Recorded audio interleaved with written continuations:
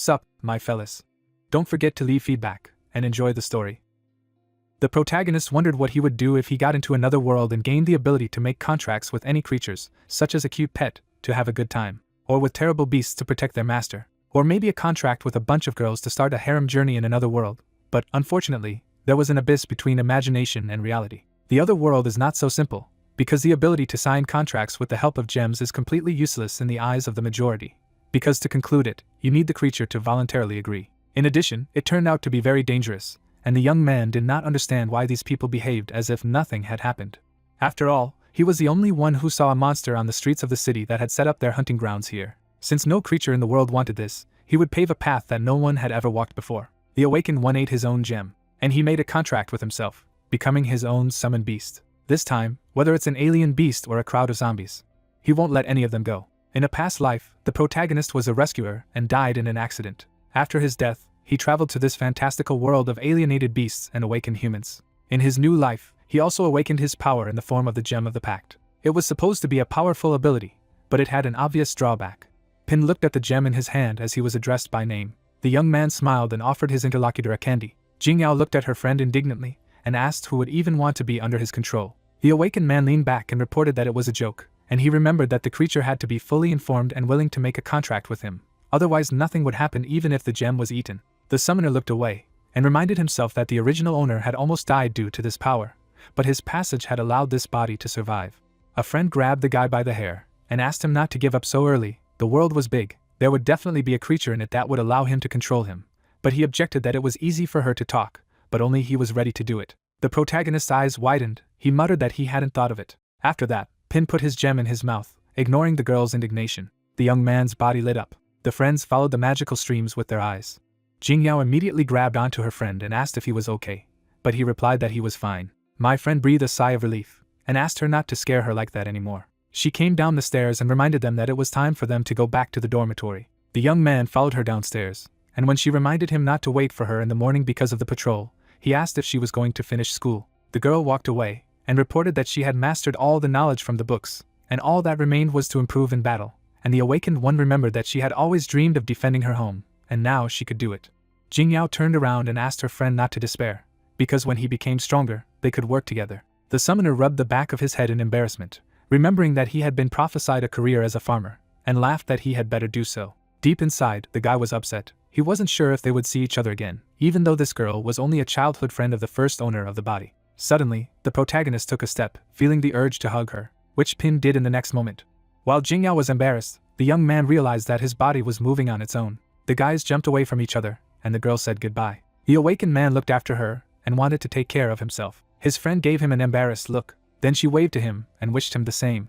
The summoner waved his hand at her. Then he looked down at his fingers, muttering that his body had embraced her, as if he had subconsciously given himself an order. The guy rubbed his chin, trying to figure out how accidental it was, and he should have figured out how much control he had over himself. He ordered himself to take off, but fell. The protagonist struck a pose, preparing to jump.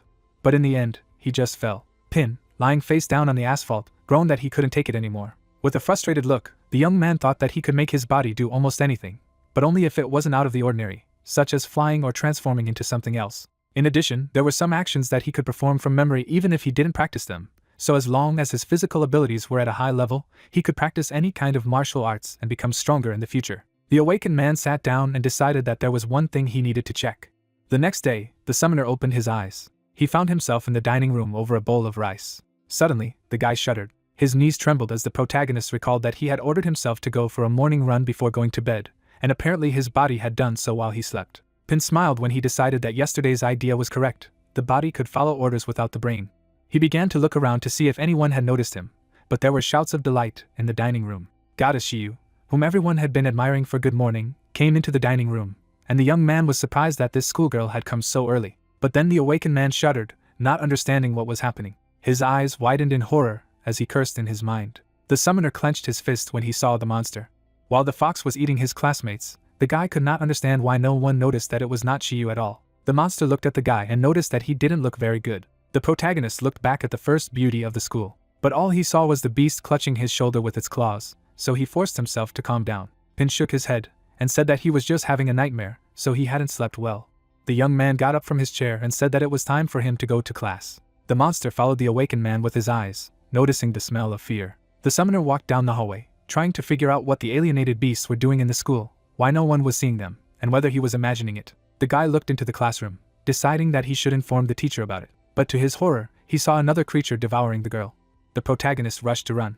On the roof, he sat down on a bench and screamed. Pin clenched his head, muttering in panic that this place had become hell on earth. The young man picked up the gem, and remembered aloud that he had begun to see the alienated after eating it. The awakened man took a bite of the stone, thinking that this would bring it back to normal. But his figure was again engulfed in streams of magic. His eyes lit up and he tried to understand what was happening to him. As if through the roof of the building, he saw a monster. The summoner jumped from his seat, realizing that he had just gained the ability to identify. He looked down at his palm, which was covered in a net, and realized that it was, and now he could read the information about the levels of the treaty gem. The guy tensed up when it dawned on him that the ability came after he ate the second stone. In the classroom, the protagonist turned the knob, trying to analyze the situation, because he had become his own summoned beast and summoner, and since only he could control himself, then illusions did not affect him. Pin watched the monsters outside the window, and noticed that these beasts were all high-level celestial foxes, and if this creature ate someone in front of people, it wouldn't be any different from a normal conversation. The young man propped up his head with his fist, and realized that if this ability only controlled the mind, then his girlfriend with spiritual abilities could find a way. After school, the awakened man went down the street. He continued to look with the help of his new gift, wondering that there were such people outside the school. A couple in love passed by him, but the summoner saw a monster in the girl. Soon the guy stopped near the patrol headquarters. At the reception, the protagonist was met by a secretary.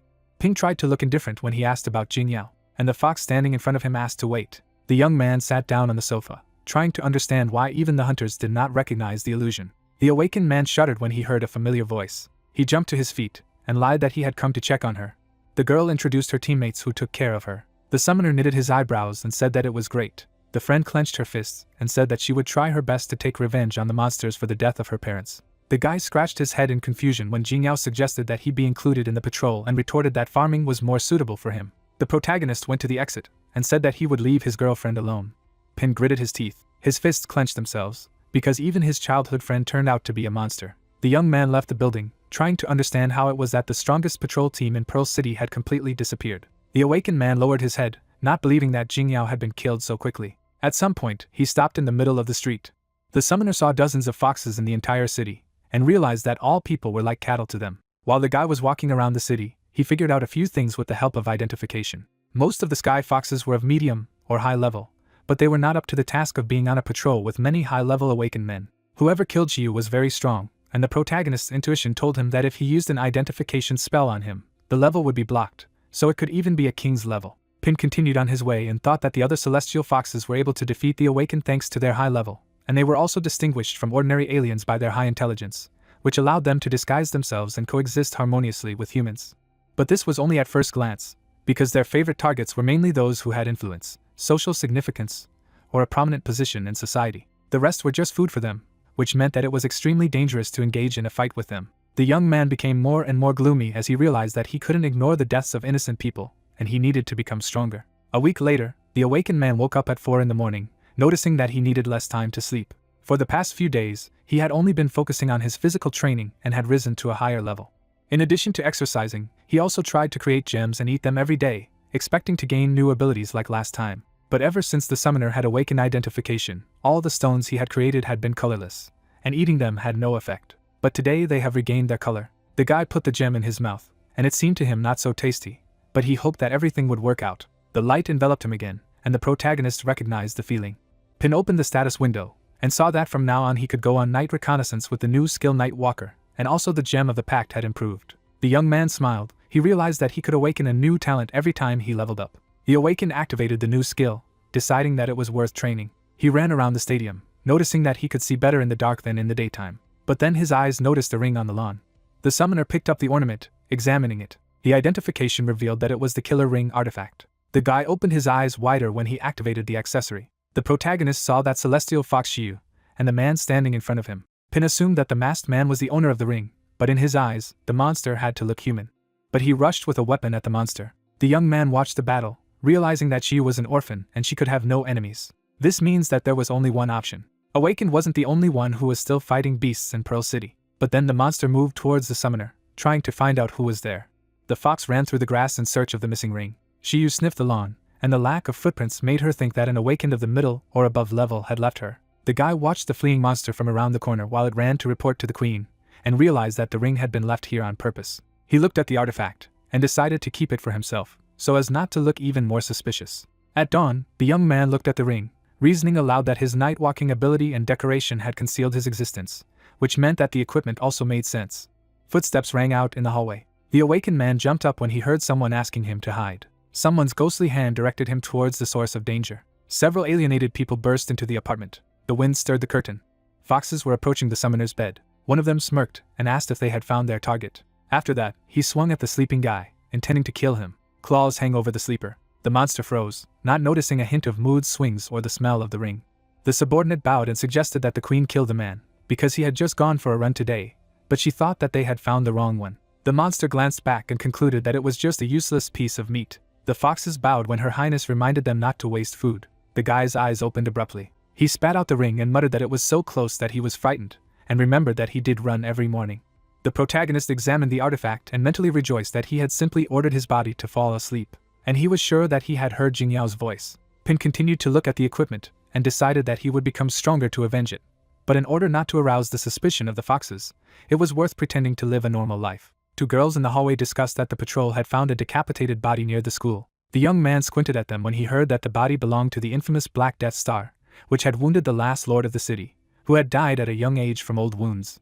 The awakened man frowned as he realized that Shiyu was indeed strong, not only to kill the number one hunter, but also to throw his body on display. The summoner continued to walk, deciding that he should find some weapons, which meant that he should go to the forge. After classes, the guy went there. But at the entrance, he saw another animal, and realized that the blacksmith workshops were also under their control. When the protagonist reactivated the identification, he received an upgrade to it. The fox pawed at Pin to go into the shop while he was digesting what could determine the height of his opponent. The young man waved off the barker, and decided to find a store that would not be under the control of foxes. He walked past the Spirit of Iron shop, and heard someone praising their wares. The man brandished a sword, offering the owner to buy it for the lowest price. But the old man blew smoke into his face, and was obviously pretending to be deaf. The impudent man hovered over the blacksmith, and asked if he had gone deaf for an hour. But then the awakened one took the blade. While the unfortunate seller was indignant, the summoner used identification on his rapier. The man rushed to get his product, but the guy had already noticed that it had a terrible quality. The protagonist's eyebrows crept up. The blade fell in half. Waves of electricity went through the villain's body, and he yelled that Pin had ruined everything for him. Lightning spread in all directions as the salesman continued to shout. His shirt was torn, and the scoundrel claimed that he was a disciple of Master Ma of the Sinise school. After that, he rushed at the young man, but he focused on the movements of the enemy, and at the right moment, the awakened man slapped the loser in the face. The man collapsed to the floor, grumbling that the youth didn't have any martial arts ethics as the summoner was surprised by such a quick fight. The fighter pointed his finger at the guy, threatening that it would now be dangerous for him on the street, and he decided that his opponent was just a clown. Then the villain decided to attack the protagonist on the sly. And again he found himself on the floor, while Pin grumbled that he was not going to hear about the feelings of ethics from someone who attacked from behind. Then a shadow appeared over the defeated enemy, and the intruder noticed that he had recently come out, and there were already so many people in the store. The girl stretched her fists and asked if the scoundrel was going to leave, or if she was going to give him a ride. The fighter rushed to run, shouting apologies, and the young man decided that he should go to another store. But the stranger's hand stopped him. With a serious look, she offered to talk. Pin looked at the girl's hand next to him and awkwardly asked what she wanted to talk about. Chang took his face and said that she was a weak woman who had to run around the city every day to earn a living, and she also had to take care of her uncle, who was puzzled by her daughter's disappearance. Suddenly, she held the protagonist close to her and offered him to become a blacksmith so that he would take care of Master Tiffin and look after the workshop. The hunter's cheeks turned red, and he thought that if he mastered blacksmithing, he would be able to save a lot of money on equipment in the future. He imagined himself wearing a hat and carrying a hammer, and shouted that he was the man who would become the king of the blacksmiths. Suddenly, Chang slapped him in the face and laughed, and said that she really liked him. Blood ran down the young man's face, and he thought that he had to survive her blows first. A few days later, the street of the city was visible. The protagonist was sweating while the girl was praising him. She touched her lips and said that he was doing very well. Pin stood at the anvil, while his mentor said that this was their exclusive dough forging technology. Then she turned away and said that she was going to the warehouse and fetch the uniforms. The main character was wearing only gloves, and Ching finally advised him not to let the fire go out. Suddenly, the guy threw up his hands in panic when he saw that the fire began to go out. He threw the ball into the furnace from below to heat it up right away. Suddenly, a bright flash of light appeared. The protagonist froze, thinking that he was dead. Suddenly the fire surrounded him, and he screamed shrilly. Sparks appeared in his wide-open eyes. He stood in the middle of the smithy, not understanding why the fire had gone out. His heart was pounding loudly in his chest. The awakened man pressed his hand to his body, screaming in pain, when suddenly the system notified of an increase in height. The guy was covered in sweat and thought that everyone else had a limited number of growth points, and he was the only one who could awaken more than one talent. He crossed his arms and thought that he had climbed to the 30th level in the morning and eaten the corresponding gem. However, the effect of the gem only worked late in the evening. Chan entered the room and asked what was going on. She grabbed Pin's arm and asked if he had thrown the scales of the red snake into the furnace, since this thing was explosive. She then placed the box on the table and said that everything was fine, and asked how the protagonist managed to put out the fire. She looked at the ball and with a stunned face noticed that the materials mixed very well, and this requires a lot of heat. The girl took the thick mass and said that her student was really talented. She started hammering, and the guy asked what the name of the third major organization was. Gray smoke appeared. Chan looked at the dagger and said that the third organization did exist in Pearl City, but no one knew what it was called. She handed the weapon to the young man and asked him to take it, because he wanted to buy equipment. Pin looked at the gleaming blade and concluded that it was an expensive item.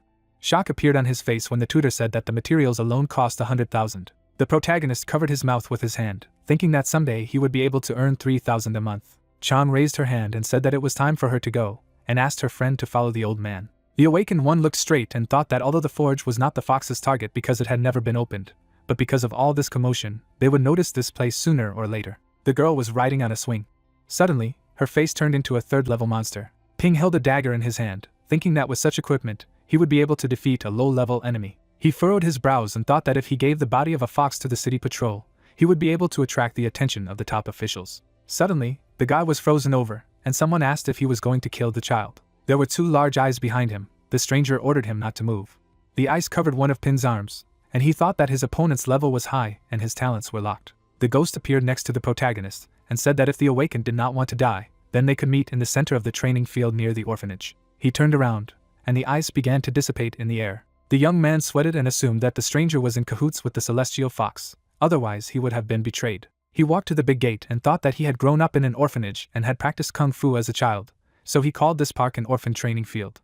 Pin stood in the middle of the trees, thinking about how this woman had been watching him and had stopped him when he was about to take a step, so she had lured him here for a reason. The monster walked forward. The guy noticed the beast and activated identification. A system notification appeared above the monster. The awakened man furrowed his brows and thought that this poisonous rat was 2 levels above him, but the enemy was careful, so he could just leave if he slowly retreated.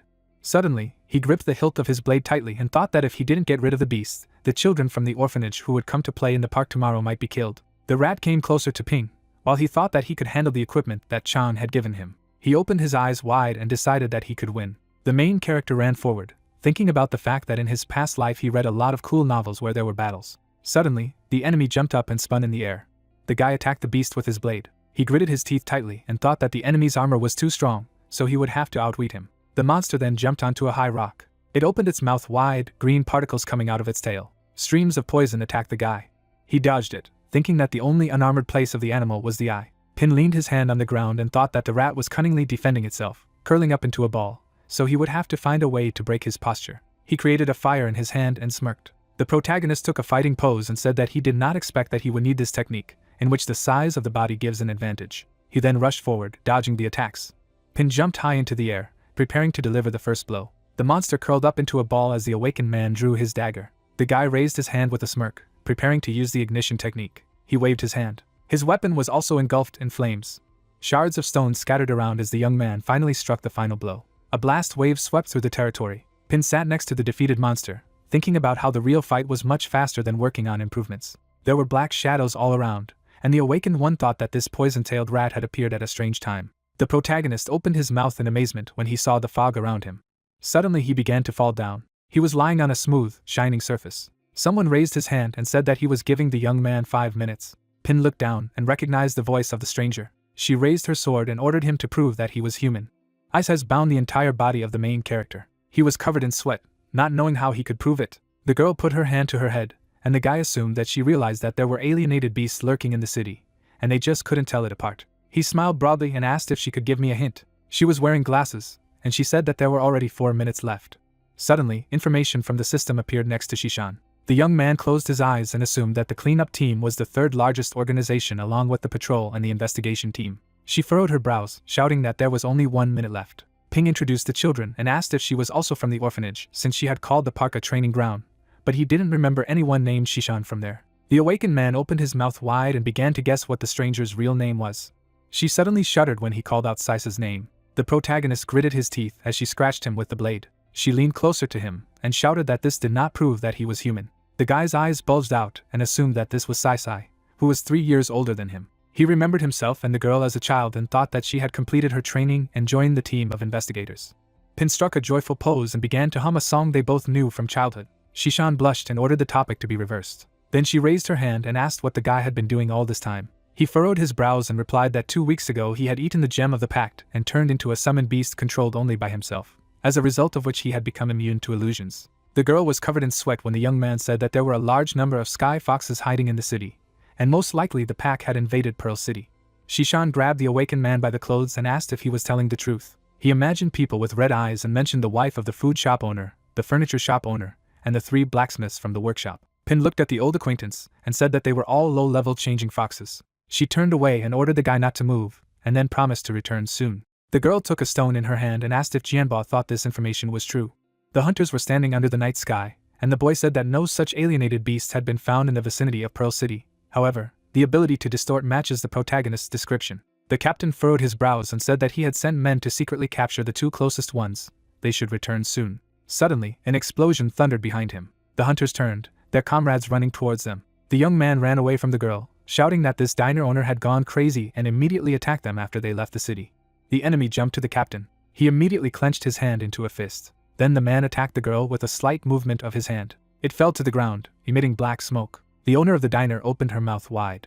Suddenly she turned into a fox. The captain raised his hand to the side and ordered the other team to kill the target. In the Pearl Academy, a woman was lying on a deck chair. Her assistant's eyes widened. The mentor sat down and looked away tensely. Then it soared into the sky. The wind was blowing, and she said that someone had killed Yu-Gi-Oh outside the city. The woman raised her hand, not understanding how they managed to deal with it so quickly and even hide the smell. There was a huge monster behind her. She was furious. Shishan stood in front of Ping, saying that they couldn't be sure that his sudden ability to recognize fox illusions wasn't a deliberate trap. She raised her hand and added that for this reason, the guy could only act as an informant, and for the next few days she would secretly guard him. The awakened man stretched his shoulder and replied that as long as they could deal with the fox, everything would be fine. Suddenly, the girl threw something into his hands and said that they were paired jade tokens, cold and warm. There was an object in the protagonist's hands, and Shishan explained that with this, she would know that he was in danger and would be able to come to the rescue immediately. She crossed her arms and added that the guy should still strengthen himself, because after all, no one can guarantee his safety. He smiled awkwardly and said that he wanted to find a martial arts school, but he couldn't afford to pay tuition. The guy then folded his hands in a grateful gesture as Shishan said that she would apply for funding to the organization, and he would find a suitable martial arts school. There was a blue sky over the city, and Pin thought that there were fewer foxes in the area, and this was probably the task of the cleanup team. He crossed his arms, wondering how they had come to know that alienated beasts had infiltrated Pearl City. He raised his hands. The girl next to him was suggesting that people master kung fu. The main character approached her and asked for 1 sheet of paper. He looked at the text and said that the fee was not small, so he didn't know if it was right for him. Zemin said with a smile that it was the best value for money, and their trapper fist martial arts were quite famous in Pearl City. She gave him a stack of documents, and said that if he didn't believe her, she would show him. The girl got into a fighting pose and began to talk about the stance of the Monkey King, a giant crocodile and a phoenix claw. She rushed forward. She then stretched her hand out to the side, and Pin thought that this was indeed a good fighting style. Zemin waved her leg, saying that the Monkey King's stance has many variations and does not have a specific pattern. The main character was covered with sweat. The girl fell, and he thought that she was clearly not skilled enough to demonstrate the strength of a trapper's fist. He helped her up, when suddenly 2 jocks came up to them and asked to allow them to hand out leaflets here. Zemin blushed and replied that she didn't know that you couldn't do that here. The protagonist opened his mouth wide when the man in front of him advised him to come to their Shingi Fist school. He raised his hands and began to shout loudly like a man. The man opened his mouth and shouted that he had no way to avenge what had happened in the forge, so today was the first time. The girl covered the guy with herself, and said that she would not allow the villains to mock him. Suddenly, the strong men began to emit red sparks, and air boasted about their muscles. The young man jerked his hand in shock when he saw their characteristics. The guys emitted a powerful aura. Zemin took a fighting posture, and the awakened man did not expect that she would be so cool. He put his hand on his face and thought that this was a mockery, that she was helping him. Suddenly, a stack of paper fell into the girl's hands. The guy pushed her aside by the shoulders and said that he would figure it out himself, because she would have problems, because there were 3 of them. His eyes turned blue. He reminded her that she had just shown off the stance of the Monkey King. The enemies jumped into the air. The protagonist quickly moved between them, attacking them. The man emitted golden lightning as he attacked the young man. Suddenly he kicked him in a very sensitive place. The villain fell to his knees, and the protagonist said that his proud 5-strike lightning stance had turned into a kneeling stance. The guy then approached Semin, who called him amazing, and asked him for martial arts lessons. She smiled and said that with his help, she would definitely become stronger. Pin smiled slightly, thinking that she might even become the Supreme Awakened One, and he should ask her for help in the future. The trapper's martial arts school could be seen. The students went crazy, shouting that the mentor would soon come and they would be punished. Zeming squeezed her eyes shut and explained that their master was very strict, and anyone who did not complete the task would be severely punished. Then she smirked and said that she had been punished more often than anyone else. She had been here for more than a month, and she still hadn't even mastered the basics of Kung Fu. Everyone stood in a row when a man appeared in the doorway. Bade crossed his arms and shouted that the punishment of 50 circles would follow for the wrong posture. The young man looked to the side and assumed that the tutor had the same level as Shishan.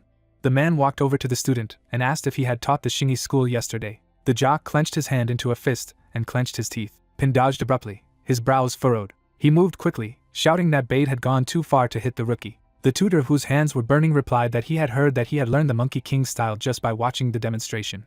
His fist was right next to the protagonist's face, and he realized that he could not avoid it. Suddenly the old man patted his hair. He put his hands on his waist and said with a laugh that he now understood that the disciple had common sense. Bade looked at Semin and said that he was sorry that the person who showed him the monkey stance didn't know much. The protagonist made a polite gesture and thanked him. The instructor turned around with a crazy smile and said that now it was time to check if they were lazy or not. He put his hands behind his back and ordered them to line up and fight him one-on-one. The girl poked the guy in the back with her finger. He turned around and asked what had happened. Her cheeks turned red, and she said that the teacher didn't want to teach her much, so she asked the awakened one to do so. Zemin smiled happily when the young man replied that after class she should return with him to the Spirit of Iron, and he would become her coach. She bowed, and he thought it wasn't surprising that Bade didn't want to teach her anymore. A few days later, a sign was visible. The girl was honing her movements, and Pin ordered her to do it again, because she had made a mistake again. She suddenly fell to the floor, and the guy thought that he had broken the Monkey King's style into several small moves and made her practice one move at a time. He concentrated his energy in his fist and thought that he had been practicing for a few days now, and it seemed that he was getting better. Suddenly, the awakened man turned around when he heard Chang's voice. He looked at Zemin and told her to continue training, and he would go for the time being. The girl leaned against the table and said that she did not know what was happening, but there were fewer animals. She put her elbow on the surface and added that she had to go deep into the northern forest, and they ended up coming across storm wolves. Chang then smiled and said that they dug up the ground and hid, and the wolves couldn't find the prey and went to attack the savages nearby. She showed the wind gem and concluded that she had taken advantage of the situation and received a good thing from the wolves. Pin picked up the item. A powerful aura appeared around him, and he suddenly heard strange voices. A system screen appeared in front of him with information about the new talent. The awakened man turned around and assumed that these voices belonged to the celestial foxes. He introduced the monsters and concluded that they were watching people. Steam filled the shower. Shishan was wiping her head when suddenly her talisman lit up. Lowering the towel, she said that Pin was in danger. The protagonist, shrouding himself in an aura, tried to understand why Shishan hadn't come yet, even though a lot of time had passed, and these two foxes could come at any moment, and they were mid-level foxes. They had no chance of winning. Chang frowned and asked him if he was okay. Pointing to the stairs, the guy said that she should go to see her uncle, and he himself would go buy food and prepare it for her. Placing her hand on the young man's shoulder, the girl said that he should hurry up. She hadn't eaten his food for a long time, but first she would grab the wind gem. Waving goodbye, the protagonist thought that he should take Zemin and leave before it touched his sister and uncle. When he entered the backyard of the forge, Zemin asked him if she was doing everything right. Pin grabbed her hand abruptly, telling her not to make a sound. Suddenly, a fox appeared in front of them, asking where they were going. The girl, surprised, asked what her parents were doing here. The protagonist blocked her way with his hand, telling her not to move. Zemin grabbed the young man's hand, saying that these were her parents, so it was okay. The fox, in the guise of a man, with a twisted face, asked his daughter who was next to her and why he was afraid of them. Strange smirks appeared on the couple's face when the girl said that Pin was her friend from martial arts school. Suddenly, the energy of the dark space burst out from under the guy's feet. When the foxes pounced, Pin grabbed the girl, telling her to leave her parents. He hugged her sharply, holding her close to him. The monster stretched out his hand to the guy. The young man's face twisted in pain as the fox wounded him. A moment later, dust rose from the fall of the pair. Vague figures were visible in the smoke. Zemin, standing up, asked Ping if he was okay. He replied by saying that he was fine. When the foxes appeared, the girl asked her father why he attacked. The protagonist abruptly interrupted her, telling her not to approach them, for they were alienated beasts. Opening his mouth, the fox asked how he had managed to decipher their disguise. Rushing to attack, the monster said that this was why they could not leave him. After blocking the attack, Pin was amazed at the speed of the enemy. He could not dodge. Zemin froze as the monster stretched out its hands towards her, calling her a good girl. The protagonist gritted his teeth, holding back the enemy. He could not save his girlfriend. Shishan arrived and shouted, telling the guy to get out of the way. A moment later, the ice stakes pierced the monsters. The girl was in front of the couple in an instant. Moving at great speed, she attacked monsters. Dissolving the ice spike in her hand, Shishan asked if they were okay. Zemin abruptly stepped forward and shouted, asking why she had killed her parents. Ping tried to explain to her that it was not her parents, but those who had taken their form. Clutching her head, Zemin shouted, saying that it was impossible. It was definitely her parents. After hugging the girl, the protagonist asked his friend why the foxes hadn't shown their true form. Shishan replied by saying that perhaps there was a royal sky fox in the city, which had enhanced the pack's talent for creating illusions, so that even a low-level fox could hide from a high-level awakened. The guy frowned. He touched the fox's mask, realizing that he was the only one who could reveal the critter's disguise. Raising his mask, the young man said that these alienated beasts had killed her parents and disguised themselves as them. At that moment, the girl froze, remembering her parents. Now she was finally able to see the appearance of a fox, a corpse split in two. Crying, Zemin asked how this could happen. Sitting on the throne, the queen said that 9 of their comrades had died this week. Throwing one leg over the other, she said that people seemed to have found a way to shatter illusions. The fox, approaching the throne, asked why they didn't just kill everyone and take over the city. Another monster, chewing on his hand, objected, saying that they would then have nothing to eat. The queen, waving her hand, ordered silence. Throwing up her hand, she said that it was pointless to kill all the people. It would be a waste of food. It was time for them to lure out those who were hiding in the shadows and kill them one by one. Narrowing her eyes, she asked if the Lord had a plan. The man bowed and said that they might be able to lure other races here to wreak havoc and then focus on destroying the strongest members of the human race. Clenching his fist, Huang said that there were 3 organizations, and in addition to the patrol and the investigation team, there was another one. When the Lord was wounded by the king and fled, he suspected that he was hiding in this organization, and now he was waiting for them to reveal themselves. A fox standing aside said that it was not a bad idea to lure other races here. The queen got up and said that their king was still asleep. Fully transformed, she told Huang that even though he had helped her people, if he tried to do something, she would kill him. Turning around, she said that she hoped he knew his place. The man immediately knelt down, saying that he had dedicated his life to Pearl City, but unfortunately turned out to be incompetent. The city was developing too slowly. With a chuckle, he said that he only hoped that Pearl City would be in the hands of a strong man. Zemin's hand was trembling. She gently touched the blood. Tears flowed down her face non-stop. Shutting her eyes, she screamed, asking her parents to forgive her weakness. Shishan stood beside Ping and asked what she could do even if she knew. Suddenly, Zemin shouted, saying that it was her fault. She was too weak. People like her couldn't even master the basics of kung fu. But why did this happen to her parents? The protagonist narrowed his eyes. He hugged the girl. Parting his lips, he said that it was not her fault. Shishan turned away when the guy said that he, like her, had a person who meant a lot to him. But then she was killed by a celestial fox from the patrol. He can't stop thinking that if he had prevented her from going on patrol that day, the tragedy would not have happened. The girl snuggled up to the young man when he said that deep down he knew that even if he went back in time, he would not be able to change the ending. It was her dream to work in a patrol, and no one could stop her. Smiling sadly, he said that no one could change what was destined to happen, so she wasn't to blame for the death of her family. But she could change the future and become strong enough to protect those who mattered to her. Her parents would definitely be happy for her. Squeezing her eyes shut, Zemin thanked Ping. When the protagonist said that he would destroy all the monsters in the city, he suddenly spat out blood. He had previously held on, but did not know that it would last so long. The guy's eyes slowly opened. Zemin, smiling broadly, said that he had finally woken up. Standing up, the young man asked how long he had been sleeping. Shishan, instead of answering, told him not to move, otherwise he would open the wound. Grabbing Ping's hand, Zemin said that she had decided to become stronger. Waving her hand, she said that as she grew stronger, she would destroy the celestial fox with him. Shishan crossed her arms over her chest and said that her house was not safe now. He could even guarantee her protection if they were together. The protagonist frowned sharply when he heard Chiyu's voice. The guy, looking at his girlfriend, said that something was happening to the fox. Sometime later, Shishan introduced Huang and said that the man had become the Vice Lord of Pearl City, had engaged in a dialogue with the fox and had called himself his subordinate, which meant that he had most likely betrayed humans.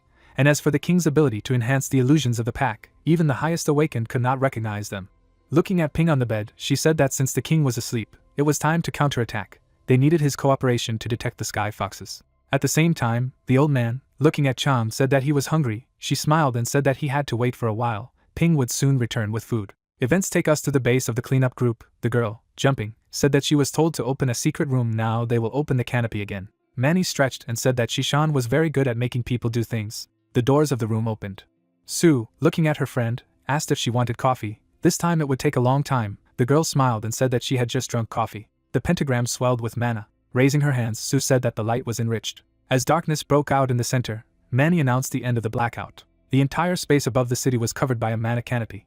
After the start of cooperation, the cleanup team was finally ready to reveal some of the information. It was the most mysterious organization in Pearl City. As a mainstay of Pearl City, the cleanup team is often forced to conduct covert operations, and the group is supported by a special organization within it, the Border Command, which includes Jinbo and Shishan. There are 3 main members of the border team. Manny was the leader, her strength was the Black Curtain, and it was she who created the dark space that Pin entered several times. Su had the power of enriching sunlight. She absorbed sunlight to provide her comrades with energy to continue the fight. Chen, on the other hand, had the power of light and shadow. She was able to become invisible by changing light and shadows on the surface of an object. Together, they can activate a lighted canopy that smoothly pulls king-level creatures into a dark space, and they can also alter the scenery of their inner world to confuse their opponents. The girls walked calmly down the street. Looking around, one of them asked Minar why they didn't just pick a few here and take them home. When the girls' figures distorted, one of them said that the city was not safe now, so it was better to be careful. Yoongi turned her head sharply. Raising her head, Minar asked her friend if she thought something was wrong. Frowning sharply, she said she didn't know. Ming, looking around, asked where everyone had gone. Jinbo clenched his fist. He was approaching his targets from behind at great speed. When the girls dodged, he said that it was a pity that he couldn't kill them all with one punch. Leaning over, Min asked if he was afraid that they would call for reinforcements. Enveloping himself in an aura, Jinbo said that he was just waiting for it. At the same moment, he remembered that these two, according to Ping, were approximately 25th level. The girls rushed towards him at the same time. He easily blocked Ming's attack. The guy frowned. Minar appeared in front of him and said that it was just food. Jinbo glanced at his hand, mentally saying that he had already blocked it. Min and Minar delivered a hail of blows. Grinning, the girl said that she did not know how they killed their own kind. Her speech was interrupted by a fist that hit her. Throwing his opponent aside, Jinbo said that she would find out now. Minar jumped, saying that she would take his life. Frowning, the warrior said that he understood her. Grabbing the monster's hand, he said that he could not see it, but had a pretty good idea of its size. Breaking her arm, he said that she was very good at sneaky attacks, but she was no better at fighting head-on. At that moment, Min attacked from behind. Jinbo sneered and greeted him. The warrior threw the Minar at his opponent with a sharp movement. He was over the monsters in one jump. Jinbo raised his leg. The foxes crashed into the ground at great speed. As the opponent stood beside them, Minar asked Ming why she couldn't feel it. The foxes were horrified when Jinbo swung for a blow. An explosion thundered on the street.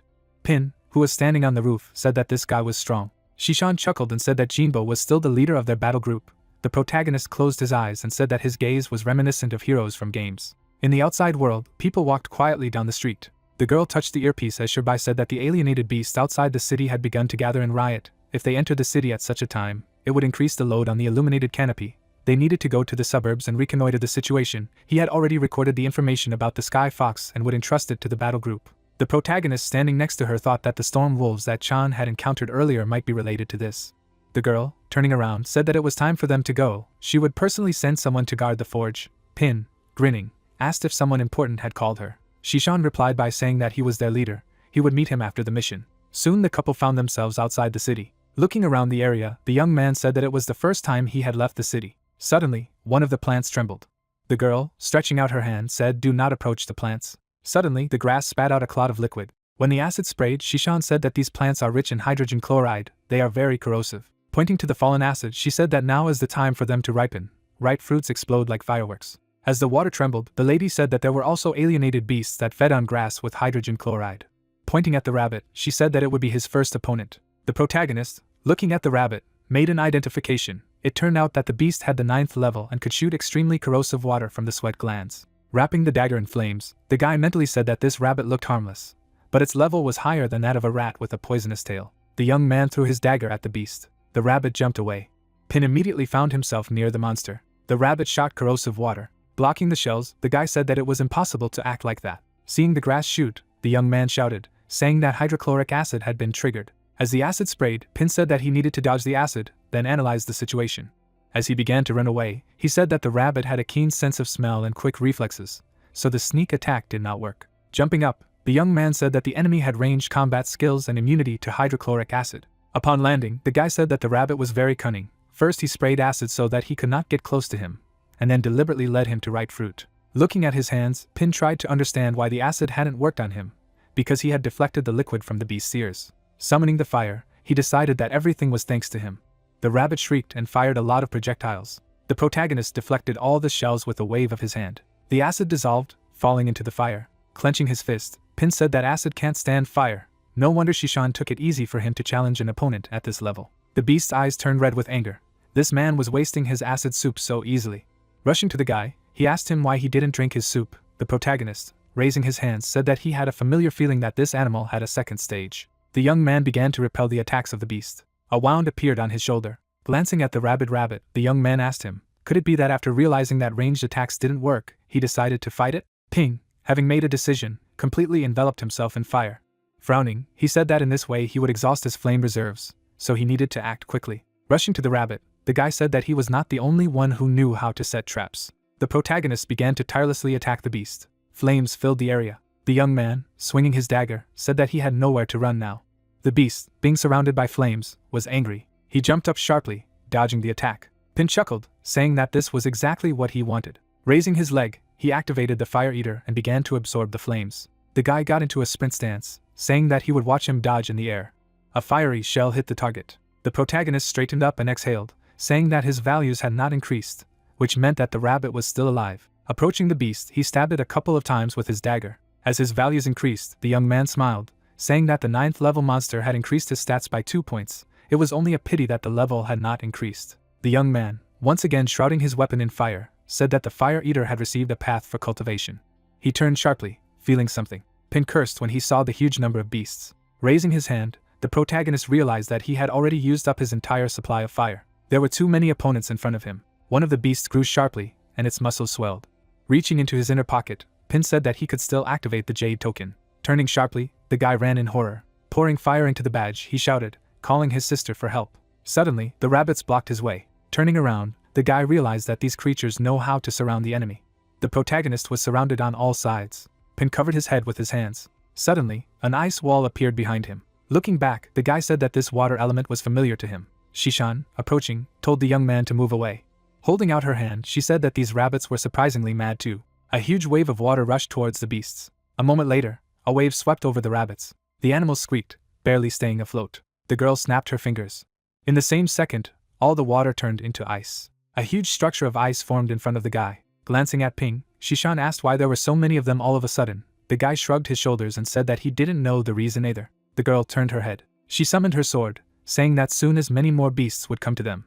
Suddenly, the rabbits attacked the block of ice, wanting to free the leader. The girl stood up, realizing that the rabbits were not paying attention to her now, as if they were attracted to something here. Shishan shifted abruptly and began to slaughter the beasts. Soon she was cutting the last rabbit. Glancing at the icebound pack leader, she decided that he had driven everyone into a frenzy.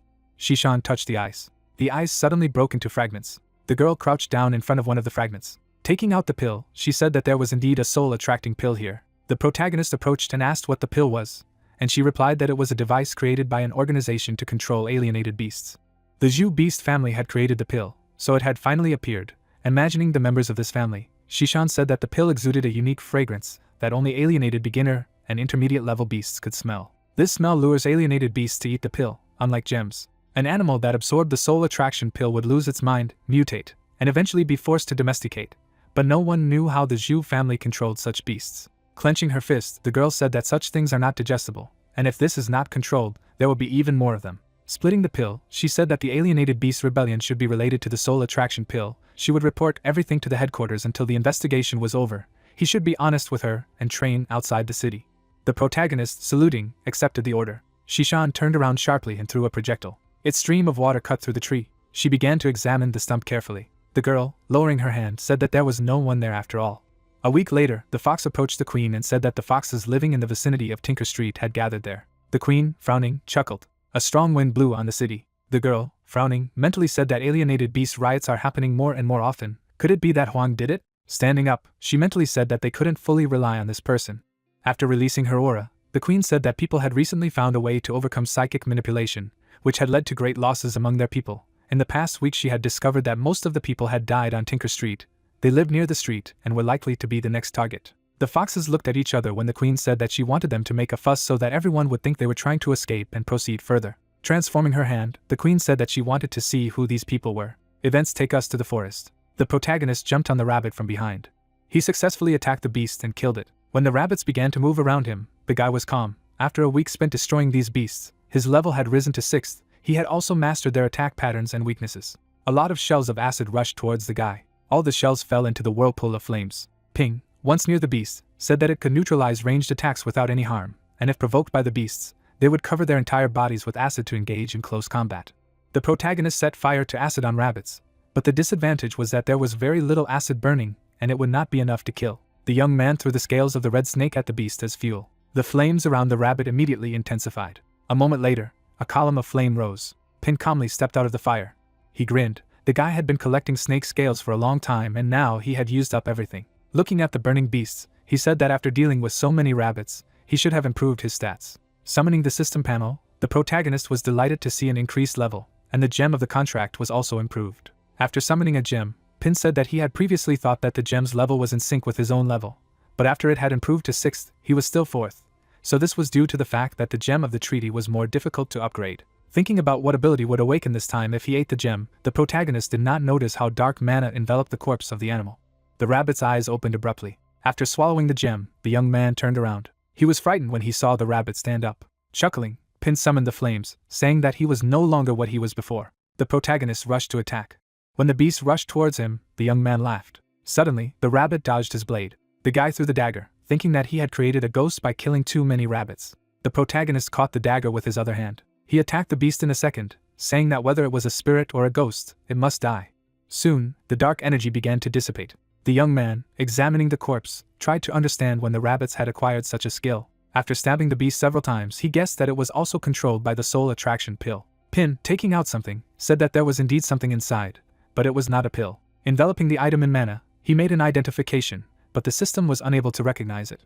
The guy frowned. He hadn't encountered something so difficult to identify for a long time. Suddenly the system told him that it was the essence of the dark mist. Its use could lead to unexpected consequences, because it was the essence of mana stored in the testicles of a black goat. The main character was sitting by the fire. The system could not recognize the object in his hand. He smirked contentedly when he saw that it was the essence of the dark mist. A goat could be seen, emitting a black aura. The monster ran towards the crowd of animals. The eyes of the beast shone brightly. They almost collided. The monsters fought, screaming loudly. The shadow penetrated into the boar's body through the nose. He threw up his head and shouted loudly. The guy held the essence in his hand, saying that this jewel was like a windstone and was a rare item.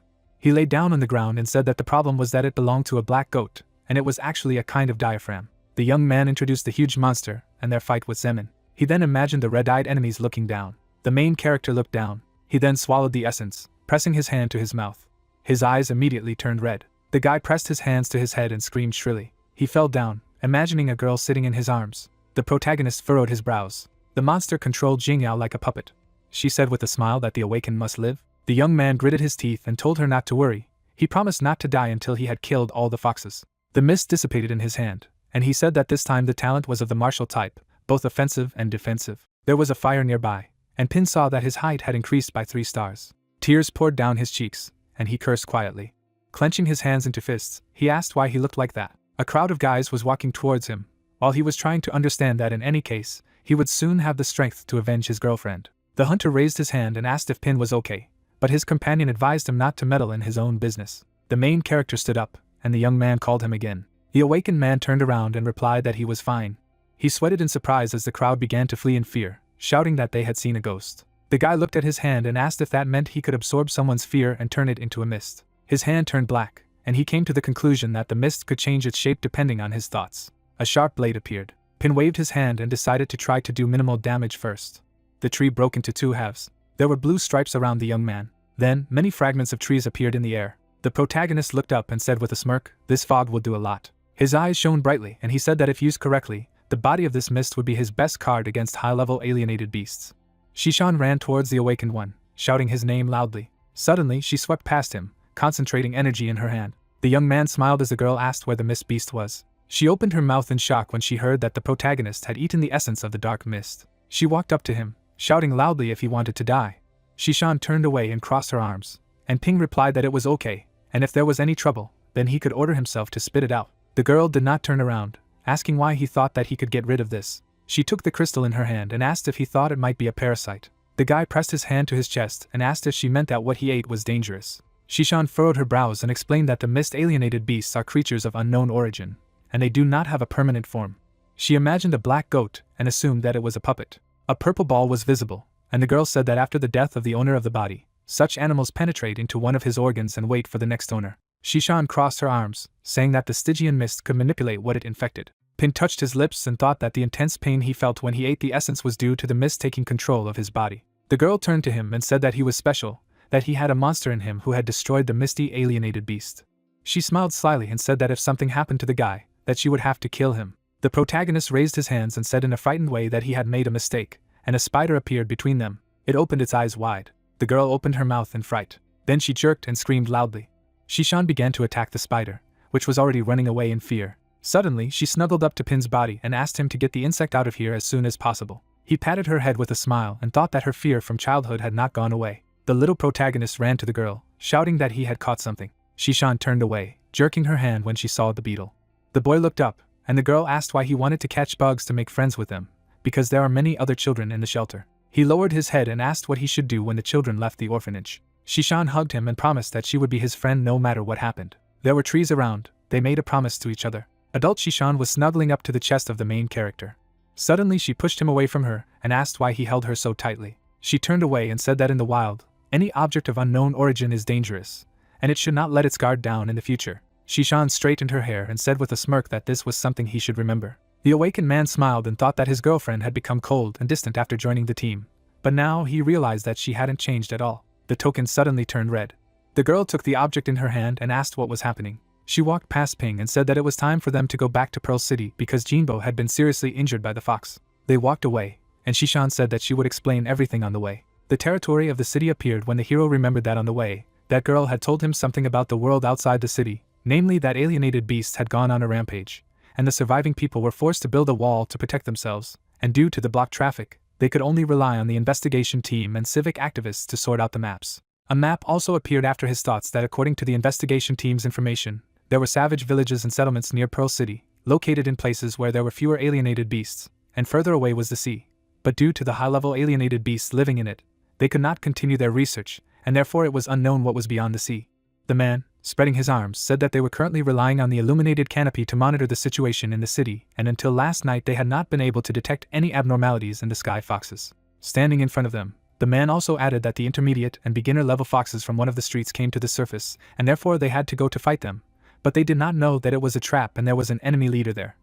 As a result of which the team leader was seriously injured while covering the retreat of the others, and therefore now the captain wants to so that she would take over his duties and lead the detachment guarding the city. The young man, looking at her, asked if she needed help, but the interlocutor answered in the negative and asked him to go to the Spirit of Iron. The guy, looking after them, hoped that they would all be safe. Stretching, the hero noted that he finally had the opportunity to relax a little, because these few days in the desert were really tiring. The man, walking down the street, thought about how Zeman could be doing with the fist of a beast. Suddenly his eyes widened. Looking to the side, the young man tried to understand why all the other people were not moving. Immediately someone came up to him and called out to him. A man appeared and the windows of the system above him. At the same time, the protagonist could not understand what his characteristics were, while the stranger explained that he would not be able to see his abilities in this way and added that he still had to praise him, because even the awakened of the average level can only use the identification technique no more than 10 times a day, and the latter is able to apply it indefinitely. The guy, looking ahead, remembered that he had ordered his body to carry out identification and therefore he had the opportunity to use it indefinitely, and immediately asked what he needed from him. Taking the blade in his hand, the young man realized that although this man looked peaceful, but an aura emanated from him, which caused goosebumps to run down his spine, and the interlocutor asked if he was really playing with him. The old man, frowning, asked if he was going to fight. The hero, taking a fighting stance, replied that he had no reason to fight him and thought about just running away. Then the stranger wondered if he needed a reason to become stronger, because revenge for a girlfriend was just empty words. The protagonist made a leap forward after thinking about what he needed to do, what he wanted. The young man was already right next to him. His eyes suddenly opened wide after the suggestion that it was all a time rift. His hand began to accumulate energy again as he thought that this was an ordinary spatial skill because his opponent had just appeared behind him. The old man stopped the guy's hand and said that he could do well to improve his speed. The hero, standing in front of him, asked again. Flames appeared on his other hand. Immediately after, the protagonist attacked this person once again after activating the Flame Eater skill. His eyes immediately widened. The image of the man began to disappear after the words that now it was his turn to attack. The young man dodged a certain projectile and asked if it was a water elemental. Dodging many attacks, the fighter tried to understand how many abilities his opponent had. A purple substance began to appear on his hand. It immediately turned into a shield. The crystals hit the defenses and shattered. The hero, frowning, understood that he first needed to strike to create a gap. Immediately after, the fighter used some kind of attack of the Stygian mist. Jumping towards the enemy, the protagonist knew that he should then use the Night Hunter to sneak in. The enemy, smiling, noted that it was quite clever, but not particularly effective. The man's eyes immediately opened wide. A bright light lit up the street. The fighter flew back and hit the asphalt. The guy couldn't move while his opponent was talking about the fact that there were rarely those who could have such strength. As he was leaving, the old man asked if he would talk to him. The young man, kneeling, knew that he was much stronger than Shishan and Jean, and the only one who could be that strong was the leader of the cleansing group. Bowing, the guy asked how he could address his interlocutor. The latter, smiling, replied that he had the opportunity to call him whatever he wanted, and also asked if he did not know his name. The hero, sitting down on a chair, realized that the cleanup team had found out everything about him, but could not understand why this man decided to meet with him. The man, bringing the glass to his mouth, asked the interlocutor not to think too much until he had the opportunity to resist the ability to read minds. The leader, imagining the image of a certain person, explained that there had been no owners of unlimited abilities in the city for 200 years and asked why the young man did not come and see. The hero, jumping up from his chair, shouted a question about whether he really had such an ability, because the highest level of human talent and rank was not the limit. The old man sitting opposite said that even the awakened one with the strongest talent can only get one in their entire life. But the limitless level is something completely different, because it removes the limit from the number of talents, and therefore you can constantly awaken new abilities. His eyes lit up blue after asking if his personal limitless talent, the way of man, could copy his contract gem. The old man, keeping his hands on the table, also added that he would not try to do it just like that, and whatever the result, he would be grateful and answer all questions. Then the interlocutor asked if he had the opportunity to refuse. The leader, showing a certain box, suggested that he first look at this thing. The young man stared at her as the leader talked about how this bracelet was called a gold vault, and had been his main equipment in his early years, because it had the skill of storage. The young man, holding out his hands, said that he was very generous and remembered that this vault was just what he needed. The old man, raising his hand, ordered him to do the same. The hero raised his hand to his. The head's eyes closed. Immediately afterward, the man exhaled. The young man, holding onto his wrist, asked if that was all. The interlocutor, imagining him with the crystal, replied that he did not have the ability to reproduce such abilities, and even those derived talents could not be copied, and therefore it can be concluded that he is special. The man, putting his hand on the box, said that this object now belongs to him, and the man, in turn, thanked him. The protagonist's eyes suddenly opened wider. A certain girl appeared after reports that a successful identification had been carried out and information was being reproduced. She was doused with something when a person suggested that any special equipment was made using human lives. Frowning, the soldier thought that this was extreme cruelty. Looking ahead, the hero wondered if the process of creating all the special equipment was really so cruel. The man, drinking another glass, said that this was the case 200 years ago, and although it is forbidden now, there are still unscrupulous people who are engaged in sacrifices, and therefore he wanted to destroy this thing. But if it is used correctly, then the spirits of the dead will be able to rest in peace. The young man, sitting in front of him, asked about what the city was like at that time, and whether it was full of people killing each other in this way. The leader, putting the vessel on the table, replied in the affirmative. After imagining the faces of several people, the man said that at that time, this city was ruled by one family, because of which everyone in the city was ordinary slaves and they had nothing, not even hope. People carried some stones when the interlocutor said that the men worked day and night, but could only get a small amount of food. A girl lying on the ground also appeared after his words that women were chosen as slaves of the ruling family, and became toys. The children also appeared after his story that all children were subordinated, constantly instilling in them that they should be faithful to that family. Some people flew into a huge mouth, and at the same time, the leader said that the old people who could no longer work were used as fodder, given to be eaten by domesticated alienated animals. A footage of a ritual appeared after his words that in those days, if someone became awakened, they were either taken over and enslaved, or used to make equipment. Imagining people running somewhere, the man told that because of the evil deeds of that family, a few people who had the opportunity to accumulate their powers finally united to overthrow the dictators. The guy, taking the kettle in his hand, replied that everything was clear to him. Then the interlocutor asked if he had any more questions. The guy, pouring tea for the leader, asked why he didn't deal with the Moon Prince and liberate the city again. The old man, frowning, explained that it was not that he did not want to, but he simply did not have the opportunity, because the young man might think that the defense of the city was weak, because they did not even know about the invasion of the Heavenly Foxes. But this was not true, because in fact, the defense system of the city was perfect. The investigation team appeared after he said that there was a group working there that investigated and exorcised alienated animals. 2 more fighters also appeared when the leader spoke about the fact that there was a cleanup group near the city gates, secretly removing aliens. 2 spheres appeared after he told them that there was also a king-level artifact inside the city, a pearl of the sun and moon, near which all beings would be lowered to level 40 or below, and in other words, even if they were invaded by a royal alien beast, it would be demoted to the highest. Turning away, the man also noted that he was the strongest fighter of the highest level. His open mouth appeared. The guy stood up and asked if he wanted to say that a rat had appeared in the city. The interlocutor turned around and explained that after the disappearance of the city lord, only the remaining members of that family knew how to operate the artifact except him. The young man gritted his teeth and asked if this clan had deactivated the pearl and then let the celestial fox in, and also added that they were also responsible for the recent gathering of alienated beasts and the riot, and wondered why they hadn't killed all those scoundrels at once. The man, exhaling, replied that after the overthrow of the clan, they tried to get rid of its remnants, but most likely they were already firmly rooted in this city, since they had been living here for hundreds of years. The young man, clenching his hands into fists, realized that many suspicions were related to the invasion of these foxes, but he could not understand what the purpose of this family was, whether the lord of the city was alive or not, and what was the purpose of the rebellion of those beasts. Standing behind, the hero knew that there were no answers to these questions yet, but the leader must be extremely careful in his actions, because otherwise he would fall into the trap of the enemy and die in battle, and in this case, the city would be deprived of all hope. Looking at this man, the protagonist thought that as in the wars of the past, nuclear weapons are only a deterrent and should not be used until a critical moment, and even if the Moon Prince continues to provoke them and commit murders, then anyone can become impulsive, but not the head. Without turning around, the man explained that although he had not been able to copy his abilities, they still needed him.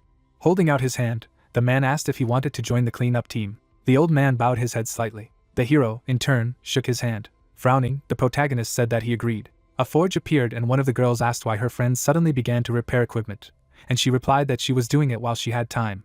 Sitting on a chair, Zemin noted that several days had already passed, but it was still not clear when their comrade would return. The interlocutor, looking at her, asked if she was bored because then her absent-mindedness was extremely unsurprising, and she also replied that these days she had no one to teach kung fu. Smiling, Xiao asked her to take a look at herself. After all, she was acting like a daughter-in-law, and still said that she didn't think about him every day. Taking the knife in her hand, the friend said that she was only joking. Lowering it into the water, the blacksmith also explained that in fact, the villages outside the city and the areas that were teeming with dangerous alienated beasts had already been marked, and until his comrade wandered into these places, he would be completely safe. Zemin looked at her and asked if there were any villages outside the city. The interlocutor, turning around, answered in the affirmative and said that they were often closed, backward and unfriendly. A kind of ritual appeared after her words that the locals even worshipped alienated animals as gods, and if she happened to meet such a village, it was better to avoid it, because otherwise it could become a slave or a victim, if, of course, they caught their eye. The friend, putting her hand to her mouth, asked if they would be able to negotiate with them if they were still reasonable. She, smiling broadly, replied that they were not even people, because the most dangerous thing in the wild was not alienated animals, but these savages. Bending over, Chang spoke about how some of them like to wear strange masks and appear silently behind their backs. The friend, with her eyes wide open, exclaimed that her description fits what is happening now. The interlocutor, hugging, noted that it really looked like it. Her eyes immediately opened wider. The protagonist, raising his hands, shouted. The girl immediately hit him between the legs. His eyes turned white with pain after this. Bending down, the young man noted that it was too terrible, and decided to pretend that nothing had happened. She, standing by the barrel, shouted a question about who it was. The guy, smiling, said his name. The two of them frowned. Chang grabbed him, shouted that he hadn't even reported that he was coming back, and was still pretending to scare them. The hero closed his eyes and explained that he had heard them talking about the village of savages when he returned home and decided to cheer them up, because he just wanted to add a little to the atmosphere. But it was unexpected that it would turn around and hit him like that. A friend, taking a jacket, asked if he had finished training, and his friend replied that he would continue to hone his skills in the city. A colleague, putting on a jacket, noted that only today she found one clue. As she was leaving, Chang said that she was leaving the city and therefore hoped that he would take care of her uncle, while the young man asked why she was in such a hurry. The friend, waving her hand, explained that some people were waiting for him every day and therefore she had better leave them. Zemin, running away, said that it was time for her to go to her room. Suddenly she stopped. Without turning around, the girl called his name. The comrade-in-arms, smiling, said that she was glad that he returned safe and sound. The young man, raising his hand, realized that he had been in this world for so long, but for the first time he felt at home. The old man, appearing in the room, asked what he was smiling at. Closing his eyes, the guest asked him to go to Chang tomorrow and tell him that she could not leave the city. His uncle struck him on the head and told him not to look at him like that, for he was either stupid nor ill, but only pretending.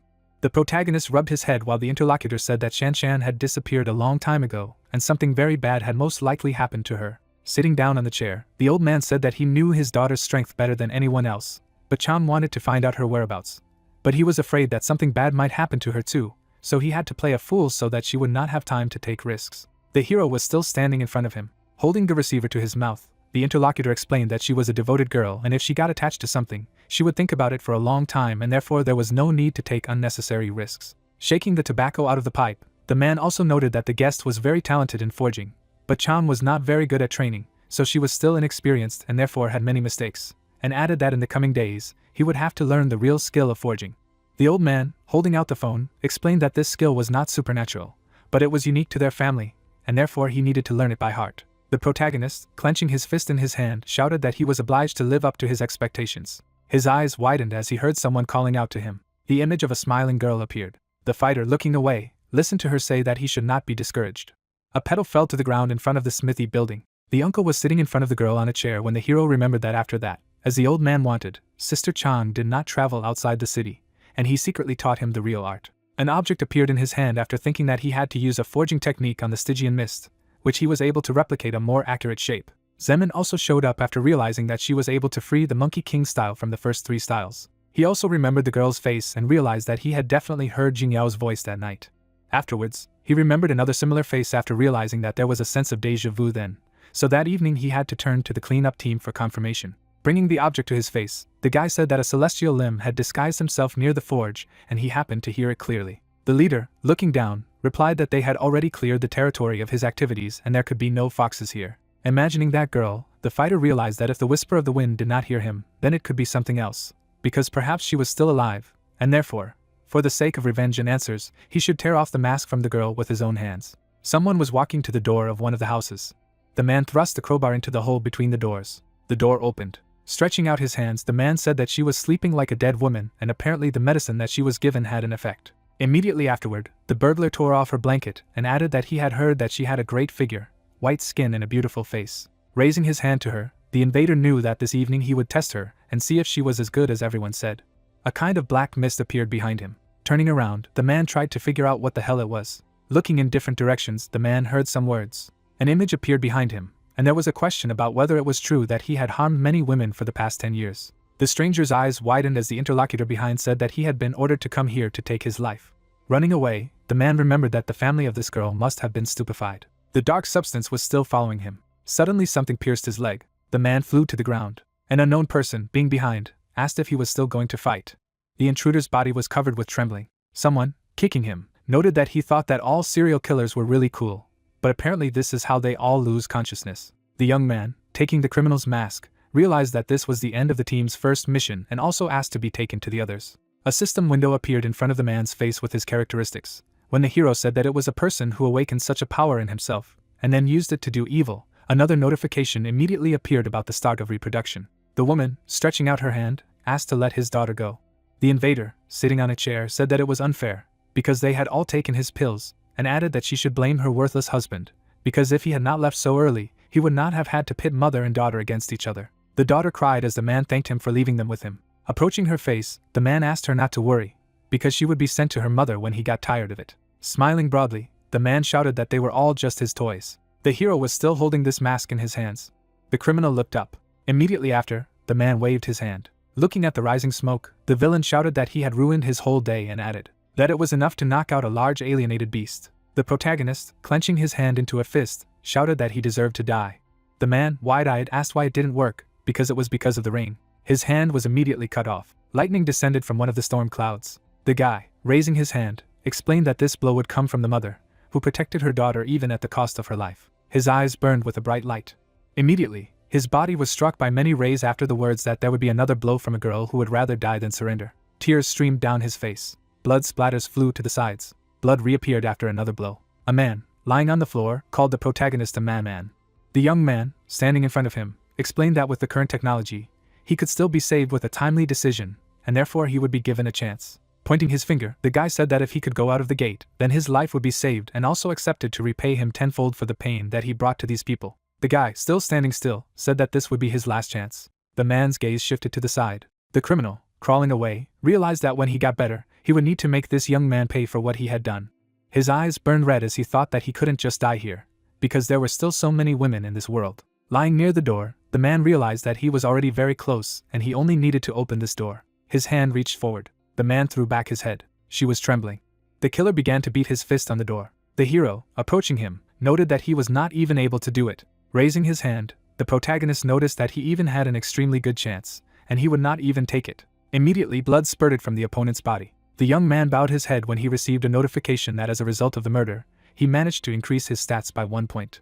Opening his eyes, the protagonist remembered that he thought that by killing all the sky foxes, he would bring peace back to the city and save everyone. Raising his head, The guy tried to understand that even such people deserve to be saved, and immediately realized that he should forget, because such bastards definitely deserve to die, so there is no need to suffer. His eyes widened as someone asked if he was confident in the academy. After all, today was a special day. Looking around, the hero assumed that this was another Zheng Xiao fan. An object appeared in his hand. Holding it up to his face, the man said that the cleanup work was finished, and added that he had heard through the whisper of the wind that something had happened in the nearby academy. The old man, glancing to the side, asked. The girl, standing behind, replied that she could not feel what was happening there, because someone had set up a barrier through which even she could not detect anything, and it was really something new. The leader, standing in front of her, asked the newcomer to go there and report on the situation on the spot. The hero began to run away when he heard the chapter's words that he should not take any rash actions until reinforcements arrived.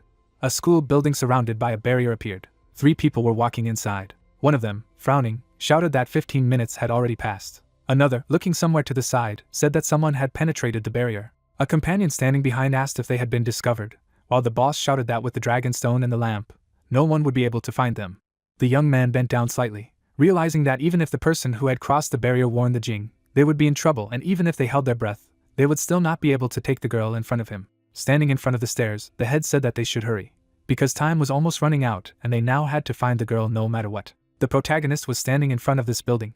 Immediately afterward, the young man noticed a certain dragon and tried to use identification. This item appeared after being notified that the identification was successful, and a system window immediately appeared with the words that 4 of these stones could be placed in the same place to form a dragon battle barrier that could overlap and destroy most of the borders.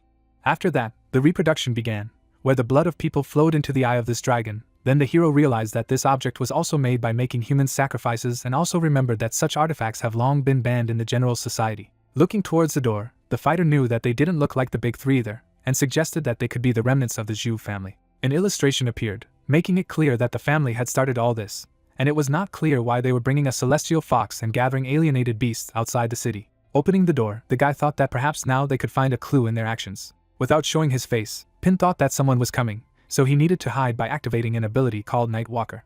Opponents appeared. Shaking his head, the opponent said that no one was visible. Looking to the side, the head suggested that everything was fine, adding that it was worth extinguishing the lantern, continuing that she should save her strength for the 4th day. Stepping forward, the enemy announced that he would remove the dragon stones so as not to leave traces. Holding the orb in his hand, the protagonist said that he had identified the enemy as a member of that family, the 20th level with a skill called Scorpion, adding that there was a 20th level with the skill of Probing, a medium of the 17th level and a hypnotist of the 15th level. In turn, the partner replied that the information had been accepted.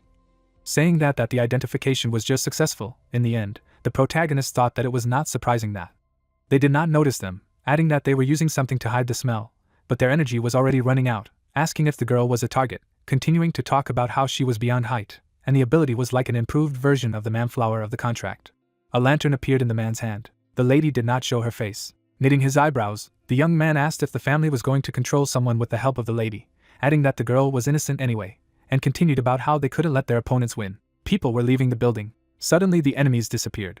Waving his arms, the man asked that they had already run away, asking if she could find out where they were going. Using the magic at the clearing base, the girl said that she had caught them, adding that they were heading out of town, continuing that Shishan would not be able to catch up with them at this rate. Taking the walkie-talkie, the man told Pin to wait, adding that he should not be impulsive, because first he needed to protect himself. Looking away, the protagonist said that the family would be responsible for all this, because they could not let them escape, saying that although he could not defeat them, he could detain them with the help of the Stygian fog and buy time for the lady. People ran forward.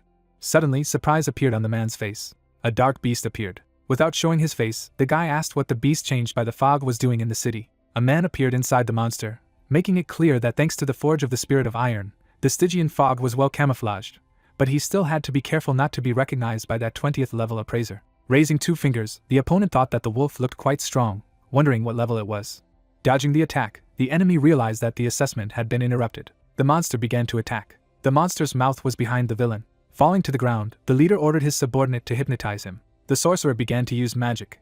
Showing pink eyes, the young man ordered the monster to stop. The monster's eyes became strange. Putting on a serious face, the enemy said that it worked. Knitting his eyebrows, Pin thought about how his mental strength made him immune to any mind control, so he could use it to his advantage, adding that he should pretend to control him in order to get closer. The man took a strange pose, telling the monster to stop.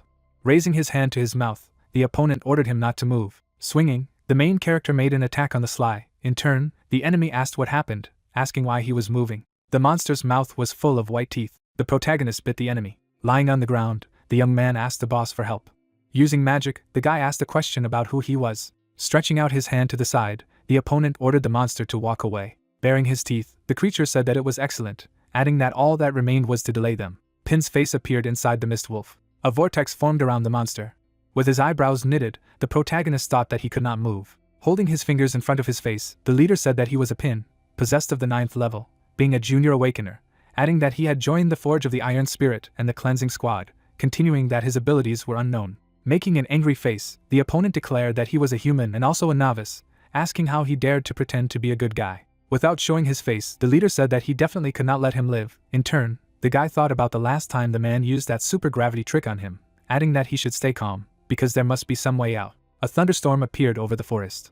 Lying in the crater, the monster thought that although the appraiser did not hit at full strength, it was clear that his weapon was not so simple. The guy's face appeared, and it was clear that it seemed that the strength of that family mainly depended on the equipment, adding that fortunately, suppressing his body did not affect the Stygian mist. The young man's hand was on the ground. The head appeared, deflecting the blows, and in turn Pin asked what had just happened, asking why he did not use his mind to repel the attack. A longbow appeared in the hands of an opponent. A yellow flash rang out. Putting on a serious face, the enemy said that his skills seemed to consume a lot of energy, adding that they would see how long he could last. Sitting on the ground, the man thought that perhaps the point is not that he does not want to, but that he cannot do it. Opening his eyes wide, the enemy asked that he had already been blown away. Deflecting the yellow attack, the summoner invited him to try his new trick, and it was clear that the supply of Stygian fog was a quarter of the maximum. A lot of knives appeared. Holding a bow in his hand, the guy asked if he was still alive. The onion was filled with yellow energy. Standing on the ground with one foot, Pin said that he was not repelling his attack, only because in order to activate the spell you need to point both hands at the target. In turn, the villain asked what he was talking about. Starting the attack, the main character thought that he knew that as long as you block your hand, telekinesis does not give any effect. In turn, the opponent said that the attack was really fast. A hand surrounded by dark energy appeared. Making a surprised face, the guy thought that he could not move. The yellow eyes of the young man appeared, using telekinesis, self-mutilation. In turn, the summoner thought that he had dispelled the effect. Grinning, the enemy said that he had almost gotten away with it, but fortunately he was able to get his right arm to escape. Looking ahead, the head added that he was also running out of energy. In turn, the kid said that, as they say, an eye for an eye, a hand for a hand. The flames of the fire eater appeared. An eye appeared, which showed the man's stupefaction. By hitting hard, the opponent insulted Pin. Trying to stay on his feet, the main character thought that things were bad. Near the protagonist's chest was yellow energy. Grinning, the guy said that he certainly had a lot of tricks. In turn, the man thought that he did not know that the clothes of the offenders were fireproof. Holding out his hand, the young man said that they wanted to end there. Putting his hand on his heart, the hero said that it was high time to do it. In the end, the opponent said that it was high time for him to die. Knitting his eyebrows, Pin replied in the negative. Sitting on the ground, the main character continued that it was time to stop the villains. Making an angry face, the head said that this stream would not save him anyway. The protagonist's stunned face appeared. Suddenly, blood appeared from the guy's hand. Turning around, the enemy asked about the arrival of reinforcements, thinking that the woman had killed the man with one blow. Surprise appeared on the guy's face. A blow from the blue blade rang out. Falling to the ground, the leader asked who she was. There was no emotion on the lady's face. Multiple attacks rang out. Gritting his teeth, the villain thought that this was some kind of curse, adding that he had been messing around with that guy for too long, continuing that he would have to use it. A ring fell out of the enemy's hand. The gold ring was on his finger. The artifact was heard by lightning on the opponent's hand. Starting to run forward, the Miz ordered him to stop. Suddenly, a powerful lightning strike appeared on the ground. A whirlwind rang out. Holding her partner by the clothes, the heroine thought that, fortunately, Pin was fine. The girl, looking ahead, said that it was a pity that they could not capture the remaining family members alive. The lady looked away, making it clear that the main character was exhausted. Showing surprise, the lady heard that she was joking up the protagonist. In turn, the lady asked what had happened. The lady's face showed shock when she learned that the enlightened canopy had been destroyed. Holding an umbrella, the girl stood on the roof of the building. Closing his eyes, the man asked why she called him. Without showing her face, the lady asked how the collection of alienated animals outside the city was going. In turn, the subordinate said that the preparation was completed. Suddenly lightning struck. Making a serious face, the lady asked what the noise was. With an uncertain face, the worker thought that it was the ability of an ally, asking that he was in trouble, saying that he had allowed the fox to notice it, saying that it might have been thunder. After revealing his true nature, the miss asked if he had seen anything strange. Looking ahead, the man replied in the negative, adding that he did not see anything. A monster appeared behind the girl, asking why he was so nervous then.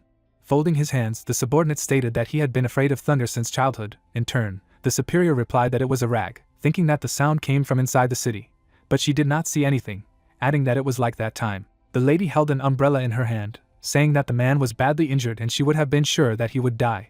But around the corner he disappeared without a trace, continuing that the guy got rid of her too easily, saying that in retrospect it was just an improved form of blindfolding. The man quickly ran away. The monster was holding on to the corner of the house. Jumping off the roof, the lady declared that human illusions do not work on her people, but they can work on other things to indirectly blind her people, suggesting that the whole city is just a cover. Mist flew over the buildings. Suddenly, the girl's red eye appeared, declaring that this was indeed an insidious plan. A red appendage appeared from the lady's body, using an ability called expansion. Looking up, the heroine thought about where to do the girl from the academy. Turning around, the lady said that she did not know what was happening, but the awning disappeared. Trembling, Pin called to his sister. Pointing his finger, the main character said that she should use that object. In turn, the lady asked about the nightingale lamp. In the end, the protagonist told her to hurry up. A red essence appeared over the city. 2 red eyes appeared. A multitude of eyes appeared in the regrown part of the body. Looking away, the girl said that they had found a mouse. The lady's red eye appeared. As he fled, the villain declared that he had almost forgotten to take the captive with him, and in turn the lady asked who was running away from the city at such an hour. Making a stunned face, the man realized that they had been discovered. Stretching out his hand forward, the subordinate asked the mistress to wait. Making a hopeless expression on his face, the guy said that he could not make it. The city appeared, and it was clear that there was urgent information that the cleanup squad still had a spy named Pin in the city. After all, he had thwarted their operation tonight. After all, reinforcements had arrived, and he had no choice but to use the thunderbolt. People stood together. The man was holding an object in his hand. Looking ahead, the head asked what he wanted to say that the protagonist was still alive. In turn, the brother replied positively, adding that he had already learned all the information, because in addition to clearing, he belongs to the same family, and also belongs to a forge called the Spirit of Iron. Looking at his ally, the villain replied that he understood everything, adding that first it was necessary to take the girl out of the city. In turn, the interlocutor began to ask questions. Without showing his face, the young man asked what he had just said. The city appeared. Making an angry face, the enemy asked what was happening there, ordering him to answer. Lowering his hands, the man said that he should stop screaming, because the plan failed, adding that he was killed by a fox. Throwing the object on the ground, the man asked if all their years of hard work had gone down the drain. In turn, the Lord answered in the negative, because the holy Dima is still alive, and she is the sworn enemy of the fox. With his hand on his chin, the man declared that when the Moon Prince realized that he could not kill her, he would return her to the town hall. Looking ahead, the guy asked what they should do now, asking how they could control a fox without a maiden. In turn, the chief said that there was a secret passage in the town hall leading outside the city, continuing that the only one who knew him was him. Gesticulating, the man announced that he would send the alienated beasts through the secret entrance and cause trouble for the foxes, adding that he would take advantage of the chaos and lead the Holy Virgin. A lot of monsters appeared. Raising his hand, the kid said that it was easy for him to talk, because the Moon Prince was guarding the mansion of the city lord. But with those beasts, but what could they do with the beasts they had gathered? Knitting his eyebrows, the master replied that this was why they should use Ping as a spy, continuing about how now that the Moon Prince was keeping an eye on the entire city, he would take action himself if something went wrong, so all they had to do was send the best of the best to attack the protagonist in the forge. After all, they would then involve both the cleanup squad and the Moon Prince, saying that while they were fighting, they would control the alienated beasts to attack the Lord's mansion, so they would take them by surprise. People attacked the monster. Without showing his face, the guy stated that it was the same as completely breaking the face of a celestial fox, so they should definitely succeed, and not fail. In turn, the man said that they should not reveal his identity when they acted. Looking ahead, the villain replied positively, adding that as befits someone who inherited the family's bloodline. The man raised an eyebrow and said that they would continue to help him in the Vice Lord's game, adding that the Holy Maiden would be in the master's hands. Stretching out her hand, the girl asked if he was awake, asking if he was unwell. Looking around, Pin asked where he was. In turn, the lady stated that this place was the base of the cleanup team, adding that they had to urgently bring him here. Looking away, the main character said that the captain was really badly injured. A man appeared, and it was clear that it was Xiu's doing, as she had done everything herself, so it seemed that Xiu was already aware of his presence. Without showing her face, the girl stated that he woke up very quickly, assuming that he was recovering well. Smiling, the lady said that he was able to deal with 3 opponents who were more than 9 levels higher, asking how he managed to even kill one of them. Without showing her face, the lady suggested that he would be able to kill in seconds, when he was 5 levels higher. In turn, her friend stated that she told about her abilities called Enriching Sunlight, because it was she who cured the protagonist. The guy in turn thought that he was only a beginner, so it was better for him to stay in the shadows. Looking ahead, the young man said that he was just lucky, because, as they say, if you don't die, you will become blessed again. And this time she tried very hard for him, adding that if it wasn't for her, he would have died long ago, thinking that he heard that his friend's sister is a harsh person. But she doesn't look like that at all. In turn, the lady said that it was only a small favor, because she did not need to defend the canopy now anyway. Looking aside, Miss said that there was enough formality, adding that now that he was awake, he would go to meet everyone, continuing that they needed more information about what had happened the previous night. Making a disgruntled face, the girl said that there is always work to be done. Putting her head on the table, the lady asked the captain for a vacation. In turn, the colleague raised her hand, supporting the initiative. Making a foolish face, the lady declared that she was awake, asking her to share the work with her. A friend began to sleep. Miss clutched a sheet of paper. A lot of attacks fell on his partner. The man watched as his subordinates fought. Closing his eyes, the gentleman said that he could not do anything, because there were not enough employees in the headquarters. The man's legs appeared, turning to the captain. Holding the girl in her arms, the lady said that she would take care of her work. In turn, the lady said that her sister still took care of her. Putting on a serious face, the head suggested getting straight to the point, adding that they had previously assumed that the family had joined forces with the Celestial Fox to get rid of those who rebelled against them, suggesting that they did not have a real partnership. After all, it was not difficult to determine by the protective boundary that the family had set, saying that they should have known about the existence of the illuminated canopy. However, they didn't tell the Celestial Fox about it, which means they don't want to use the canopy for anything. After all, it's not the clan's style to obey someone, but with their current strength, they can't compete with the Celestial Fox. So the girl they brought from the academy last night could be the key to fighting the Celestial Fox. A monster appeared on a pole. The man and the fox stood back to back. Looking at the report, the girl stated that the head of the academy had only one son, adding that he was rumored to have passed away 14 years ago and had never married, going on to say that in the same year he had claimed that he had a granddaughter, and the investigation showed that she did not belong to the city's bloodline, assuming that she was from a village outside the city. The lady was wearing a green dress. Looking ahead, the lady said that he seemed to love that granddaughter so much that he hadn't allowed her to make contact with anyone for the past 14 years. So her civil case was as pure as a piece of paper, adding that there were no records of revivals or abilities. Putting his hand on his heart, Pin stated that he knew what she was capable of, continuing that he had already applied the identification technique to her, saying that the girl's ability seemed to be the blood of a holy virgin. From the man's eyes, you could tell his stunness. In turn, he thought of the sacred village of his ancestors, saying that this could not be a coincidence. Seriousness appeared on the gentleman's face. The mansion of the city lord appeared. While eating, the girl said that the building was very large, asking that her sister had lived here all the time. In turn, the interlocutor answered positively. In the end, the lady said that she did not look well, asking the question that she was sick. In turn, the lady answered in the negative. Getting to her feet, the lady said that she knew that her grandfather said that you should eat more when you were unhappy, inviting her to drink tea. Showing red eyes, the villainess ordered her to die. Red tentacles were heading towards the girl. Yellow eyes appeared. The opponent made an angry face. The child sat as if nothing had happened. Smiling, Miss asked why his sister did not eat, adding that he had just tasted the biscuits, and they were very tasty. Looking at the girl's hand, the lady thought about why she could not do anything. Smiling, the child said that it was very tasty. In turn, the interlocutor answered positively, thinking that suddenly she felt a little ashamed that she had attacked her, asking why she should feel guilty before a person. The girl began to drink. Closing her eyes, the child said that it was terrible. Covering her mouth with her hand, the girl declared that the water in that tea was so bad that the one who brewed it must be a fool, adding that it was not surprising that the interlocutor was upset. Holding the kettle in her hands, the lady said that she would make another kettle, asking him to wait for her. After showing her tails, the villainess asked about what was wrong with her, thinking about why she began to regret, adding that as the princess of the clan, she could not have such problems. After all, it was about that person. The lady knitted her eyebrows. Showing a red eye, the monster asked who she was. A colorful image of the mist appeared. The girl was preparing to jump. Attacking, the girl said that the Stygian mist is very similar to her water element, adding that, for example, mind manipulation, free change of form, and so on, but there is one main difference, because her water element can be restored and recycled, while its Stygian mist is a disposable consumable. The lady changed her postures, making it clear that it was all because he could not turn the solid Stygian mist back into a gaseous substance, because it would be much more practical if he could switch back and forth between air, liquid and solid forms, like water. Pin repelled the attacks. Closing his eyes, the protagonist thought about the fact that the fog is not solid has its advantages, adding that he does not have to store it in a pumpkin to carry it with him. Continuing the attack, the lady ordered him to concentrate. There was a blow with the hand. Sliding across the floor, the protagonist thought that it was a good thing that the Stygian fog could serve as a shock absorber. Flying up, the lady said that he could absorb the fear of creatures and transform it into mist, because this somewhat compensates for the lack of durability. Dodging the ice attacks, the guy said about how he could still dodge her attacks of this level. Suddenly, water appeared near the young man's feet.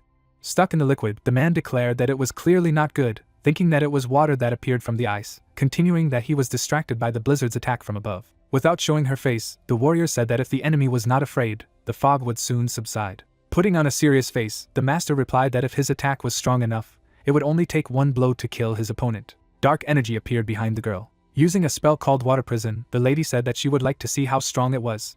The dark essence was heading straight towards the opponent. Looking at the dagger, the lady thought that it had indeed broken through the water prison. Standing in water shackles, Pin announced that his sister had lost. In turn, the lady replied that it was surprising that his mist was able to break through her defenses. Looking away, Mist said that it was possible that the alienated beast of the Stygian mist was a descendant of the royal alienated beast, adding that it had inherited a certain ability, so the mist could deal more damage than its class. Turning around, the warrior said that he still lacked combat experience, although if it were a mortal fight, he would already be ripe for a blow. In turn, the main character asked what the word ripen meant. Making a face full of pain, the protagonist asked why the water was boiling. Folding her hands, the lady said that it was important to familiarize yourself with the properties of her abilities so that he could freely use them, adding that water, for example, turns into ice, boiling water or steam, continuing that it can provide the effect of surprise in battle. A smirk appeared on the guy's face. In his hand was a strange insect. Turning away, the lady ordered the spider to leave. The water got on the opponent's face. A feeling of guilt appeared on the Mrs. face. Taking the young man by the neck, the warrior ordered him to spit out her water, because it is pure water, which means it is poisonous. In turn, the man replied that she would strangle him, even if he did not poison himself. In the end, the girl asked for forgiveness, while the master said that he was in a strange state, because he felt weak and as if he did not control his body. Ping's feet became watery. Showing the hand, the main character realized that it consisted of pure water.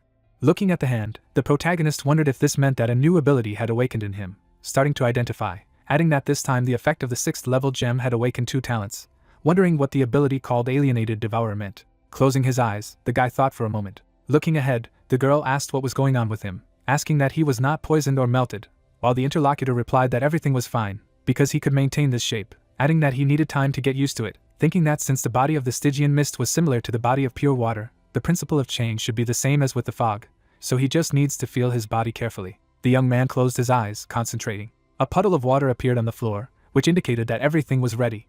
A 2-dimensional man appeared, making it clear that everything was ready again. A monster appeared. The man's legs appeared, saying that she should look at the fact that he had returned. A blush appeared on the girl's face, saying that it was better for him to get dressed first. Without showing her face, the lady asked what had just happened to him. As he put on his pants, Pin replied that he seemed to have drunk the water she had created and awakened his body to pure water. Making a surprised face, the lady asked what the body of pure water meant, thinking that the protagonist's growth rate was too high, especially in his pure water form, adding that he seemed to be the dream of a water elementalist, wondering why he had awakened so easily. After all, it was all an infinite level. The interlocutor looked at the protagonist. Turning away, the guy asked if everything was all right with her, to which the lady replied positively. Suddenly, a red ball appeared. Holding the object in her hand, the lady asked about the situation. In turn, the interlocutor announced that she should report to the team leader that the Iron Spirit Forge had been attacked, requesting reinforcements. Without showing her face, Miss ordered reinforcements to be sent out of the area, adding that they would be there soon. Clenching his hand into a fist, the young man said that if he and the others were in danger, he would also go, and in turn, the warrior replied that he could not go, because it was probably a trap. Looking ahead, the master told her not to worry, because today he had awakened the body of pure water, adding that it could turn into water and escape. Running ahead, the girl said that she would not be able to help him, ordering him to stay close to her. In turn, the man answered positively. Looking ahead, the lady asked why there were so many murderers here. Turning around, the lady ordered that he was in charge of the group of survivors, adding that another subordinate would take the team to set up defenses in case the number of killers increased. Looking around, the main character called the girls. A friend, leaning against the wall, called the protagonist. The guy ran up to the interlocutor. Pointing her finger, the girl asked for help for the others. Leaning on the young man, the lady said that they were both wounded. A warrior appeared who was running forward, saying that she would go to see, and that he should stay here and take care of her. A bandaged arm appeared. Lowering his head, the man pointed to the severed hand. Without showing emotion, the lady replied that everything was fine, because the absence of an arm was not fatal. Legs appeared. Pointing with her hand, Miss ordered all the wounded to be taken away for treatment. Looking down, the summoner said that she should not worry, adding that the girl was only injured and simply unconscious, continuing that there was nothing serious here. People carried out the wounded. Lying on the stretcher, the girl said that she was glad that everything was fine with them, adding that he should be more careful, because those killers were hunting him, asking if he had offended someone lately. Grinning, Pin replied that everything was fine, saying that she didn't have to worry about him, because she had to recover. Without showing her face, the lady stated that it was not safe to be in the city, adding that the cleanup team would take them to a safe place outside it. In turn, the main character replied that it was his fault. Clenching his hand into a fist, the protagonist suggested that the animals of that family wanted him dead. In turn, the interlocutor said that she would immediately send someone to check. Making a surprised face, the guy heard someone's voice in his head, thinking that that voice belonged to the girl, adding that now the whisper of the wind was clearly distinguishable, continuing that she should be nearby. In turn, the lady said that they had an emergency, and she would rather spend food than miss any threat.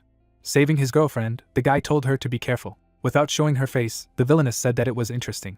Looking ahead, the opponent said that she could not believe that he would notice her attack. Getting to his feet, the young man asked if she was okay. In turn, the girl replied that everything was fine, but this operation was classified, asking how she got here in the first place. In turn, the ally replied that maybe she was watching the whole city. The disgruntled face of the enemy appeared. Looking up, the man asked how she was doing, thinking that he just needed to calm down and identify. Using magic, the girl announced that she would detain her, adding that he should leave. The lady used an ability called a blizzard on an opponent in the sky. Blocking the blows, the villainess thought that she did not hesitate to use the finishing move, realizing that her identity was revealed. Showing her hand, the opponent said that she was sure that they were somehow connected with what had been happening lately. A red portal appeared behind the lady. Misapplied the ice barrier. Dodging the attack, the ally thought that she could not believe that she had broken through the barrier with one blow. With a smirk, she stated that it didn't matter if her identity was revealed or not, she simply wouldn't be able to recognize her illusions, adding that she could only judge her attacks by the changes in the cold air around her. Swinging for an attack, the villainess announced that they would see how she would defend herself now. Looking around, the girl let out the cold. Looking ahead, Pin told the warrior to pay attention up and to the left. Knitting her eyebrows, the girl thought that, fortunately, the main character had intervened, otherwise she would not have been able to resist. Embraced by red energy, the lady heard that the attacks were at 3, 7 and 9 o'clock, adding that the next ones were at 4, 8 and 10. The lady parried the villain's attacks. Putting on a serious face, the enemy thought that the protagonist could not have known about her attacks. A red tentacle appeared. Knitting his eyebrows, the protagonist thought that he should dodge as quickly as possible. Looking down, the opponent stated that of course he had dodged all the attacks, as it seemed that the young man was the only one who could recognize her clan's disguise, shouting that she should have killed him at the very beginning, saying that they would see how long he could hide. Making a surprised expression on his face, the man thought that he could not evade and at the same time inform his girlfriend about his situation. Pin's pirouettes appeared. Smiling, the main character used a veil of Stygian fog, saying that she was a little angry, asking if she really had problems on the love front. Showing his true form, the monster said that it was interesting. After showing a lot of tails, the villainess stated that the protagonist is very good at dodging, adding that he has been deceived many times. Looking at the barrier of the opponents, the enemy said that this time they were doomed. Attacking, the opponent said that it could protect against 3 tails, but what about 3,000? In turn, the girl said that it was too powerful. The man gritted his teeth, signaling that the Stygian mist safety margin was gradually decreasing. Smiling, the villainess announced that they would win if they held out for 1 second. Tension appeared on the lady's face, and it was clear that the margin of safety was approaching 0. In turn, the young man stated that he had spent 100% of the durability of the Stygian fog in one go, but could not stop the attacks, asking where they would go. A man appeared, saying that Pin should use his chance, adding that he could only give him 1 opportunity. In turn, the main character thought that the captain's double appeared.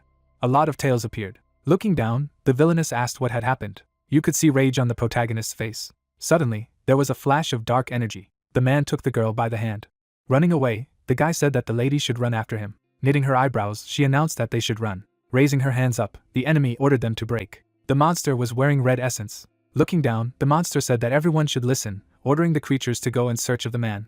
A safe house outside the city of the cleanup team appeared. Lying in bed, the girl stated that in other words, he was now a member of the team, and the city had become the possession of the foxes. In turn, Pin replied that they still did not dare to do anything, but the city was not safe now. Lowering his head, the main character asked for forgiveness, saying that it was his fault, while the girlfriend replied that it was not, that the loss of an arm could kill, adding that, in addition, she would like to thank him for saving people. Without showing his face, the protagonist stated that he would find a way to return the forge, continuing that for the time being he would ask her to hide behind the city for a while. Holding her hand with the other hand, the girl thought that he had unconsciously matured. Smiling, the interlocutor said that the girl was still waiting for him, adding that he should first take care of his business. Closing the door, the guy asked why his sister wanted to see him. Making a foolish face, the lady asked what he called her, and the young man replied that he had called her sister, thinking that she was to blame for calling her a girl, adding that he had not expressed herself correctly. Holding his head, the man said that he had called her sister before, so it was okay, because after meeting her, he always felt a little awkward now, although he had been living for 2 weeks and much older. Putting her hand on her belt, the lady declared that in any case it was just a name, so that he could call her whatever he wanted, asking if he was coming with her. Without showing her face, the lady said that his identity had been revealed, adding that she was afraid that he could not return to the city yet, ordering him to wait for the captain's orders. Showing the strange potion, the Miss said that the information about the holy maiden that he had provided was very useful, and besides, the task of collecting flowers had been completed perfectly, continuing that here was his reward from the team. The hand grabbed the flask, asking if it was golden blood. Looking at the liquid, Pin asked if there was golden blood inside. Upon entering the room, the girl stated that the liquid was golden blood, adding that it should be taken from time to time to be stored, going on to say that it was used to heal teammates, or to prolong the lives of the elderly, suggesting that they try to drink it in the training room and see if they could gain a new ability. Looking ahead, the lady stated that the golden blood is the power of the bloodline, so there is a possibility that it can be passed on to the next generation, so it is better for them to be persecuted by unscrupulous women. Holding blood in his hand, the guy thought that this was just a chance, not 100% probability of success. Besides, he was not sure if he would have a wife in the future. By drinking the liquid, a person hoped that the devourer's trigger would work, because in this way he received a body of pure water. Dropping her hands, the girl asked if he had received any abilities. In turn, Pin replied that nothing seemed to have changed. A red liquid appeared on the hand of the main character. Looking at the hand, the protagonist used identification, asking about the fact that the devourer is also an infinity skill, suggesting that pure blood can sense the state of the target. Stretching out her hand, the lady asked what was happening to his hand. The lady's surprised face appeared when he heard that there was a scar on her face. Holding on to her glasses, the miss replied that there was no need to worry, asking if anything had changed in him other than that. In turn, the guy thought that something was wrong with her scar. Closing his eyes, the young man said that in this way he could feel the condition of all living beings, adding that he also had the ability to penetrate his partner's body and repair any damage, and of course, he could also heal scars. Smiling, the warrior asked if he would be able to repair her friend's broken arm. Looking down, the man replied that as long as there was enough blood, theoretically, even if a person had only skin left, he could restore the body by thinking that the pure water body was able to dodge, and the pure blood body could heal. Hurrying the guy with her hands, the girl said that then he should go and heal her ally. In turn, the master said that he was already coming. Smiling, Pin asked if they could talk about it later, not as teammates but as old friends. A blush appeared on the lady's face, answering positively. A forest thicket appeared. The deer looked up. Suddenly, a lot of monsters appeared. The creatures walked forward. The worker looked at the captain. Looking away, the girl asked why he was looking at the archives of the sacred ancestor village. Knitting his eyebrows, the man said that he did not know if she remembered, although the family had committed many cruel acts when they were in power. However, in the very beginning, they were heroes, adding that to resist the great winter cold, the head of the family at that time became one with the bird that was the god of the sun, so it flew into the sky every day, to bring light and warmth to the people. Continuing that he had been doing this for 10 years until he died of exhaustion. Saying that he knew that he had been buried in the Sunset Mountains outside the city, and his grave had been guarded by survivors outside the city, and hundreds of years later, those people had united and had offspring, gradually forming a village of sacred ancestors. An old man appeared, snow falling on him. A strange creature appeared. The bird flew over the city. Holding the glass in her hand, the subordinate asked how this had to do with the ancestral village. In turn, the master replied that every 1,000 years a sacred woman is born in the village, so the maiden's bloodline protects the settlement from any alien beasts. A girl who was surrounded by monsters appeared. Looking away, the lady said that the girl was a holy maiden from the sacred ancestor village, while the interlocutor stated that the family must be planning to use the sacred maiden to control the celestial fox. Holding her chin, the lady asked why the maiden would come to the academy, since after what had happened, the village of sacred ancestors had not moved. Glancing away, the man asked if they had done so on purpose, adding that they had used the fact that the Holy Virgin was being held captive in the city as an excuse, so the village could start a war with the city at any time. A red hand appeared over the city. With a surprised face, the miss asked why they needed it. Putting on a serious face, the master stated that a female dictator had ruled here 150 years ago, adding that in order to prevent the family from repeating the mistake of the family, the cleanup team had made her the most wanted criminal, going on to say that after all, the current overlord had expelled her from the city, and why had she somehow become the leader of the sacred ancestral village? Closing his eyes, the man said that perhaps she had not given up her desire to rule the city, and was waiting for the right moment to return. A building appeared inside the rock, making it clear that the cleanup team had organized many shelters in the field, but they were safely hidden, because some of them were built in the rocks, others were hidden underground or in the trees. Holding on to the wall, the girl thought that there was some movement, assuming that it was a family again, adding that they should go to investigate. But if this place was discovered, then the wounded would be in danger. Being among the wounded people, the lady thought that it was not worth leaving Ping alone, because she could not rely only on him. Looking at the main character, the lady suggested that it might work. Holding a lamp in his hand, the main character said what he had done. Looking at what was happening, Miss asked if it was a success, adding that the lamp had not run out, and the protagonist replied positively, adding that he was sorry to throw it away, so he decided to see if he could charge it. In the hands of the guy was a lantern. The man tried to charge the lantern with water. Blood enveloped the lamp. A clear mist appeared, making it clear that the nightingale's lamp would henceforth mask the breath, smell, and information about it. Leaving the room, the master said that this was just what was needed, because with a lamp illuminating the shelter, they would be able to go on a reconnaissance without fear. A multitude of beasts appeared running forward. Sitting down, Pin asked if there were too many monsters here, wondering that the family had always controlled so many alienated beasts. Holding the object in her hand, the girl said that near the third hideout, about 10,000 alienated beasts were heading towards the city, adding that they were low level, mostly wolves and bullet rabbits. Looking ahead, the main character noticed that the creatures are running very strangely, adding that they are not running anywhere, but rather running away from someone. The protagonist's face was stunned. Pointing his finger, the guy told the girl to look in that direction faster. The lady opened her eyes wide in surprise. Without showing her face, the lady announced a correction, because a large number of the walking dead are also moving towards the city, continuing that their approximate number is 50,000. A horde of monsters appeared. Slamming on the table, the man shouted about 50,000, thinking of 10,000 alienated beasts, and 50,000 corpses, and there was also a heavenly fox and the remaining clan members in the city. Looking ahead, the master declared that they did not have enough men to fight so many enemies at once, continuing that they would have to cope on their own. Suddenly the man knitted his eyebrows, thinking that there was a better way. Looking to the side, the superior called the female workers, ordering them to prepare to open the canopy again. Holding the papers in her hands, the girl asked what he was getting at. In turn, the man said that yesterday, when he was covering for Pin, he temporarily suppressed the Moon Prince, suggesting that he had not fully recovered. Putting on a serious face, the gentleman said that although they could not count on a patrol and an investigation team, there were still many strong fighters in the city, adding that they would carve words on the canopy announcing the appearance of walkers, and as soon as the Awakened gathered in the city, they would infiltrate the ranks of them, continuing that they could protect the city and hide from the celestial fox. There was a red sign in the sky that the dead were coming. The girls appeared. Using magic, the man ordered to switch to a multiplayer communication channel, adding that the partners should stop the alienated beasts and walkers outside the city as much as possible, thus buying time for the people who gathered in the city. In turn, the main character replied that he understood the task. Without showing his face, the man said that this was the unit, saying that he was waiting for information. In turn, the captain said that they should go to shelter number 3 to detain the lady. Holding the object in his hand, the guy replied that the task was accepted. Stepping forward, the man said that their time had come. Looking ahead, the master thought that the raid into the forge should be successful. After taking out the object, the man stated that after making sure that the Moon Prince was not in the city lord's mansion, they could move on to the next stage. In turn, the interlocutor asked for forgiveness, making it clear that they had a problem. Knitting his eyebrows, the man asked what these problems were, while the subordinate stated that a group of unidentified dead had suddenly appeared outside the city, and the alienated beasts were so frightened that they could not control themselves for a while. Making an angry face, the superior shouted for him to stop all this, offering to end everything, adding that if the plan failed, they would all get into trouble. Looking ahead, the man thought of a bunch of scammers, adding that there was no other choice, so they would find the maiden first and take her away when the time came. The gentleman turned.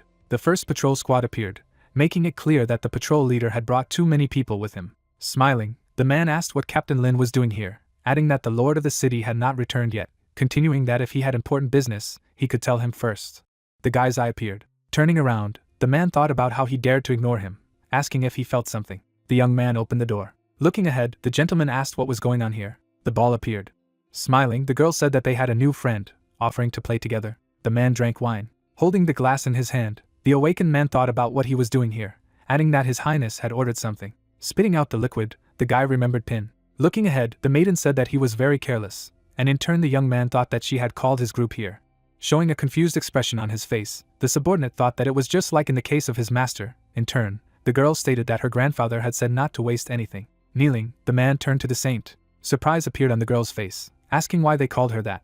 Because she treats everyone like friends. Pulling the subordinate by the hand, the lady offered to dance. Looking ahead, the man thought about how the holy maiden only affects alienated beasts, which meant that the man had been replaced with a celestial fox, thinking about how he couldn't believe that the fox hadn't told him such an important thing, continuing about how he didn't trust him very much, realizing that judging from the situation in the patrol, there was not a single living person left here. Saying that everyone here could be foxes lurking. The child danced with a guy. Smirking, the master thought that the villainess was controlling them, but she did not realize it yet, adding that if they could convince her to work for them, they would immediately move on to the next stage. Smiling, the man asked if the girl had a good time. Turning around, the girl said that she was just looking for new friends, adding that she did not know that her sister had thrown such a big party for her, asking why the lady had not yet returned. Making a confused face, the subordinate said that she might have some business, thinking that the stupid girl herself brought those guys. He took the lady by the hand. The man said that he knew a place where it was even more fun, asking if he wanted to go and play together. Suddenly, the child escaped from the man's grip. Holding hands, the miss said that she had not yet played enough, adding that she did not know the man. The girl's eyes appeared, asking how he knew her name. People were looking at one point. Suddenly, the creature's eyes glowed red. The girl's face appeared, making it clear that it was near the third shelter. Water appeared. Using the Stygian mist, Pin said that he had captured several monsters, asking them to freeze them.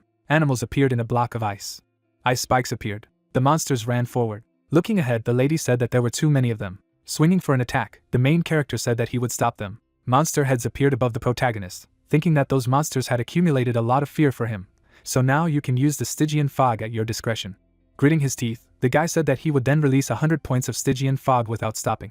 A dragon of dark magic appeared, making it clear that they should wait for reinforcements to arrive. The animals went forward. A report on the combat situation appeared. The dragon towered over the creatures, making it clear that the young man saw a constant influx of experience point energy from the Stygian mist. Monsters were dying, and it became clear that by dealing a few hundred of these blows, you could level up or improve your stats. The red eyes of the opponent appeared, telling the colleagues to run separately, bypassing the dragon. The monsters suddenly separated. With a swipe of his hand, the dragon stated that it was quite clever, thinking that the alienated beasts were too busy running to fight. The beast was pierced by an ice spike.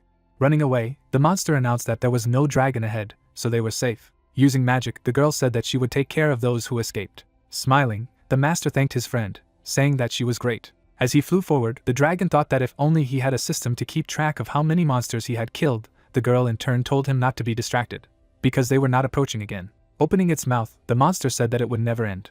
The magic of different elements appeared. The monster was hit by a spell. Pin fell to the ground, asking what was going on. The face of the main character appeared. The dead used magic. In turn, the protagonist thought that they used spells, adding that he thought that the walking dead could only bite, continuing that stereotypes did not work well, starting to identify. Zombies appeared. While fighting with the enemies, the guy noticed that they were from the village of the sacred ancestors, saying that it was necessary to urgently transmit this information to the headquarters. The dead were biting the monster. With a wave of his hand, the monster ordered them to get out of the way, thinking that the dead know no fear, so if he continued like this, sooner or later the fog would end. The girl's water magic appeared, ordering him to keep the zombies at a distance. Putting on a serious face, Pin replied positively. Holding the dead, the main character said that he would try. Suddenly, the dragon flew up. The walking dead were burned in the hands of the monster. Fireballs of the dead fell down, making it clear that the protagonist's properties were almost twice as good as those of an awakened of the same level.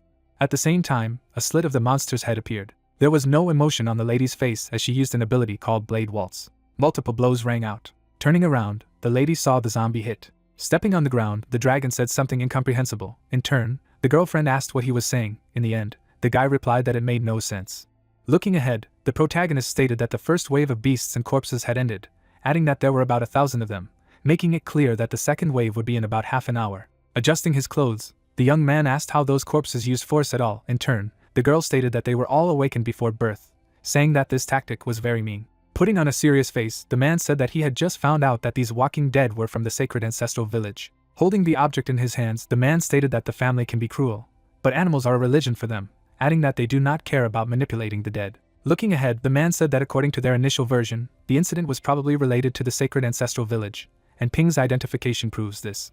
Making a surprised face, the lady asked about the village. Standing in the green haze, the lady said that, in other words, she was behind it all. Mist covered her face with her hands. The villainess turned. Closing her nose, the girl told him to hold his breath, because the gas is poisonous.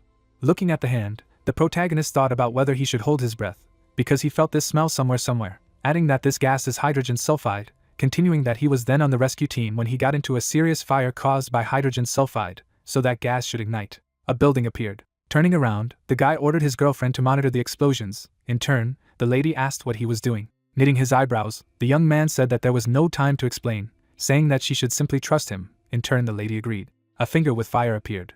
There was a huge explosion. A bright fire swirled around Ping, and the system reported flame reserves. The protagonist, with his mouth wide open, exclaimed that the second wave of zombies was on the way, and Shishan asked if he had already said that they had half an hour. Noticing a dark silhouette ahead, the protagonist clarified what it was and decided to analyze. An old man was sitting on the monster's body.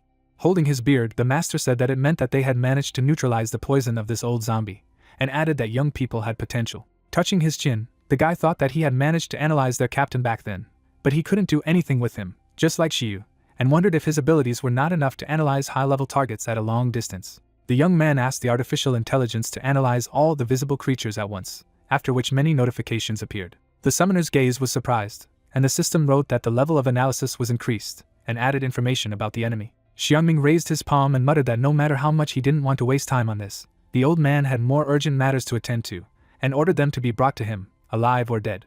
Pin said that the analysis had shown that he was a 39th level fallen, and then asked what it meant to be fallen, to which the girl, through the sweat on her face, replied that the Awakener's abilities changed from time to time depending on the purpose of their use, until they evolved into the most suitable form. Several horrible monsters appeared, and then the lady said that their mental strength was left to be desired, and thus they could be absorbed in their own ability. The advanced Awaken explained that they become slaves to their power, and that's why they are called fallen, and most of the fallen ones are incredibly strong. And at the same time, the protagonist, clenching his fist, exclaimed that they were approaching, and his partner reported that they were in trouble. The monster opened its mouth. The protagonist swung his sword sharply. On the ground lay the enemy, cut into 2 parts. A moment later, the orc attacked Shishan, wishing her dead. Sliding on the ground, the girl turned to headquarters. Parting her lips, the lady said that she had seen a fallen Awakener riding a giant zombie and would not stop him herself, and added that he was leading a horde of creatures to the northern part of the city. A huge number of undead were visible, and the awakened one said that he was at level 39 and repeated that a threat was imminent. The monster's eye glowed red, and the system reported its characteristics. Dark energy swirled around the guy's arm, and he muttered that he would see if he could take control. Suddenly, the magic chains encircled the opponent. The zombie furiously opened its mouth. Clenching his jaw, the summoner noticed that he was not in the same league as the previous ones. In the distance he could see the city, and a loud cry was heard. Looking ahead, Pin thought that the sound was coming from Pearl City, and then wondered if the zombies had reached the gate. In the direction of the northern gate of Pearl City, the undead fled. The man clenched his fist. Then the fighter powerfully attacked the enemies. Lowering his eyebrows, Lacian said that the master of the Beast Martial Arts School was ready for battle. Suddenly, the warrior opened his mouth and inhaled the air. Frowning menacingly, the strong man exclaimed that no one would invade today. The jocks, rushing from their place, shouted that they would not allow the monsters to come one step closer. The fighters scattered the opponents on their way. Suddenly, one of the zombies jumped high, holding out his hand in front of him. Lacian noticed that his movements were not like those of other zombies. Blood appeared on the man's wrist. The monster's eyes burned red. Suddenly, the undead pushed the warrior back. Squinting angrily, the martial arts school master asked if this was the Monkey King-style trapper technique. The strong man clarified who he was, and then the monster, waving his hand, thought that it was his stupid brother. The jock sharply dodged the opponent's blow. The big man turned his gaze to the side. A moment later, Lacian jumped up with the zombie, and used the trapper's fist-raising style. It seemed as if the man was hovering in the air. A bright mark from the impact appeared. A powerful flame swirled around the martial arts school master. A defeated enemy lay on the ground. Picking up the zombie item, the warrior wondered why he felt familiar. The name of his older brother was written on the token. Suddenly, the monster began to rise, and the fighter said that he was using the trapper's fist technique and was wearing his big brother's dog tag. Lacian exclaimed that it couldn't be, and asked if he was Benchy's elder brother who had disappeared 30 years ago, and at the same time, the monster rushed towards him, thought that he was a stupid younger brother, added that he needed to succumb to hatred and anger. Clenching his fist, the man said that he had left the city to investigate the case of the missing awakened, but instead he himself had mysteriously disappeared, and would never have thought that he would be destined to become a zombie. While fighting the martial arts school master, the monster muttered that only he could stop him. Parting his lips, the warrior wondered if the elder brother he knew had left. In the past, the guy, stretching his hand forward, exclaimed that he needed to hurry. Hitting his close relative, the young man explained that the style of the Monkey King flows freely, and he is not constrained by rigid forms. Raising his palm, the teenager said that although the modder did not pin his hopes on him, he was improving at an incredible speed. Smiling, the fighter said that he needed to practice more, because when he taught him everything, they would erase the smug expression from the old man's face. Currently, the zombie was attacked by a jock. Through tears, the strong man clarified why his elder brother's fists were so slow and weak. Pushing his opponent away, the big man exclaimed that he should not dare to disgrace the fists of the trapper and his elder brother. Lacian then placed his hand on his chest. Tearing his t-shirt, the man said that whoever did it to him would find everyone. Suddenly, the man was surrounded by powerful flames, and the system reported that his stats had increased. Clenching his jaw menacingly, the martial arts school master shouted that they should move backwards, otherwise they would be caught in the crossfire. After a moment, the warrior took off. The fighter fiercely attacked his opponent. The strong man hit the enemy in the stomach. There were tears under the jock's eyes. A powerful fiery beam appeared. The flames burned brightly. Opening his mouth wide, the zombie thought that his brother had become stronger. A blinding flash appeared. The monster was lying on the ground, and at the same time, Lacian said that let his brother rest in peace. Xiangming, parting his lips, remarked that who would have thought that his masterpiece would bring it to such a state, and added that it did not matter, because it would be an excellent replacement. Turning around, the man asked who was there. Then, the martial arts school master frowned maliciously. Standing in a fighting stance, the warrior wondered if he had done it, and if he had turned his brother into a zombie.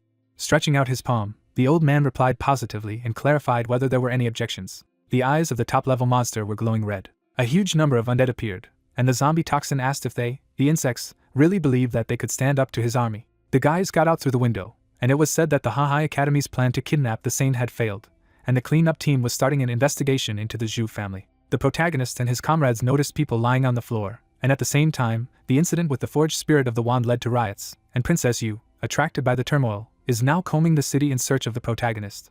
A lot of monsters were visible, and the plan to set the mutated creatures on the mansion of the mayor of the city failed, but no one could even think that the horde of zombies would outwit the creatures. Huang was standing near the saint, and at the same time, an attempt to kidnap her from the mansion of the mayor of the city failed, and a large number of celestial foxes gathered in the mansion. One of the members of the Zhu family appeared, and it was reported that their goals had been revealed, namely to reveal the identities of the celestial foxes, use the saint for control, and seize control of Pearl City. The expression on the face of the leader of the cleanup team was serious, and the investigation revealed that the recent zombie outbreak was related to the holy ancestral village. An unusual aura swirled in the sky, and at the same time, the celestial dome was successfully restored, thanks to which the fighters of the city united.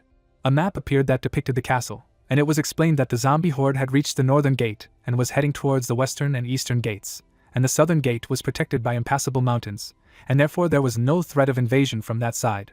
A lot of evil spirits were running towards the fortress, and right now, the entire Beast Martial Arts School had gathered at the northern gate with other awakened ones. The villagers of the Holy Ancestors' village were moving after the girl. The assistant to the head, lowering her eyebrows, said that everyone was assembled. Stretching out her hand, the leader replied that it was wonderful and asked to listen to her carefully, after which she exclaimed that their task was to help the low-level horde of zombies wreak havoc in the city, and could replenish supplies and spread their teachings along the way. The lady said that as soon as the Zhao brothers stole the saint, they should immediately retreat, and then the warriors rushed from their place. Sitting on the ground, the young man said that he would ask if she didn't mind, and then wondered if a royal-level mutated beast would interfere with their plans. Frowning seriously, the young man clarified what was the point of retreating after capturing the saint, since they had declared war. Lowering his gaze, the leader countered with a question if she meant the old fox, and at the same time clarified that he had recently awakened and was only waiting for Shirbai to show himself. The aide, through the sweat on her face, asked if their army was not putting itself in danger by advancing now.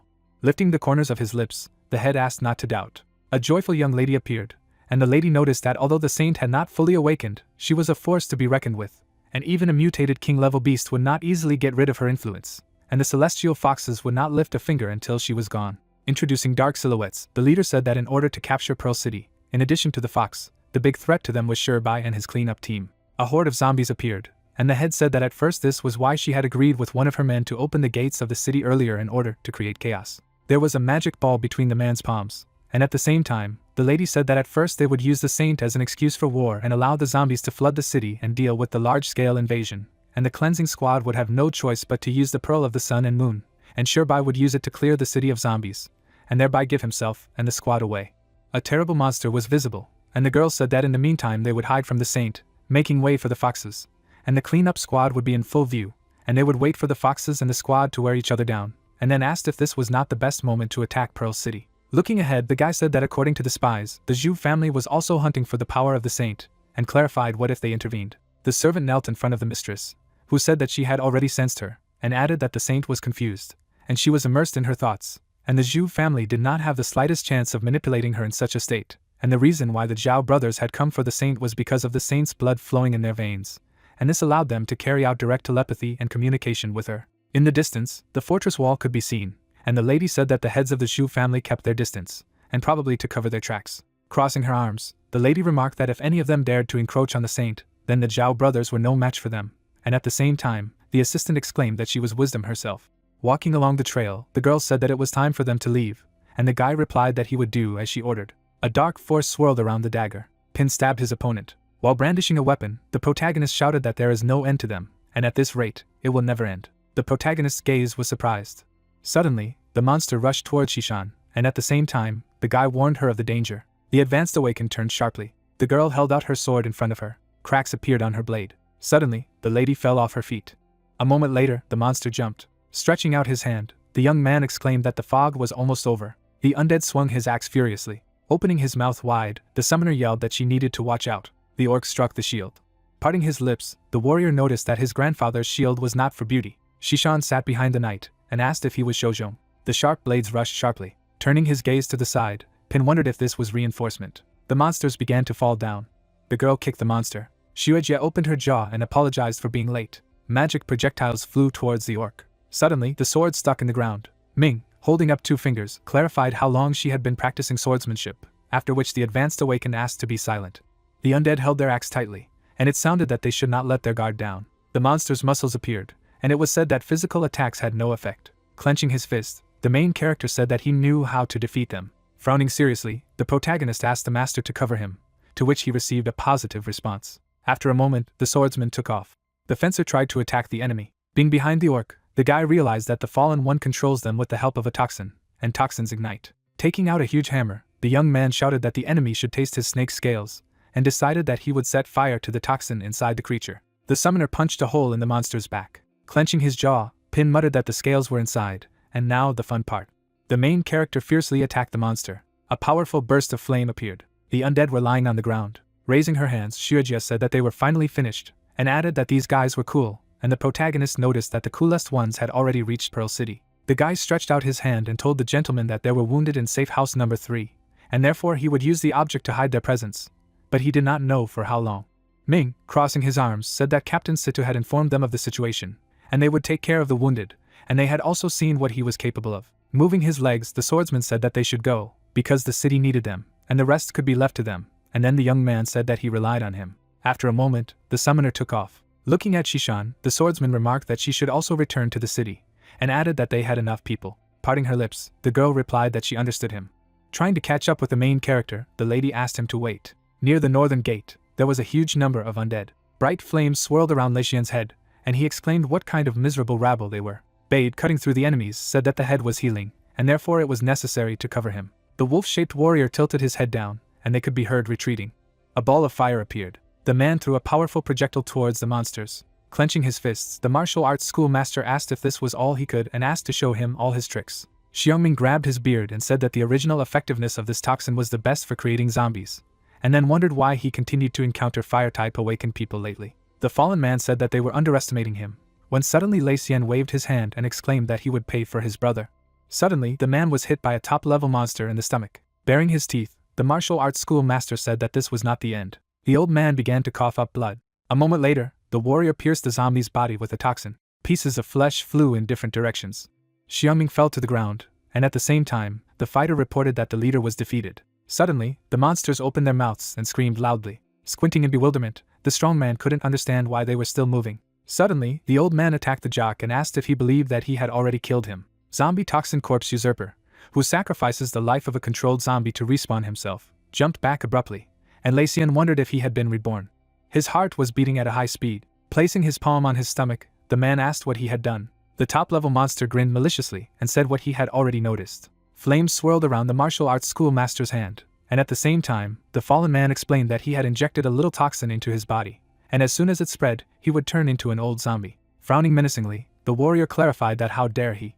The soldier bared his teeth furiously, and the system reported an improvement in his characteristics. Clenching his jaw, Xiaoming asked if he was trying to brew the toxin by setting himself on fire, and then said that he could not waste his strength. Terrible monsters appeared, and the old man said that this toxin is only one of the main ones, and the toxin controlled by the zombie is another type. The teacher turned to the jock, who turned around and exclaimed that he should not think of him, and then the top-level monster said that he was surrounded by his strong zombies, blessed with more than one toxin, and they would not die until the toxin was destroyed. Not far from safe house number 3, a huge orc appeared. It was heard that they would see how long his stamina would last, and at the same time, the undead rushed towards Lei Xian, and his elder brother asked to stop him. Opening his mouth wide, the man shouted that he would pay for whatever it cost him. Stretching out his palms, the zombie toxin noticed that he didn't seem to understand the whole situation. The fallen man said that since he missed his brother so much, then why not reunite with him? And at the same time, the martial arts school master pushed away one of the enemies. Leaning forward, the warrior decided that he had to put an end to this. Unexpectedly, the fighter encountered a huge undead. Clenching his jaw, the strong man shouted loudly. A moment later, the monster flew back. The jock raised his fist to his mouth. Looking at his hand, Lei Xian realized that the toxin was spreading rapidly. Opponents were flying in his direction, and he thought that this was not enough. Lifting his leg off the ground, the man muttered that he had enough energy for the final form of the Emperor's unshakable body, and at this rate, he would also become a zombie. Biting his lips, the martial arts schoolmaster said that if he lost to them here, the North Gate would fall. The monsters opened their mouths in bewilderment, and the warrior wondered if the end of Pearl City had come. Shishan moved quickly and said that according to the intelligence of the barrier squad, the head of the martial arts school needed reinforcements. Cutting the opponents, the girl exclaimed that the main character first needs to save him, to which he replied positively. Looking down, the soldier wondered who was there. Brandishing her sword, the advanced Awakener asked the master to hold on. Suddenly, one of the monsters hovered in the air, after which the strong man noticed that they had opened. The jock clenched his jaw sharply. Raising his hand, Lei Xian used the beast catcher's indestructible body skill. Putting his palm on his chest, the man said that it was better for the guy to step back, because it was dangerous here, and he asked not to worry, and added that he came prepared. Lowering his eyebrows, Pin said that he would allow him to be healed. Suddenly, a magical spirit appeared and began to purify the blood. The protagonist said that he needed to calm down, because he was treating him this way, which caused the master of the martial arts school, parting his lips, remarking that this was an unusual method. Looking at his hand, the warrior reported that not only had the external wounds healed, but also his stamina had been restored, and added that the young man had unusual skills, and he explained that unfortunately he could not completely neutralize the toxin, and the best thing he could do now was to stop its spread. Clenching his fist, the fighter asked if he could suppress it, and then exclaimed that that would be enough. Four Arms took a fighting stance and asked for some time, and also said that he would finish off this creature once and for all, and at the same time, the system wrote his characteristics. Lei Xian frowned seriously, and Ping muttered that how dare he throw words around. After all, he understood that he was dealing with a fallen one, and decided to test the strength of the head just in case. Xiangming said that he should bow down before him and become his zombie, to which the man, standing in front of the undead, replied that he would never do so, and the artificial intelligence reported his statistics. Suddenly, a powerful burst of flames rang out, and at the same time, the martial arts school master took advantage of the overheating protection. The warrior bent down, and his body temperature was 3,000 degrees. A moment later, a fiery beam appeared. The fighter abruptly approached the old man. The strong man fiercely attacked his enemy. The protagonist, frowning seriously, said that he had analyzed the top-level monster, and added that its vitality depends on the zombies in the vicinity, and also explained that if they want to kill it, they must destroy all the zombies too. Grabbing the jock by the arm, the fallen man noticed that he would not kill him. Suddenly, a huge number of monsters rushed towards the awakened one. Stretching his palm forward, the man again used the skill of overheating protection. Suddenly, all his opponents were surrounded by bright flames. Parting his lips, the martial arts school master said that this was not enough, after which he asked the guy if there was a way to quickly increase his body temperature. The protagonist, touching his hair, said that his flames did not reach as high a mark as his, and was afraid that there was nothing else he could do. Suddenly, a thick hand appeared, and then the youth exclaimed that it should work. The summoner gave the lord the scales, and he asked why he hadn't done it sooner, to which he was told that he hadn't asked. The Four Arms put the skin particles in his mouth, and Pin muttered that he was calling a true fire eater. The fighter was surrounded by many monsters. A moment later, a blue beam appeared. Shishan stood on top of the monster and clarified what was going on, and the wolf-shaped warrior said that it was the first time in his life that he had seen a master reach this form. The teacher, smiling, said that it seemed to him that the battle would soon end. Blue flames swirled around the jock, and the system reported that his body temperature was 6,000 degrees, and all the toxins were burned, and at the same time, the main character was surprised by his domineering form, and added that the fire eater would not consume even a piece of this flame. Looking towards the opponents, Lei Xian explained that the final form puts a lot of strain on the body, and therefore he needs to continue to heal it, to which the protagonist replied that he would not let him down. Fiery wings appeared behind the man, and he asked to move away, saying that he could accidentally hit them. Bade shouted that they heard him, and therefore let them retreat to the city, and at the same time the people quickly shuffled their feet. Xiangming lowered his eyebrows in bewilderment, and asked how it was even possible since he had burned all of his toxin. The monster's eyes burned red. The old man ordered everyone to destroy the martial arts school master, when suddenly the undead rushed towards him. The warrior released a powerful burst of flames. A bright energy covered his opponents. In pain, the top-level monster opened its mouth and screamed loudly. A blinding flash appeared. Clenching his fists, the fighter noticed that 20,000 zombies had turned to ashes. Opening her mouth in surprise, Shishan thought that this was a terrifying force, and out of all the people she knew, he would be one of the top three. Running up to Lei Xian, the young man exclaimed that he had bad news, namely the masters of the other two schools had betrayed them, and the eastern-western gate was open. Sharply opening his jaw, the man clarified whether Donghai and Royu had betrayed them. Zombies were sticking out of the ground, and it was clear that since Pearl City had fallen, there was no point in wasting any more time on them. Sitting on top of the huge monster, Xiangming said that this time the victory was his, but he would leave a place for him, and hoped that the next time they met, he would remain as powerful and imposing as he was today. Baring his teeth, the warrior retorted that he would not leave alive next time. Clenching his fists, the fighter said that he could cope on his own, and therefore let him return to the city and help the others. Looking at his palm, the martial arts school master said that the zombie toxin was no more, and therefore let the guy come back too. Running away from the crowd of monsters, people shouted that these were mutated creatures that they needed to run away from, after which they asked for help, and rescuers said that they needed to quickly line up in a line of defense. Standing on the roof of the house, the man exclaimed that they could shout as much as they wanted. Smiling wickedly, Juan remarked that this was the very sight that Pearl City should see without their family. The henchman approached him from behind, when suddenly he asked how the plan was progressing. Furrowing his brows, the young man announced that about 1,000 creatures had entered the city, and now it was under their control. Tilting his head down, the villain stated that it was amazing, after which he asked them to attack the mayor's mansion as soon as possible, to which the ward clarified if he was serious, although he should know that Junting was still there. Stretching his palm forward, the fighter explained that the blood of the goddess in her body would affect the mutants as soon as they approached, and his partner supported these words and wondered how they would get rid of her even if the celestial foxes had become her servants. Shifting his gaze to the ground, the man asked if it was true that they didn't understand anything at all, and then added that Junting hadn't fully awakened yet, and her mind was now like that of a newborn. The young lady formed a magical sphere between her palms, and Huang said that she was unconsciously and passively controlling all the mutated beasts around her. The monsters knelt before the ruler, and the villain explained that the accumulation of a large number of creatures would overload her and her abilities would get out of control, and then the mayor's mansion would be swallowed up by chaos, and they would have a chance to take the girl. Closing her eyes, the new queen of mutated beasts asked her pet to stop, because she was ticklish. Suddenly, the child began to rub her eyes with her finger. Her pupil turned into an unusual symbol. A bunch of monsters sat on the floor, and their owner asked where they all went. The silhouettes of the servants turned white, and Junting didn't understand why there were so many of them here. The huge monster held the girl on his arm and was silent, and she noticed that he looked strange, after which she clarified who he was.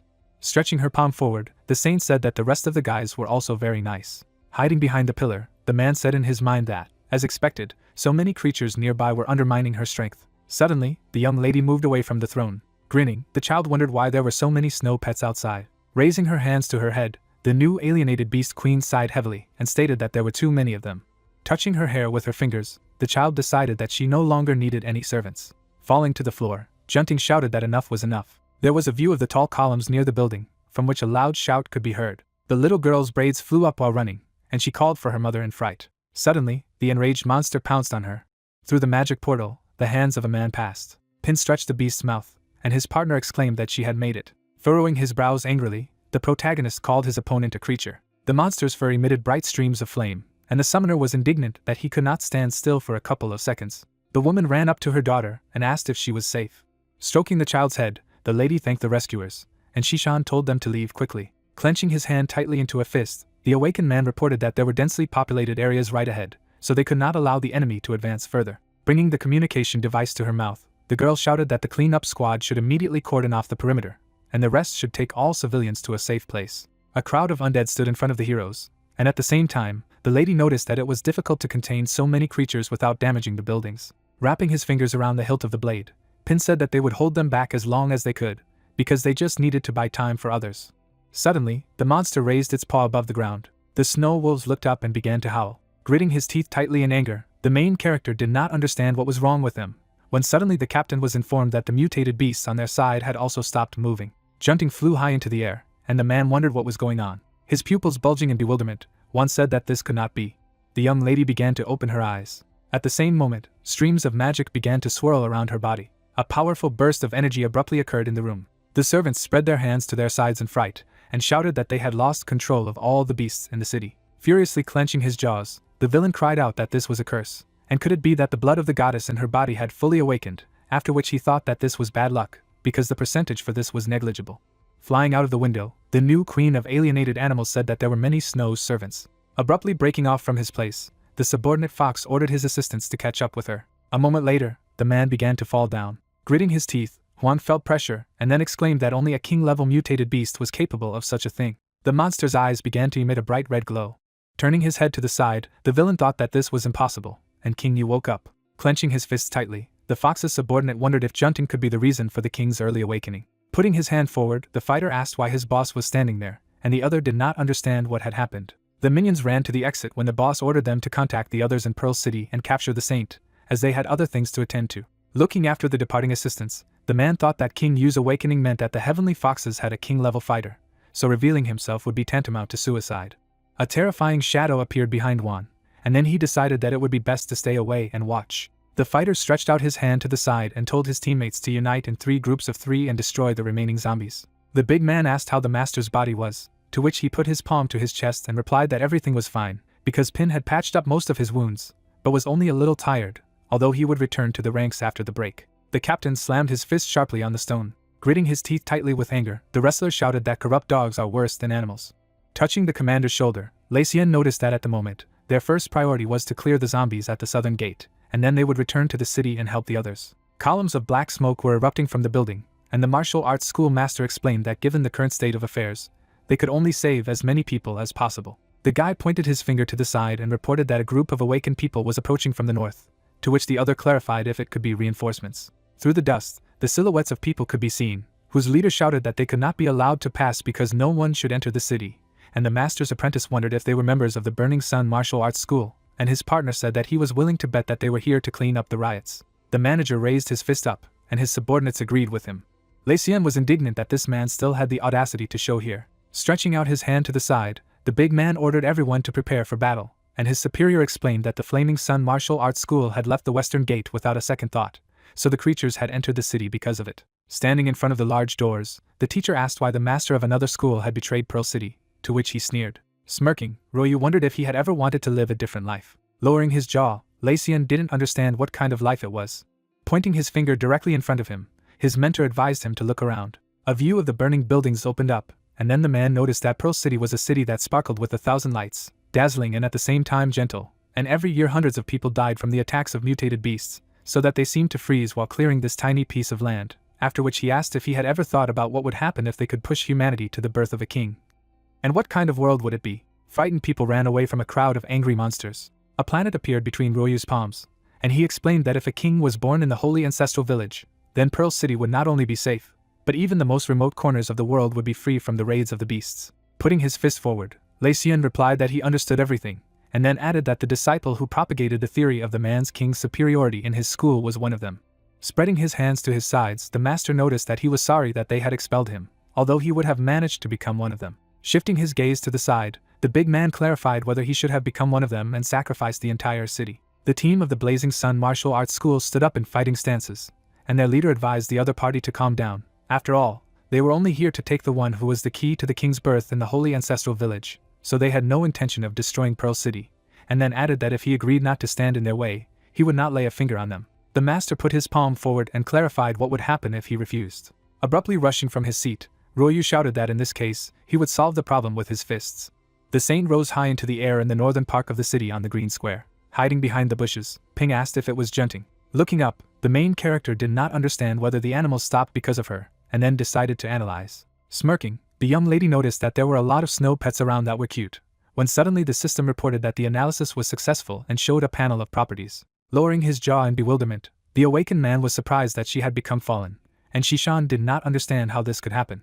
The girl abruptly tilted her body down and exclaimed that she needed to be quieter, because there was someone here. The brothers were walking through the clearing, and then one of them asked what they should do now, and whether they should return, to which the other was indignant at what kind of nonsense he was saying, because their task was to return the girl to the family by any means. Turning his head to the side in alarm, the guy said that the city was filled with zombies, and their mutated beasts were under the control of the girl, and besides, they had lost contact with others. Raising his palm, the fighter shouted that there was no way the two of them could handle it, to which his partner ordered him to calm down, because they had already gone too far, so they would not give up, even if it cost them their lives. The youths abruptly began to turn their heads from side to side and didn't understand who was next to them when they heard a voice that said that the Zhu family was always hiding in the shadows, although he had never thought that he would find them among someone with such courage. The two wrestlers took one step at a time, and at the same time, one of them noticed that he had more stamina than the rest of the Zhu family, so he was considering. The two brothers were standing next to the animals, and Yanlong stated that he would turn him into a zombie to serve them, after which the system showed the attribute bars of both heroes. Gritting his teeth tightly, Ping exclaimed that he had analyzed them, and it turned out that they were members of the holy ancestral village, and their strength was comparable to that of Junting, to which Shishan replied that it could be a lead, so they should try to capture them alive so that they could get some information. The robed guy lowered his hands and asked if there were any zombies walking around the city, and what faction they belonged to, and why would they interfere with their plans, and then added that there was no time to waste and it was better to end it. Abruptly breaking off from their place, Huang's servants decided to rush into the attack.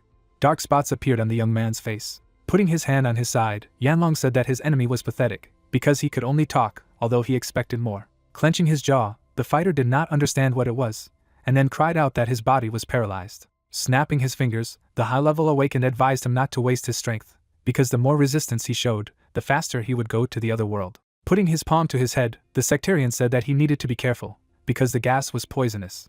Suddenly, the animals pounced on the enemies of their masters. Stretching out his palm to the side, the young man said that his opponent was not bad, but he was sorry that he would not last long, to which he exclaimed that he could only dream, but he was offered to surrender and voluntarily become a zombie. The snake tightly squeezed the body of the fighter, who shouted that even if he died, he would still take him with him. At the same moment, a bright flash of light appeared high in the sky. The acolytes lay humbly on the shattered ground, and at the same time, Yenhu cried out that it was very close, but it was a good thing that the beasts took the blow while the saintess was curious about what had happened to the animals.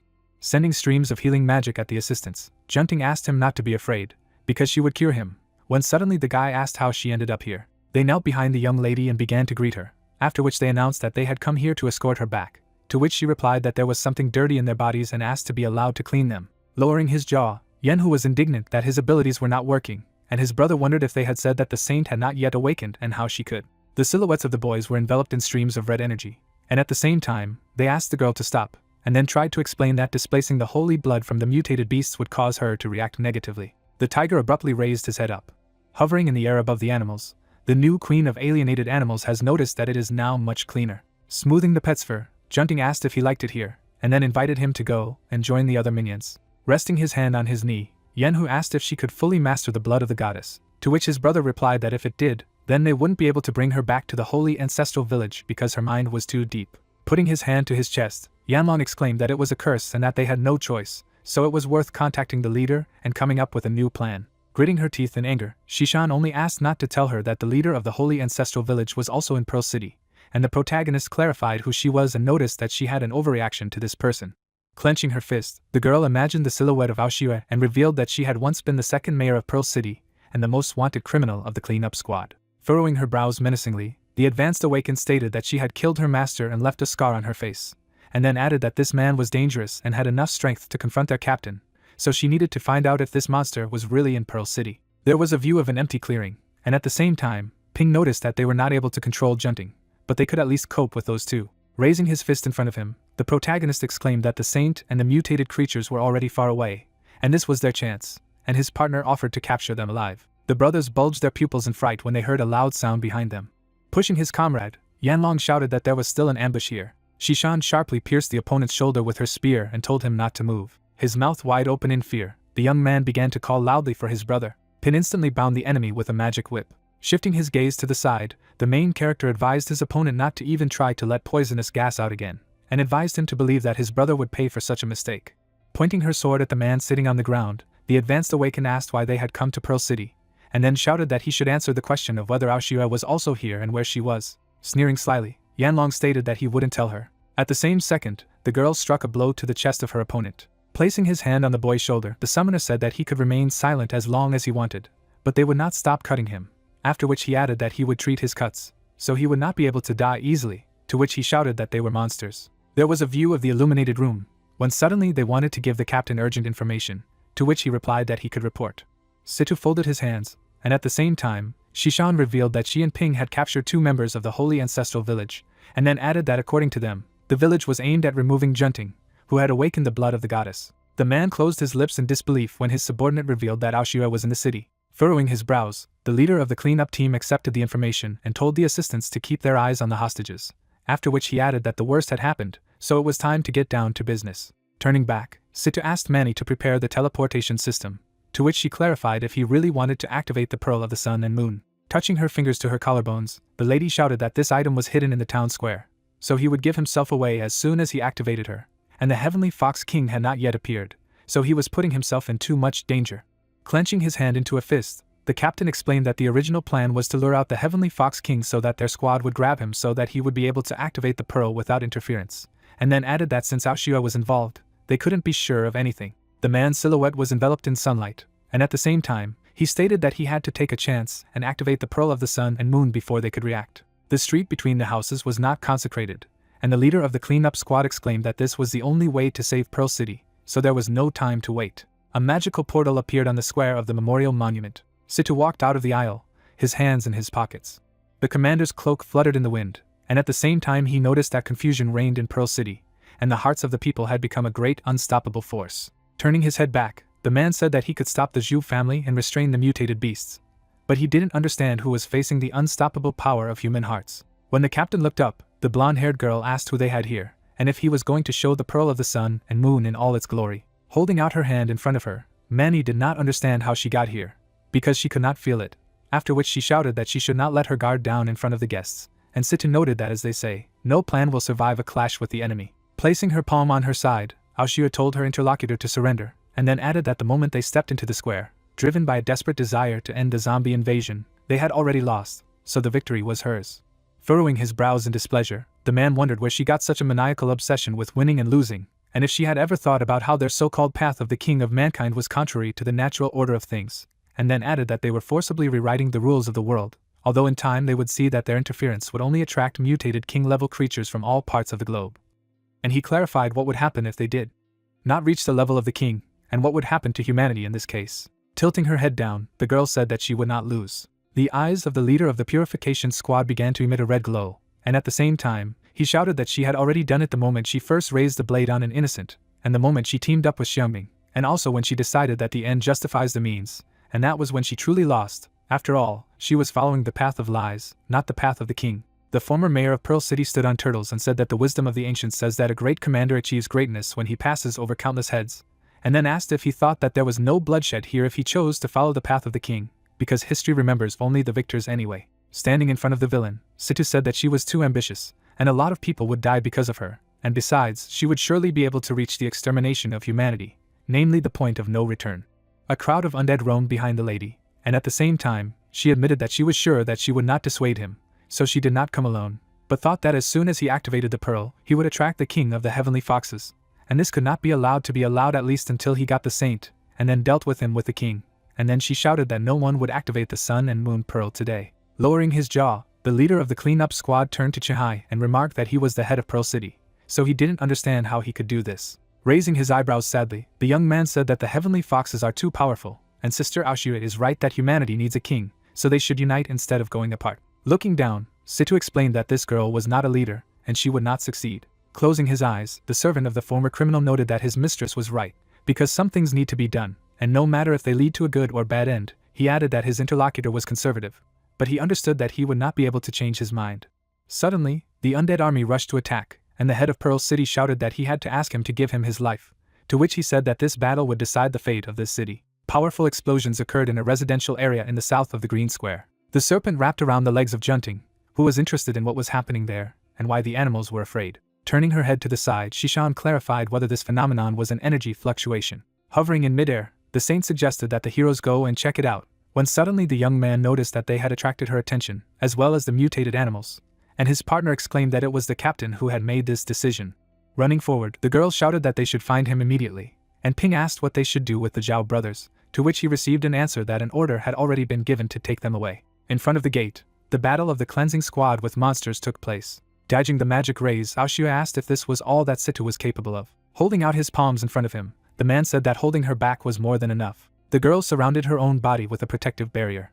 Looking at the enemy, the former mayor of Pearl City realized that he wanted to delay her in order to buy time to activate the pearl. Chihai tightly wrapped his fingers around the spear as his mistress ordered him to destroy the pearl. The assistants defended themselves in front of the captain and said that he would not be able to pass alive. Suddenly, the guy swung his weapon and shouted that in this case, they would die while they tried to stop him. At the same second, the floor under the hero's feet began to crack from the impact. Frowning angrily, Pin advised him not to celebrate ahead of time. The main character abruptly rushed towards the enemy. Manny grabbed Shishan's arm and asked for help to keep them away from the commander when she was asked if she was safe. Bending her knees, the advanced Awakener noticed her main enemy. In the distance, the silhouette of a hovering man and mutated beast could be seen, and at the same time, the lady exclaimed that the saint was already here. Junting hovered in midair, and Aoshue was surprised that the Zhao brothers couldn't handle her. Powerful magical currents emanated from the girl's body, and the city's most wanted criminal said in her mind that her energy was too unstable, and wondered if the goddess's blood could have fully awakened when she entered the metamorphosis phase. The new alienated animal queen stared at the magic sphere in silence. Putting her palm forward, the girl clarified whether this was why they were afraid, and why she had a familiar feeling. The child resolutely touched the glowing ball with her fingers. At the same second, a bright flash formed. The blinded soldiers began to instantly fall to the ground. A drop of sweat was dripping down Aoshue's cheek, and then she asked where such energy fluctuations came from. With his mouth wide open in rage, Situ shouted that Junting was absorbing the power of the pearl. Ping, touching Shishan, asked if she was okay. The girl, raising her eyebrows, said that she felt her mother calling her. The saint said that outside the city, when suddenly Aoshue hovered in the air and muttered that it was excellent that the pearls had caused the saint's metamorphosis earlier than planned. Rushing from her seat, the girl said that she had to go, and the former mayor of Pearl City thought that the saint must have felt the call of the holy ancestor village as soon as the metamorphosis was over, and that was fine, since she would not have to interfere, and she would come to the village herself. Parting her lips, the most wanted criminal of the cleanup squad explained that in order to keep the plan a secret, she had been hiding the saint in the city for more than 10 years, and now the time had come, and also asked to inform their people to bring the saint back because her power would help her become king, to which the assistant replied positively. Going downstairs, the lady said that these foxes were no longer under the rule of Junting, and they couldn't help but notice the commotion in the memorial plaza.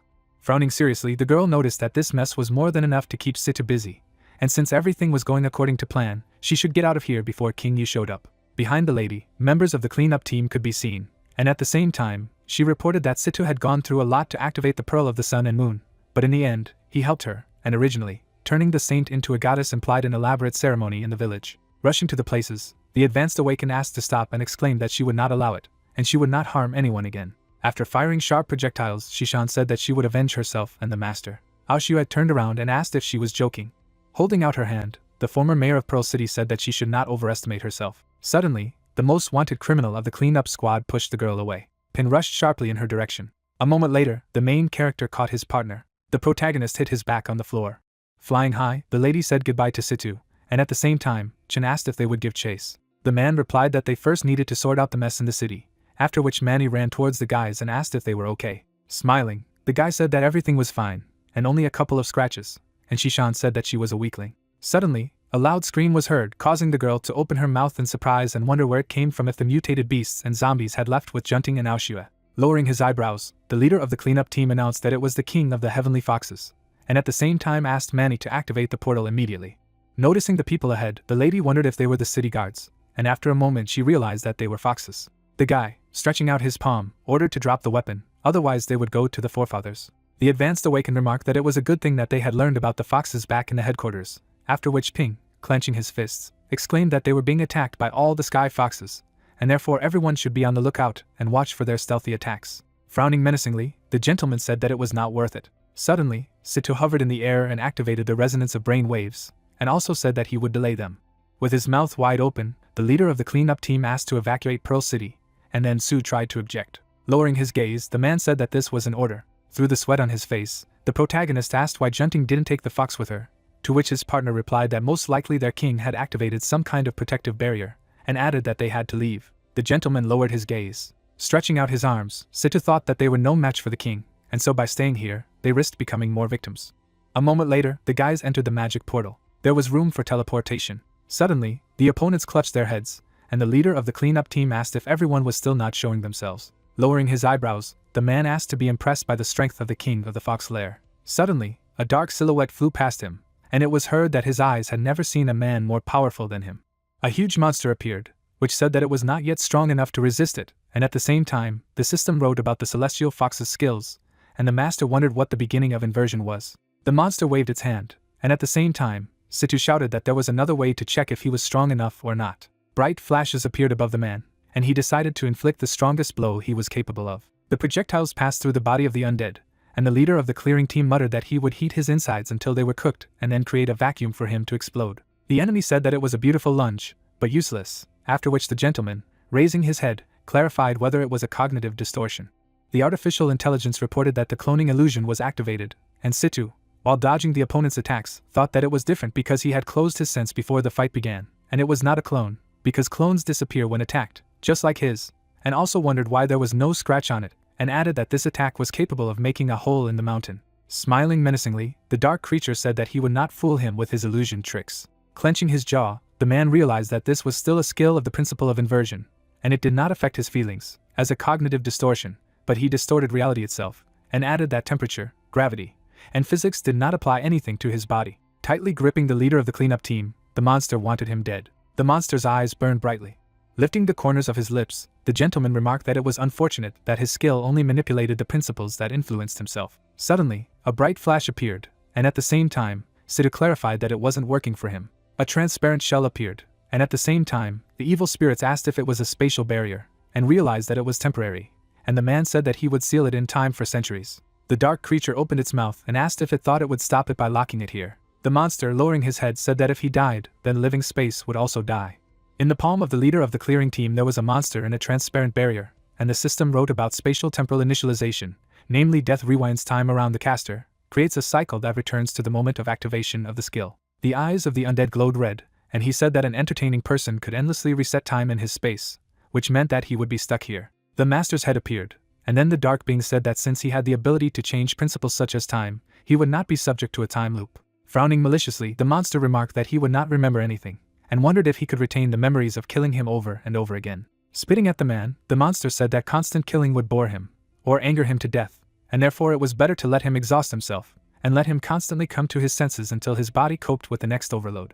Situ's skeleton hovered in the air, and the evil spirit said that humans were terrifying in appearance, and maybe rumors spread by other races were not rumors. Squinting menacingly, the dark creature explained that they were saying that if they continued to devour humans, then even mutated beasts like them would be able to gain human potential. Flying over his minions, the monster ordered all troops to immediately stop the chaos in Pearl City, and minimize human casualties as much as possible, and added that they still needed them for reproduction and enjoyment. In the southern part of the city, Lei Xian swung his fist. It was heard that he would detain them, when suddenly the guy stopped two warriors.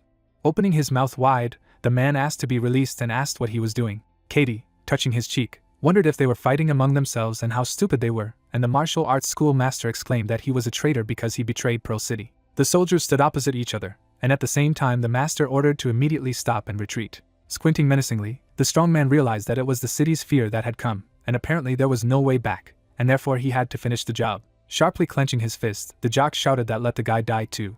Ryu was slapped in the face, and he muttered that something invisible had gripped his head. Suddenly, the young man tore off the head of the martial arts school master, and Lei Xian wondered where he had so much power. Throwing away a part of the man's body, Katie noticed that as soon as the city guard went over to the mayor's security for a couple of days, it was such a mess. Looking sideways, the guy ordered to drop the weapon, and explained that if you do not obey, then you will face consequences. The young man said that the master must go with him, and added that he needed a detailed report of the day, to which the man, closing his eyes, replied positively. In safe house number 8, a cleanup team could be seen, and at the same time, the main character asked Shishan to calm down. Manny, stretching out her hand, clarified what was happening, and said that her strength had run out. Ming said that his stamina was also being used up quickly, and had never felt exhausted like he did now, and then Xuejia, opening her mouth wide, noticed that her body seemed to have become heavier. The advanced awakened woman clenched her jaw and asked me not to speak. Holding a purple orb in her hand, the girl asked the captain to answer. Pin, lowering his eyebrows, asked what was the matter. The lady, standing behind the protagonist, reported that the captain had previously blessed each of the squad. Imagining Situ unleashing a powerful force, Manny explained that blessing was a rare national-level skill, and it allowed you to grant certain properties to others that were always in effect, and as long as the beneficiary was alive, those abilities were alive as well. The members of the cleanup team appeared, and at the same time, the girl said that Ming had a decrease in stamina consumption, Xuejia had a decrease in fatigue, Shouzhong had a halving in body weight, and Shishan had a decrease in mental energy consumption by half. Biting her lips, the lady said that if they had lost their blessings, then the captain was dead.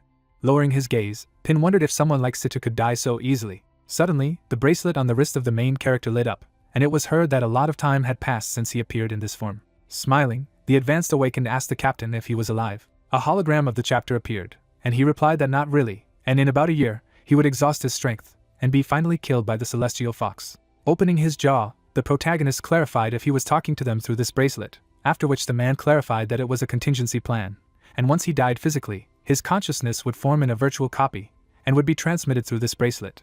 Frowning seriously, the gentleman said that it was only a virtual copy, not the real one. Clenching her fist, Shishan clarified what they could do and how to save him, and then the guy wondered if this creature was not the real Situ, but an artificial intelligence with fragments of his memories. Closing his eyes contentedly, the leader of the cleanup team asked not to worry and noted that this was also part of the plan, because he had felt death approaching back in Pearl City.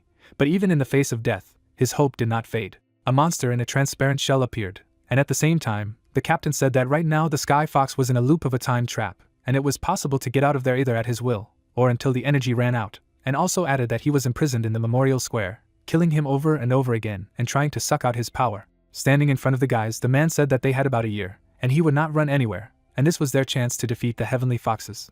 The protagonist opened his mouth in bewilderment when he heard that whether they would take the opportunity or not was up to Pin and his limitless potential. All the comrades looked at the protagonist. The swordsman, looking somewhere ahead, noted that he did not know the captain's plan, but it was extremely rash to pin all hopes on a newcomer, while the girl said that the potential of this young man was indeed undeniable, but he was still only an awakened low-ranking one. Shishan, standing next to her teammate, replied that she trusted the captain's decisions and asked what they should do next. The man standing in front of them asked them not to be critical. After all, it was nothing compared to what they had encountered before. After all, the real despair was the battle with the Zhu family's awakened beasts, and also added that this family had great resources, as their treasury contained more than 5 treasures of the same level as the sun and moon pearls. The young man frowned when he heard him say that they themselves had nothing at the moment.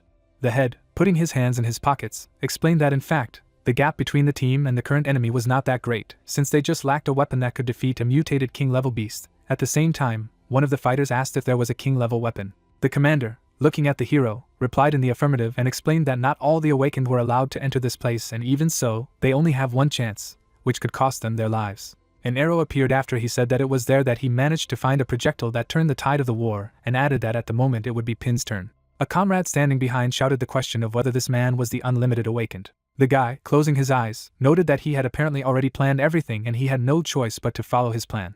The man, smiling, said that it would be good for him, because that place holds the secrets of mankind, and among the ruins he will be able to uncover the secrets of the world that are meant only for him. The girl, running away, cried out that they could not hesitate then and should move out right now. Raising his hand, the head asked them to wait a little, because they needed to prepare first of all, and asked the guy to follow him. The protagonist, walking behind, asked if there was really no way to free him. The commander, walking in front, replied that he had not come to this choice after one day of deliberation, and if he hadn't distracted the Heavenly Fox King, then they would have faced two other scenarios that they didn't want to see, and then the interlocutor asked a question about these scenarios. Imagining the monsters looming over the city, the head revealed that in the first outcome, they would not be able to repel the attack of the holy ancestral village, and then the city would fall into the hands of Aoshue, and half of the awakened would die in the ensuing chaos.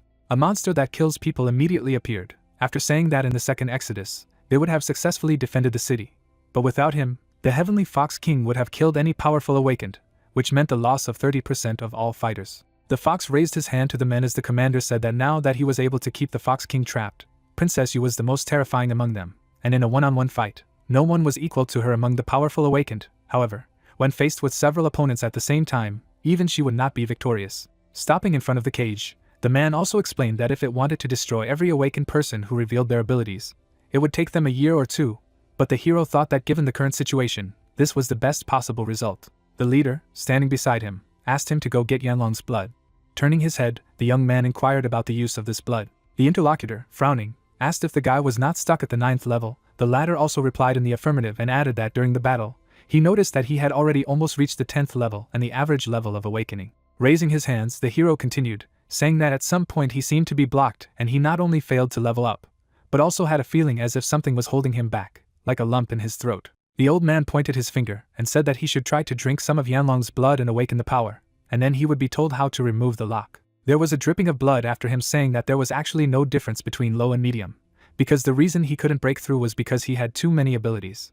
Standing behind, the head said that awakens with one ability don't have many options, so it's not difficult for them to determine their path in the early stages, but those with many abilities, like a beginner, must choose one path out of many, otherwise the level will stagnate. The hero sat in the lotus position, while the teacher said that as soon as he understood what he really wanted and which path was better to take, he would easily be able to go to the intermediate level. Messages began to appear that omnivorousness had been activated, thanks to which a new ability was awakened, and as a result, a notification appeared about the receipt of the old royal blood, and now, the more the body draws strength from experience and suffering, the stronger the effect will be. The hero appeared in front of a kind of light vortex and heard the words of the chapter that this was his chance, and he now needed to use a new ability to feel the changes in other abilities, and also that he should carefully probe each of them and bring them to the brink of activation. A lot of crystals appeared around him after she told him that he should then look inside himself and understand what path his heart desires, and then his abilities would adjust to his desire. The young man, bowing his head, thought of the gem of the treaty and omnivorousness. The man, standing behind, asked if he had made a decision. The protagonist, grinning, noted that there are already a lot of skills here and asked the question that he really can't get all of them. The interlocutor, closing his eyes, replied that everything would depend on his heart, and he would not be able to give advice on this matter. The guy, raising both hands, realized that most of all he was hesitating between the gem of the contract and omnivorousness, because the contract was the basis of his strength, after all. Closing his eyes, the fighter remembered that most of his abilities came from him. Immediately, a green crystal appeared in front of him after thinking that omnivorousness had also given him 4 powerful abilities. 3 bright substances appeared beside him as he thought that the afterlife mist body, the pure water body, the pure blood body, and the old king's blood were top-level skills, and it could be said that while omnivorousness came from the packed gem, his potential had become simply enormous.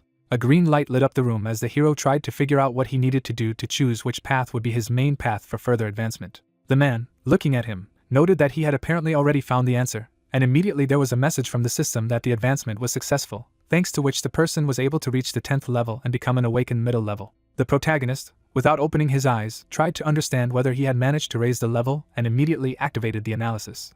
His eyes widened after receiving numerous notifications about his enhanced abilities and thought that although he had only managed to raise 1 level, the gap between a low-level and mid-level master was truly huge. Raising his hand, the fighter also realized that stamina and mental energy had also increased significantly, and he was now able to control the consumed fire, and the control over the rest of the abilities had also become much better. The old man, standing nearby, asked if these were significant changes, but the student answered in the affirmative. Smiling, the young man said that he now understood why Sai became combat ready only after reaching the middle level, because the control that is achieved after the lowest level is really wonderful. A bright fire crystal immediately appeared in his hand. This stone immediately began to change shape. The protagonist, holding it in his hand, understood that with the new skill, even useless jewelry could now be useful. The fighter, bowing his head, noted that the hardness of this weapon should be comparable to the strength of a pearl blade and he would be able to carry it with him without worrying that it would be broken. The old man, smiling, said what had happened as he had thought, as the apprentice had chosen not omnivorousness, but the gem of the covenant to increase his rank. The guy, standing up, replied that he wanted to choose omnivorousness, but something told him not to do it. The teacher, imagining the image of a certain person, explained that it was good that he did not choose him, because omnivorousness, although it can easily endow abilities, is associated with great risk, because there are frequent cases of side effects, negative reactions and even death when awakening new abilities in an omnivore. The young man raised his hand and said that the packed gem did awaken skills much more slowly, and every new ability he could awaken with the gem saved his life. His eyes widened when someone said that he needed to recruit new fighters for the city watch and gradually get rid of them. Looking back, the man continued to hear someone talking about how they needed to kill everyone who posed a potential threat within a year. A man standing next to them said that their newcomer said that Princess Yu was recruiting the awakened under the guise of joining the city guard in order to quickly eliminate qualified specialists in the city, while the swordsman asked if she was targeting the participants in the previous battle. The head, exhaling, answered in the affirmative. The young man, looking to the side, said that he would return to the city to inform Master Lacian and the others about the current situation, and then figure out a way to get them out of the city, while his comrade shouted that he should not think of doing this, as it was too dangerous. The guy, looking at his hands, explained that these people would end up just like the first squads of the city guard, if they didn't do anything and were simply eaten and replaced by others. The girl, putting her hand on his chest, said that he was taking too much risk by going there alone and added that she would go with him. Another friend, looking at him, said that she would also go there and offered to split up and contact the awakened, because that would be much faster. The head, standing beside them, explained that they could not be sure whether the already awakened ones had been replaced by foxes or not, and therefore could easily be revealed. The hero, punching him in the chest, said that he was now an awakened mid-level and if he got there alone, then there was confidence that he would be able to get out in one piece, even if he was noticed. The swordsman raised one hand and shouted that he was against it, because now their city was a direct road to the other world and did he really not understand how important it was now? The young man, frowning, replied that he understood, but he couldn't sit idly by while their comrades were devoured by foxes, and he couldn't turn a blind eye to it, even though he hadn't yet been able to avenge Jingyao. The girl, looking at him, tried to say something, but his friend noted that everything was fine, because he had a backup plan and nothing would happen to him, even if he had to meet the princess. The swordsman, holding out his hand in front of him, shouted that he must first defeat him if they could not bring him to reason. The protagonist's purple aura immediately struck him. The guy, putting on the mask, noted that apparently he was able to defeat him. His comrade staggered back a little and said that he had definitely become stronger after waking up the middle level. The head spread his arms and explained that an awakened of the unlimited level was incomparable to the ordinary awakened and he himself had to reach the intermediate level in order to be able to resist the mutated creatures, while Pin could kill the awakened being of the lowest level and he was clearly more talented than him and had very great potential. Raising his finger, the man also said that he was not against his decision to return to the city, but added that before that he wanted to give him something. The hero raised his hand and asked him to wait for a while, because he needed some favor from Shojong. The latter, smiling, asked what it was about, while the protagonist used analysis, and then the technology of removing adipose tissue. Taking him out of the room, the guy explained that he could help a lot, but it would be uncomfortable to talk here and therefore they should move away. They all narrowed their eyes as Shojong cried out to leave him some. The young man asked him not to be greedy, because everything would grow back anyway. The girl, with her eyes wide open, asked what he asked of their partner, and the guy thanked him at that moment. Looking at the thin soldier, she asked what had happened to him. The hero, entering a certain room, asks about something. The old man, remembering himself earlier, replied that this scythe is called the Black Reaper, which not only instills fear in the hearts of the living, but also evolves, consuming blood, and in his youth he managed to kill tens of thousands of creatures with its help and therefore the scythe absorbed a sea of blood. This weapon appeared after his words that now it has no equal in strength and sharpness, and without exaggeration we can call it a divine artifact, and there is simply no more suitable weapon for it than the terrible Reaper. The fighter took it in his hand as the leader said that he should take him with him to the city, as it would increase his chances of survival. A black and violet energy emanated from him. Suddenly, the man looked somewhere to the side. Smiling, the head noted that apparently someone was still worried and added that his energy was already running out, and he should return to the bracelet to recharge. Someone standing next to him said that they had a good chat. And then suddenly the young man asked a question about her scar. Smiling, she asked if he remembered what they had agreed on, and reminded them that they should communicate as friends, not as teammates. A friend sitting next to her was talking about how she had tamed her inner demons and asked the cleanup squad to heal the scar on her face, as the latest incident had made her realize how weak she was. So now she would no longer blindly seek revenge, but would rely on the strength of the guys to defeat Aoshue together. Looking at him, the girl also wondered if he had decided to return to the city alone because of revenge for the death of his friend. The young man closed his eyes and replied that it would be a lie to say that it hadn't crossed his mind, especially after reaching the average level of awakening, since he had just managed to feel that his strength had increased. Remembering the fox above him, the guy explained that if the monster had escaped, it would have jumped up and began to fight for life. She, still looking at him, tried to object, but the interlocutor asked her not to worry, because he knew his own value, but he still needed to return to the city right now to save people. Lowering his gaze, the protagonist also added that he would not do anything reckless about revenge for Jingyao if the opportunity did not present itself. The comrade in arms, raising her head, explained that she was still worried that he would go there alone. The guy looked at her and replied that he had the secret weapon Shozhong, and she would definitely succeed. One of the streets of the city appeared. The hero, putting his hands in his pockets, realized that the patrols of the Sky Foxes were behaving too actively. Looking around the corner, a person heard a shout that the entrance to the square was temporarily prohibited, and there was nothing for those who did not have permission to do here. The head, appearing behind, asked not to worry about him, because this forest would not be able to do anything to him for another 2 years, and also asked if the ward had decided what he would do next. The fighter, looking away, replied in the affirmative. The training room of this Vero martial arts school appeared.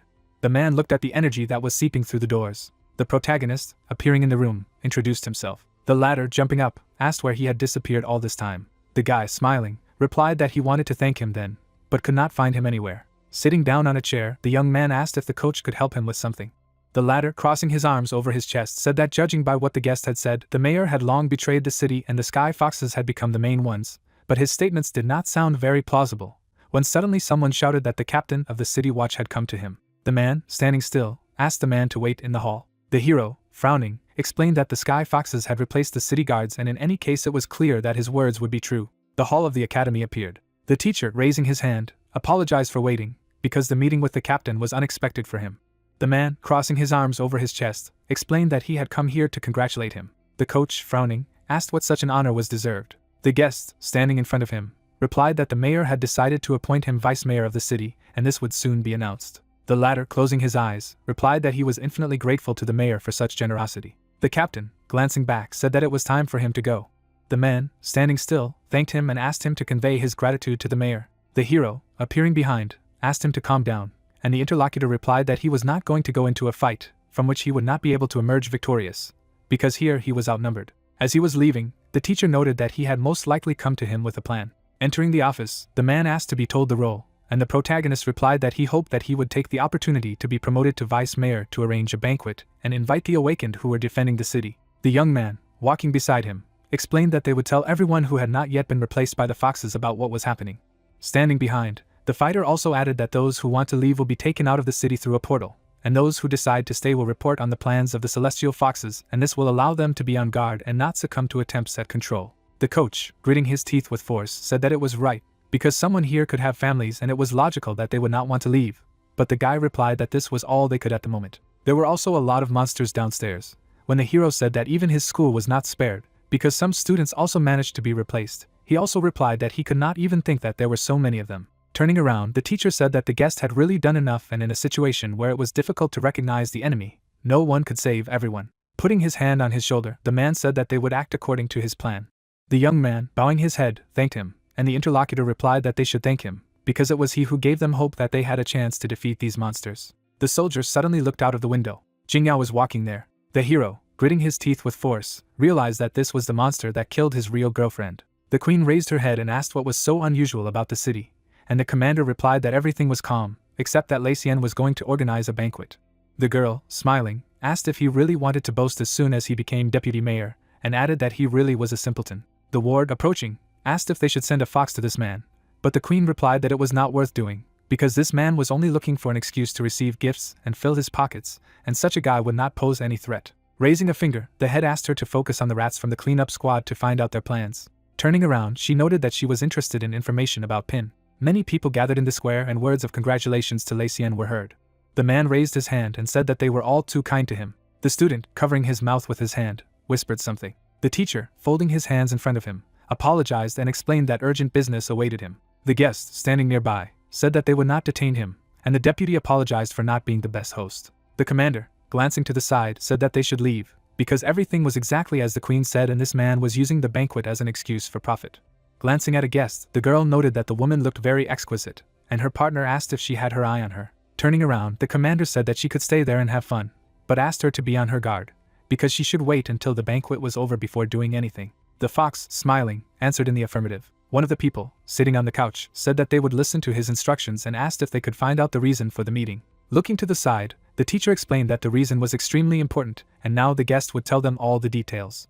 Immediately, the protagonist appeared in front of them after deactivating the body of pure blood. The mouths of the two men opened wide. The girl also looked at the young man in surprise. The guy raised his hands and listened to them shouting that it was simply impossible, because his words about the city falling were true, while Bade said that he had communicated with Katie and the other members of the city watch and not so long ago their behavior seemed strange to him. But the girl agreed with him and noted that they had not been in jail for a very long time. The coach's face appeared. Raising his hand, the man asked them to listen and explained that everything was exactly as this guest had told, and he was able to see for himself the presence of celestial foxes. Spreading his arms, the trainer said that these monsters skillfully disguise themselves, so that they are not even distinguishable, and a whole company of tailed animals has already gathered at the banquet, pretending to be those who are not in reality. Frowning, the teacher asked them to look at him, because they had known him for years and should believe that it was true, and help him. The girl put her hand on her chest and said that they would do whatever he asked, but Bade agreed with her and added that Pin was one of his students, and besides, they had fought side by side, so he had reason to trust. The hero, turning his head, explained that they should act wisely if they wanted to deal with the foxes, and in the meantime they just needed to save their strength. Raising his hand, the guy also explained that this list includes people who have not yet been replaced, and they all need to split up and warn them about the situation. Looking at the trainer, the fighter explained that soon the cleanup squad would open a portal here. After imagining a person escaping into this portal, the young man said that if anyone wanted to escape with them, they should be told to first exit through the main gate and then carefully return here. The student, opening his eyes wider, asked what they should do with their families. The trainer put his hand on his shoulder and replied that this was the only way out, because only this person could recognize foxes. But they did not have time to check if their family members had been replaced.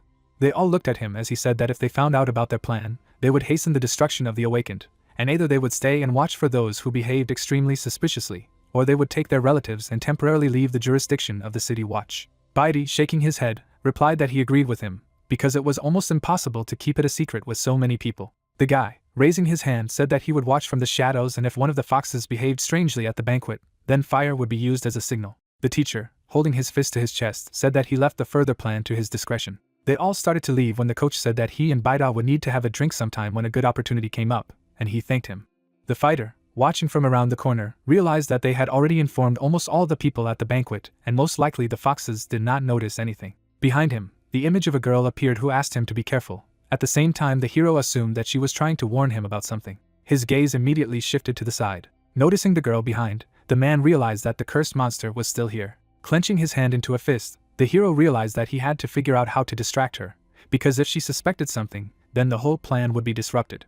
The girl turned when someone asked her if she was already coming back. Looking at her, she wondered if she wanted to ask anything. Jingyao stood in front of her and replied that she was just walking in the same direction, but when she saw her, she thought that they should take a walk, and she agreed. The protagonist, smiling broadly, realized that the dirty fox had decided to show his muzzle, because it gave him the perfect opportunity to strike. The girl's eyes widened when someone spoke to her. The young man, standing behind, noted that they had not seen her for a long time. The fighter, approaching his comrade in arms, asked her to find the master and tell him that he was in trouble and he should go to the western part of the city. The monster, looking at him, could not understand what he was doing in the city. Grinning, the girl remembered that she only wanted to have a snack, but apparently she came across a larger fish, and now the queen would be very happy when his body was brought to her. Suddenly the guy quickly ran to the side. The girl, stretching out her hand, shouted a question about where he was running. The man's leg began to glow purple after activating the afterlife mist, which gave him more agility and speed. The young man ran even faster. The enemy, chasing him, could not understand why this kid was so nimble. Suddenly the guy turned the corner. The opponent, stopping in place, thought about where this man had gone. Suddenly, the hero appeared right in front of her. Immediately after, the fighter attacked it with a scythe. Standing still, the protagonist asked if she was not going to retreat, and asked her not to worry. Raising one hand, the guy explained that he would also grant her a quick death. The fox, appearing behind, noted that the queen was right, but she did not understand how he managed to do it, because he could definitely see the true face. Suddenly, purple daggers appeared behind him. Immediately after, the hero rushed to attack. The monster, standing still, immediately cried out in pain. Chains of the afterlife mist appeared in the air. They immediately began to entangle the opponent when the person said that they had not known the true owner of this business for a long time, but that she became the reason that he wanted to accept himself as he is now. His mask appeared after saying that she was the only one who gave him peace and who saved him from living in fear. The enemy, standing in front of him, asked what he meant at all. The fox's body was immediately struck by daggers as the monster tried to understand when this man had become so strong.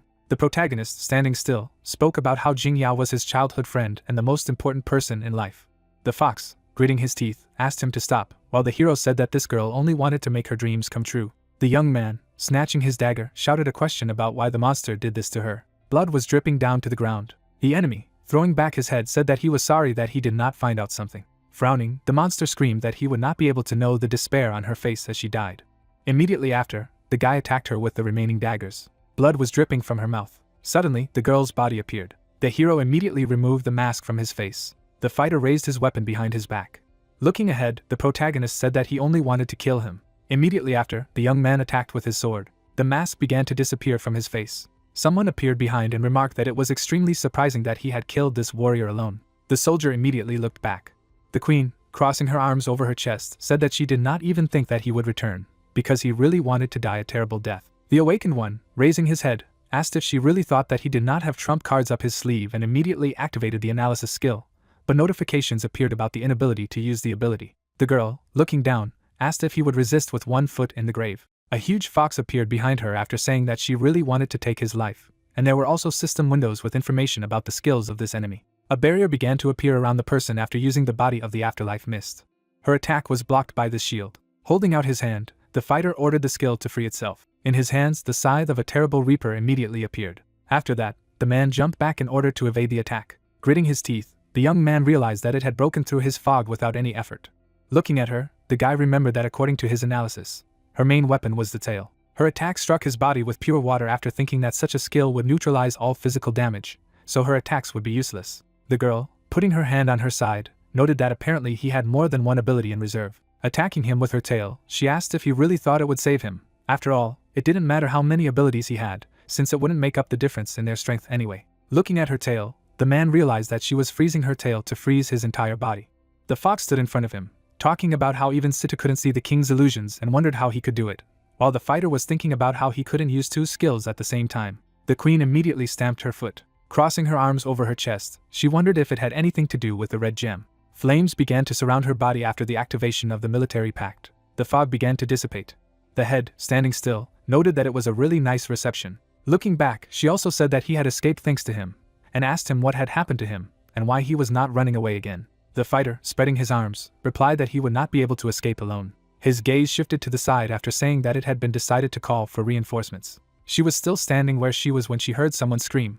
The coach, running up to him, shouted that the doctor had told him that he had problems and asked what had happened, while the colleague also shouted that everyone else had already been evacuated and all that remained was for him to leave. The girl, looking at them, realized that the deputy mayor was still at one with Pin. Looking at the tail, she realized that if she no longer had the ability to use it, then she should simply kill it. The hero immediately pushed him off the trajectory of the blow. Falling to the ground, the protagonist asked them not to think about him. The teacher, putting his hands out in front of him, said that now he understood what the problem was and asked a friend to take care of the student. Bade, standing in front of him, asked if it was really a monster. Something got on his back and he shouted a question about what he was doing, and the young man asked him to calm down, because it would not harm him. A huge monster stood in front of them. Immediately, she directed her attack at one of the teachers. The man jumped up. Looking at the ruined house, the old man asked where she got such strong attacks. At the same time, the protagonist asked Bade to stretch out her left hand palm up. The latter followed the man's instructions. Something appeared on it when the guy said that he needed to make his colleague eat it. Smiling, the man noted that he already had a plan. Throwing this object, the man shouted for it to open his mouth, because a very tasty thing was flying to him. Lacien did as he was asked. Immediately after, the fighter swallowed it. Spreading his hands, the man shouted that he now saw this beast. Immediately after, the man jumped away from the monster's tail. Bade, clenching his hand into a fist, shouted that they would also help. The image of the teacher began to change after the words that the cursed monster would pay for what he had done to his students. A bright golden energy began to emanate from him. At the same time, the hero said that he had absorbed his blood and therefore would only be able to see the true appearance of the fox for a short time. The old man, frowning, replied that that was more than enough for him. Immediately afterward, the two of them rushed to attack. The queen, looking at one of them, tried to understand why they suddenly began to see her illusions, because did that's not really help them with this. She immediately pushed one of them away from her.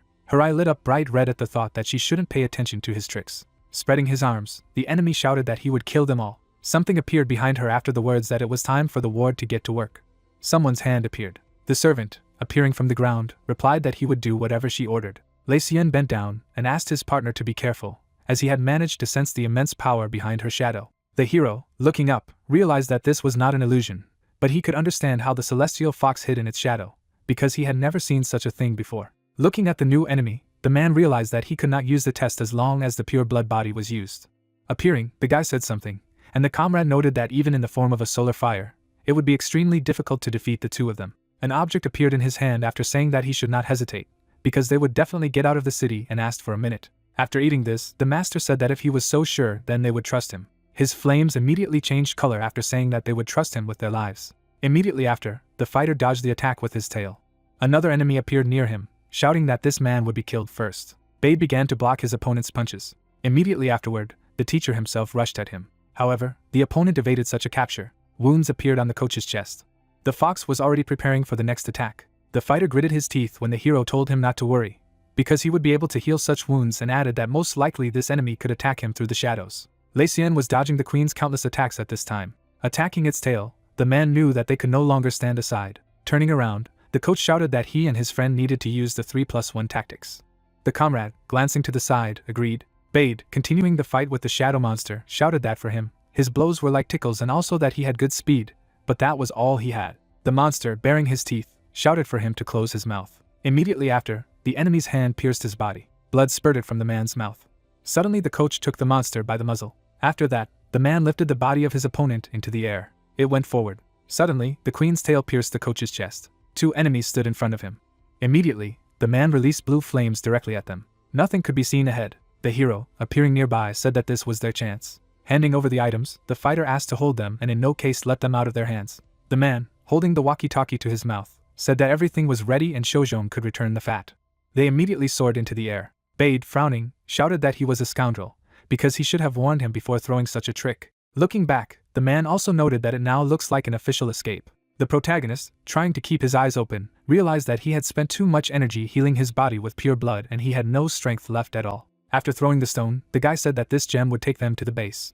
The fighter began to fall down as the two of them tried to call out to him. A lost forest outside the city appeared. Pin was lying on the ground. A leaf fell on the face of the main character. Green crowns of trees appeared. Raising his head, the protagonist asked that he was still alive. In turn, the captain said that he had finally woken up. A bracelet appeared on the guy's wrist, which indicated that he was seriously injured and was lying unconscious. Gritting his teeth, the young man thought that he was in great pain, while the man said that he had done everything he could to stop the bleeding, but this was too much, apologizing for the fact that he needed to sleep. Closing one eye, the foreman asked what he was apologizing for, adding that he would not have survived without it, continuing to let him rest and not worry, saying that he urgently needed to contact headquarters. Holding the transmitter in his hand, Pin asked if the people in the headquarters could hear him. The main character was sitting on the edge of the forest. Looking to the side, the protagonist thought that for a while he would be on his own. Applying the bandage, the guy said that this body of pure blood can heal others, but not itself, asking what the expression, "Doctors cannot heal themselves," means. Tightening the bandage, the man thought that he was running out of power to attack, so if a mutated beast appeared now, it would be a corpse, adding that the cave looked safe in general, continuing that it was worth trying to patch himself up. Looking ahead, the young man thought that the forest was a labyrinth even during the day, so it was extremely difficult to find a way out, saying that he hoped that his comrades would find it soon. Turning around, the master said that this hair clip belonged to a girl. A memory of Pin using the blade appeared. A cloud of darkness was in the hand of the main character. There was a hammer blow. A blade swing appeared.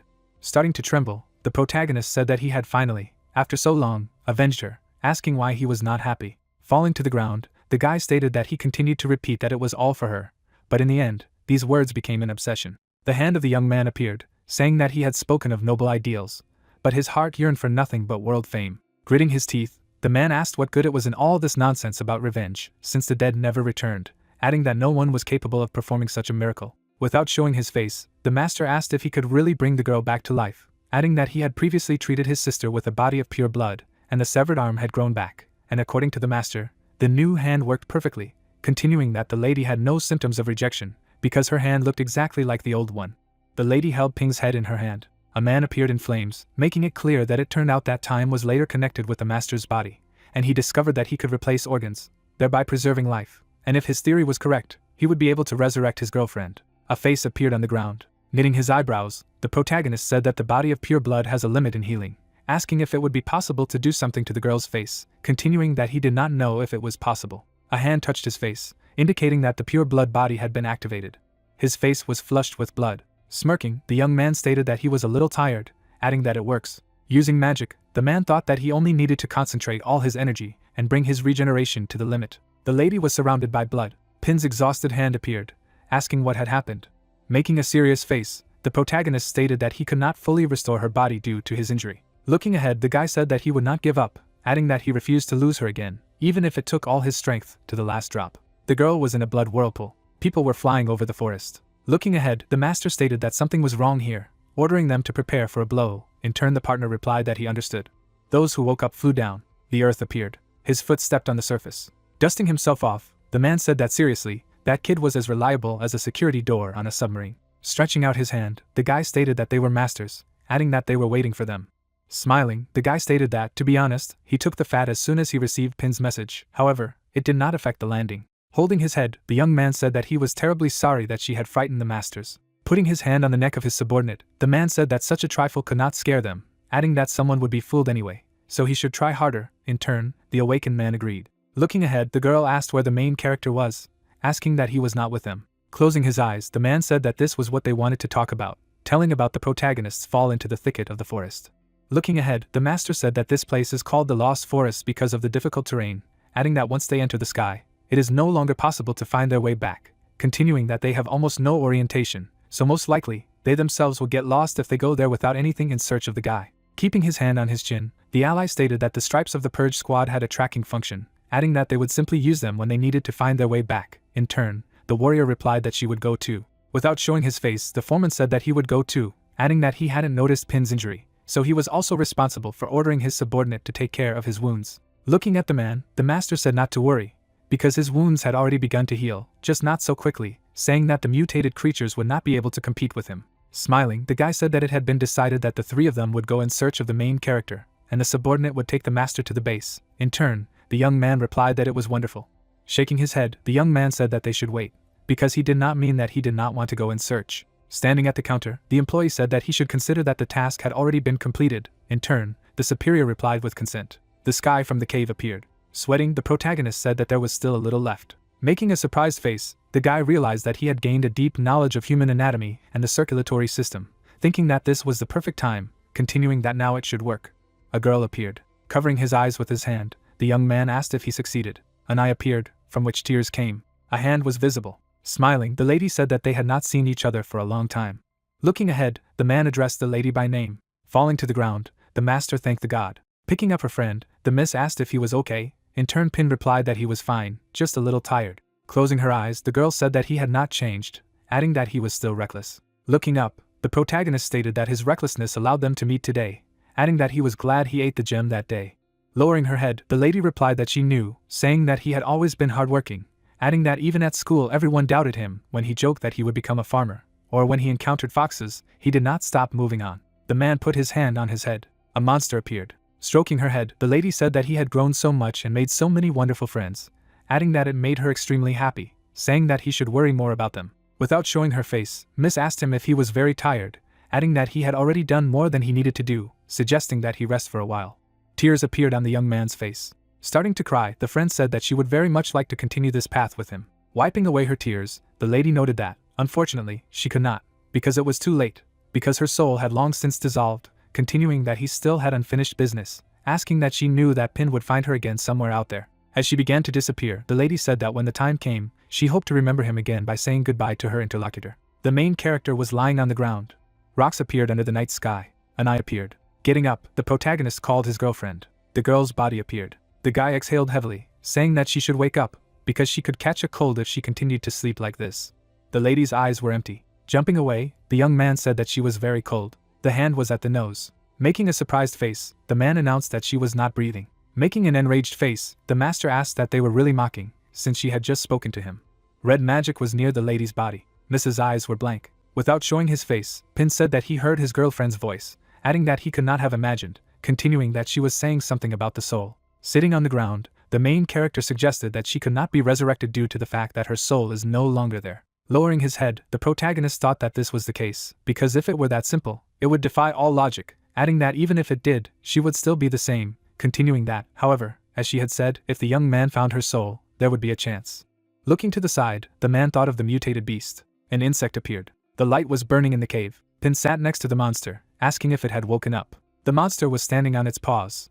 Holding out his hand with the food, the protagonist said that he looked weak, asking that he was hungry, continuing that he didn't attack him while he was passed out, saying that he couldn't leave the creature here anyway. There is an insect beginning. Suddenly, the monster's eyes widened. Smiling, the young man asked that he was wondering where she was. Showing his hand, the man stated that the girl was sleeping in the best of all worlds, adding that he looked like a newborn, suggesting that he did not yet understand the concept of death.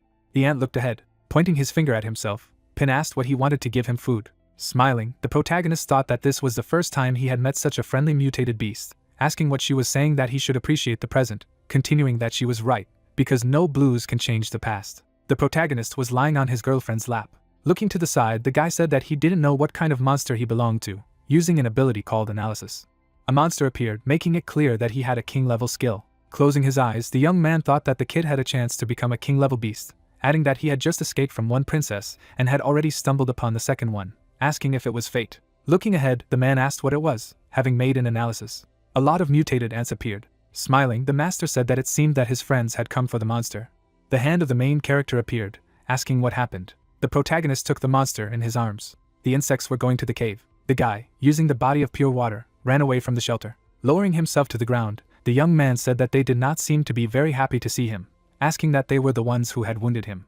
A monster appeared. As the man began to run away, he stated that they had been spotted, thinking that the ant's royal skill was to intimidate the colony, maintain order and stability, suggesting that due to its low level, they perceived it as a challenge. The ants ran after the master. Looking at the pet, Pin said that the boy needed to significantly upgrade the skill, adding that they needed to be distracted somehow. A bear appeared.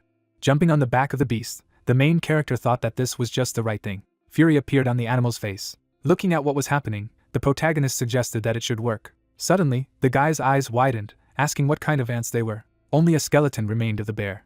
Birds flew over the forest. Running away, the young man thought that it was good that ants at least could not fly, so he had at least some advantage in movement, adding that they were very persistent. Trees were falling behind the character's back. Suddenly a man appeared on the branch of a tall tree. Looking to the side, the hero asked what the sound was, assuming that it was an earthquake. The master's face was stunned. Looking at the huge monster, Pin asked what it was. Shifting heavily from foot to foot, the monster asked where the bugs came from, wondering how they dared to interrupt his sleep. Suddenly there was a blow to the ground. Insects began to crawl along the monster's leg. Suddenly green energy appeared. The vine covered the creature's leg. The ants were thrown far away. Using invisibility, the protagonist thought that trees could also mutate, because it knew human language, adding that at least he scared away the ants, so he needed to take a chance. In turn, the tree said that the man would stop. Green vines entangled the protagonist.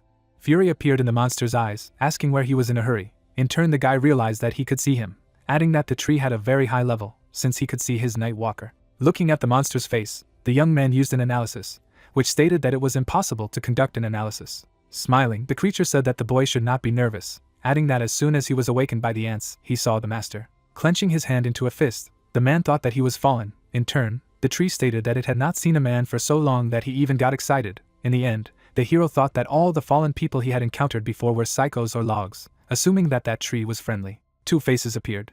The monster looked down, making a stupid face. Pin was confused, thinking that he was not in a hurry anyway, adding that it was worth chatting with him. Sitting down on the ground, the interlocutor asked where he, in turn, the main character answered about the city. Smiling, the monster stated that it was a great coincidence, adding that he too was from the city. Holding his hand to his chin, the monster said that this was all he remembered of himself, suggesting that he might be too old.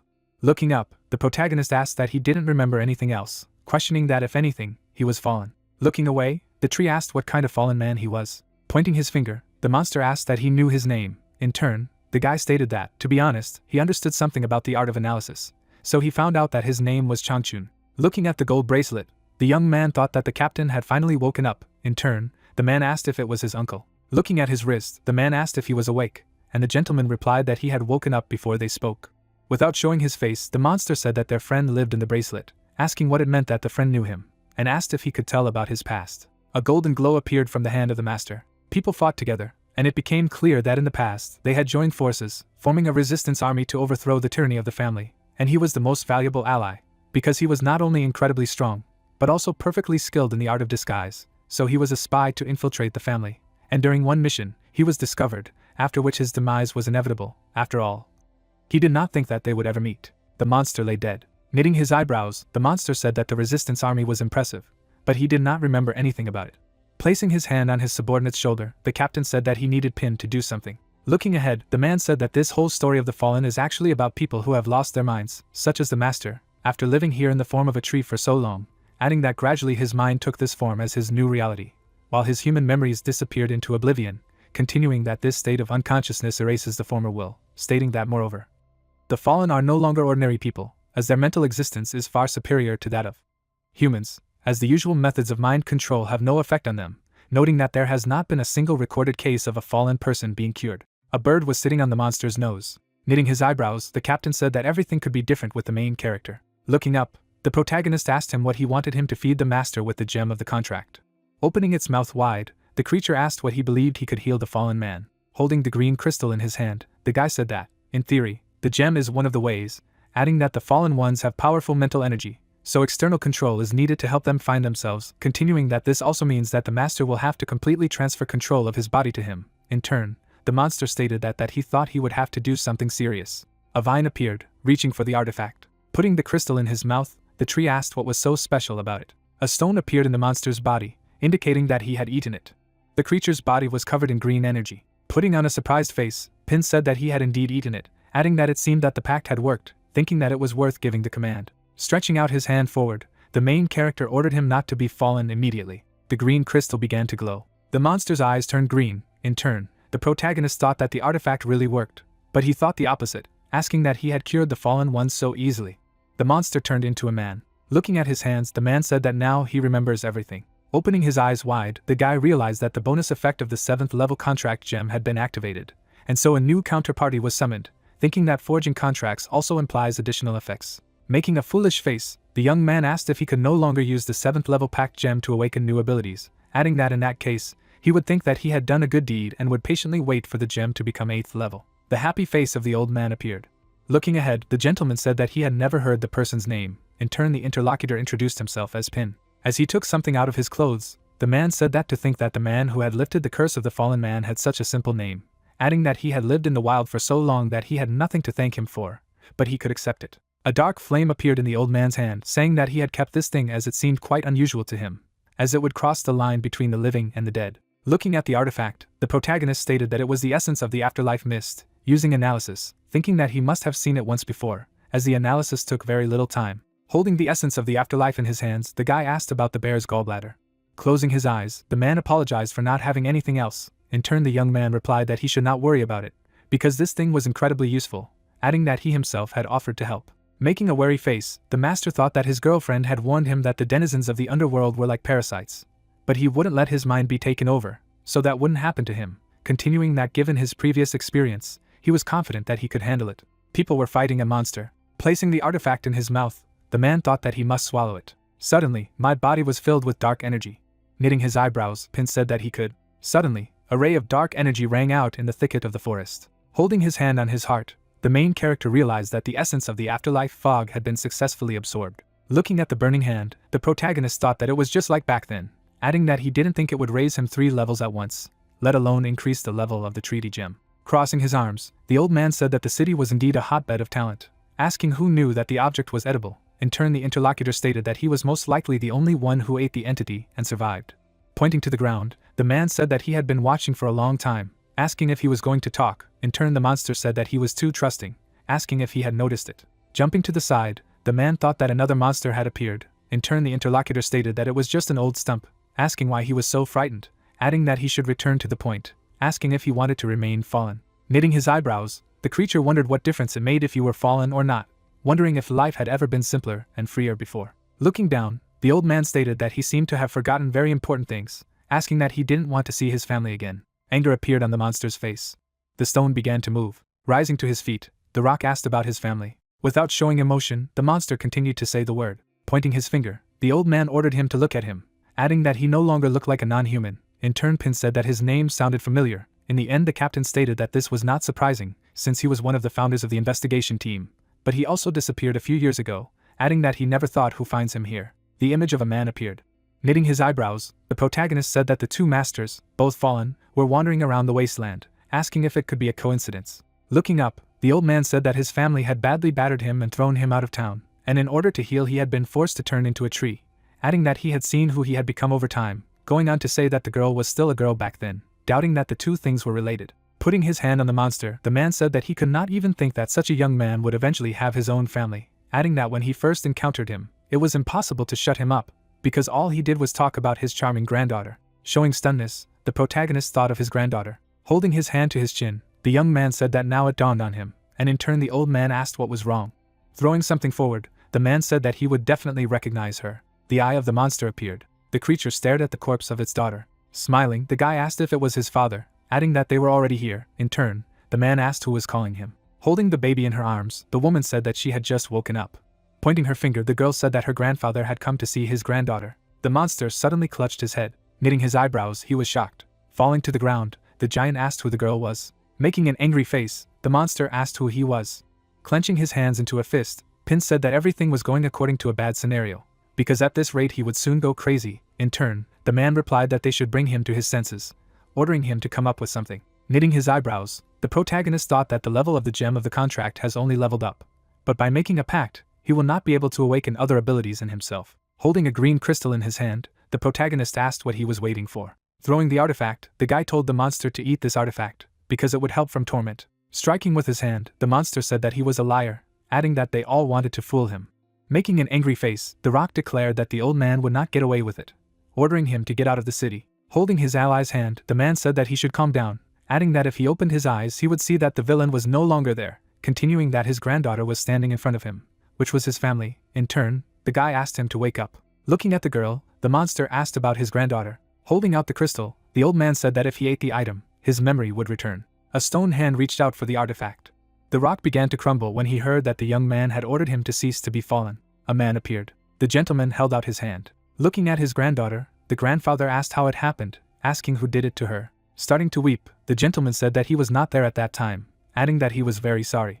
Knitting his eyebrows, the old man asked if the villain had done it. The captain's voice came from the bracelet, saying that when he disappeared, the man had become the leader of the reconnaissance party, asking that they had some disagreements. Stretching his fist forward, the man asked about the disagreement, adding that it wasn't just a disagreement. After all, he was one of the family, asking how they allowed him to become a commander. Hitting the ground, the gentleman said that he got away with everything, continuing that not only did he not save the city, but he could not even protect the dearest person. Holding his hand to his chin, the foreman said that it was now clear why the reconnaissance team remained silent amid the chaos of the city, adding that he had a bad feeling. But who would have thought that the family was involved, continuing that last time they had let the worker go by asking if there was a backup plan.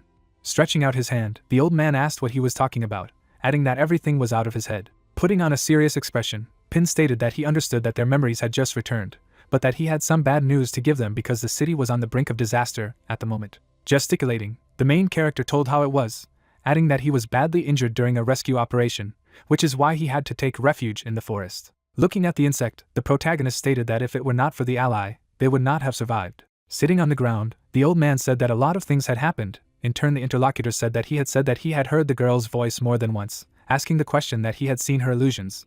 In the end, the guy replied that he thought that she was guiding him.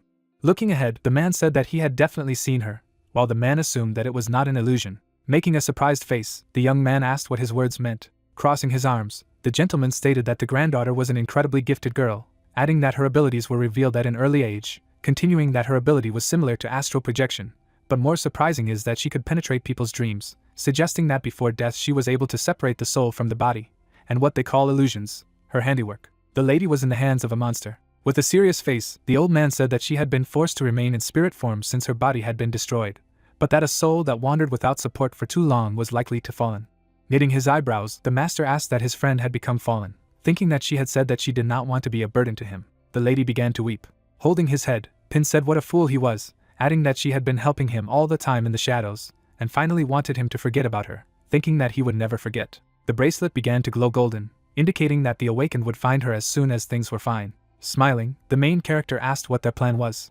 Scratching his beard, the old man declared that they had devoted most of their lives to the city, adding that now that it was in danger, how could they stand aside, assuming that the ally would agree with him. Looking ahead, the gentleman thought that, besides, he wanted to see his granddaughter again. Humans, showing their ancient forms, said that they would become his strength, because they would fight side by side in the name of the city, saying that the protagonist was their commander. People rushed forward. Holding the object in her hands, the girl listened to the fact that the signal of the young man's communicator had broken off somewhere here. Turning around, the commander said that it must be here. Looking to the side, the man asked where he could have gone with such injuries. Traces of blood appeared on the ground. The lady made her way through the tall grass. Her ally's face was stunned. Looking ahead, the master asked what had happened here. People looked at the fallen trees. Lowering his head, the man said that these were the footprints of black mountain humpback ants, adding that the main character got into trouble. As she began to run forward, the lady said that they must hurry. Suddenly, a fist appeared from the open portal. The warrior looked at what was happening. Using the barrier, the miss asked who it was. The fist shattered the ice sheet. The silhouette of a man appeared, saying that they had not seen each other for a long time. Smirking, the monster stated that he had prepared a gift.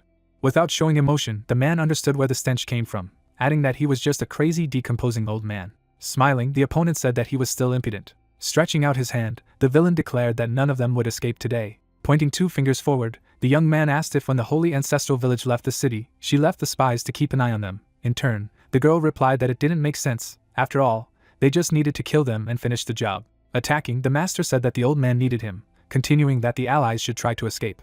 The dead man ran at the man. An unshakable flame emanated from the man's body. Grabbing his opponent's fist, the man said that he had told him. Making a serious expression, the master said that when he met, he would kill the villain. The man threw the monster over himself.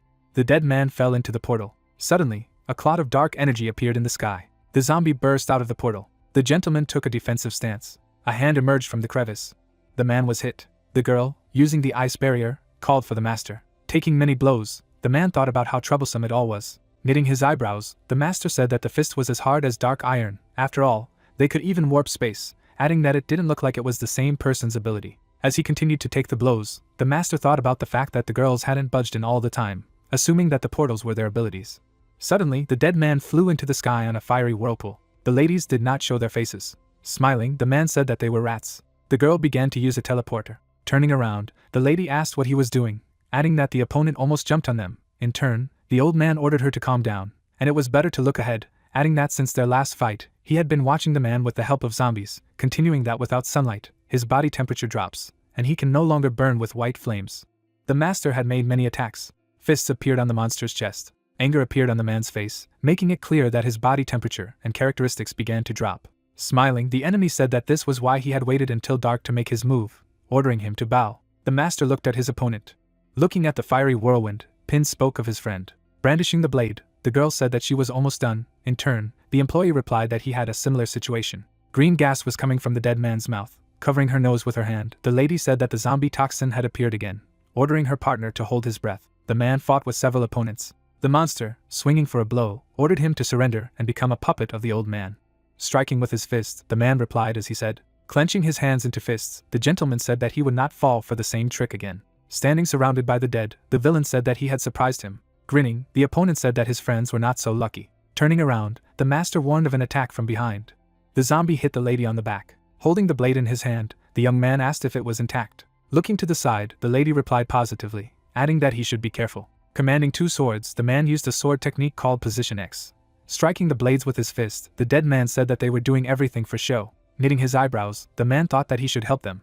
Starting the attack, the master said that he was a bastard. Using green magic, the old man said that it was worth finishing. Suddenly, a tree leg appeared above the opponent's head. The monster stepped on the enemy. Jumping to the side, the villain asked what the hell it was. Starting to run to the allies, the gentleman asked if the guys were safe. Turning around, the people heard a familiar voice. Pin stood on top of the monster. Smiling, the girl said that she was glad that everything was fine with him. Looking ahead, the old man asked that he had returned. Suddenly, a hand went through the villain's chest. Turning around, the dead man asked when he had managed to do this. The man, looking at the approaching zombie, realized that the enemy was immortal. The man disappeared, avoiding the blow. Showing his head, the warrior declared that he was stronger than he thought.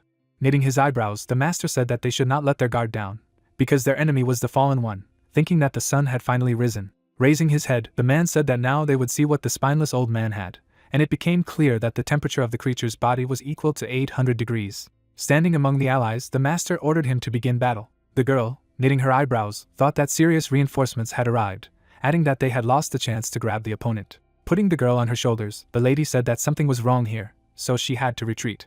Using green magic, the old man said that it almost belonged to him, asking for some time. A thicket of the forest appeared. Using the portal, the lady said that he should not talk nonsense. Turning around, Miss said that this time the enemy was lucky. Rushing to catch up, the man said that they would not be able to escape. In turn, Pin replied that the master should not commit rash actions. Looking ahead, the protagonist said that they did not have accurate information about the enemy, adding that by chasing him now, they risked falling into a trap, offering to return to the base and discuss the plan, because the guys from the martial arts school were waiting for him. In turn, the man agreed. Putting her hand on her belt, the girl said that they were in place. In turn, the interlocutor asked if this place was different from the previous ones. Using pink magic, the lady responded positively, because they changed the base of operations, adding that the old building was cramped, and this one would fit many more people, and it was not far from here to go to the training grounds, which greatly facilitated the deployment of troops. A pink circle appeared around the people. Turning around, the warrior greeted them at secret base number 8, which was located at a depth of 1,800 meters underground, and could accommodate 2,000 people with 164 rooms, adding that they could look around. Making a surprised face, the protagonist declared that it was really huge, asking if you had other bases and conspiratorial houses, how many such bases he had established over the past centuries. In turn, the captain said that it was best to have stock plans. Looking to the side, the lady said that even when she was working in the investigation team, she knew that they had several outposts outside the city gates, adding that one of them was near the training ground, continuing that she was not sure if they were being used or not. Looking ahead, the man said that he had heard that the squad was now led by an opponent, asking if this was true, and the miss replied that he was the best adept. Making a serious face, the captain said that when he was on the verge of losing his mind, he mentioned that the man was directly related to the family, asking what it meant. The master's open mouth appeared, saying that it had all started 10 years ago, adding that he remembered it as if it was yesterday, because the deputy mayor had suddenly gathered them all in the mansion, claiming that the informant had identified the main hideout of the surviving family members. But as the captain of the reconnaissance team, he didn't know anything about the so-called informant, and began to suspect something. Asking about the identity of the person, to which the deputy mayor simply brushed it off, saying that he was a member of the cleanup squad and kept a low profile, and given the urgency of liquidating the family, he did not ask further. The man was gesticulating. The man raised one finger up. The gentleman went up with the people, saying that he then led the squad, tracking the tracks for a week until he found their shelter, adding that at the moment when they were planning the attack, the family ambushed them, because he did not understand how they found them.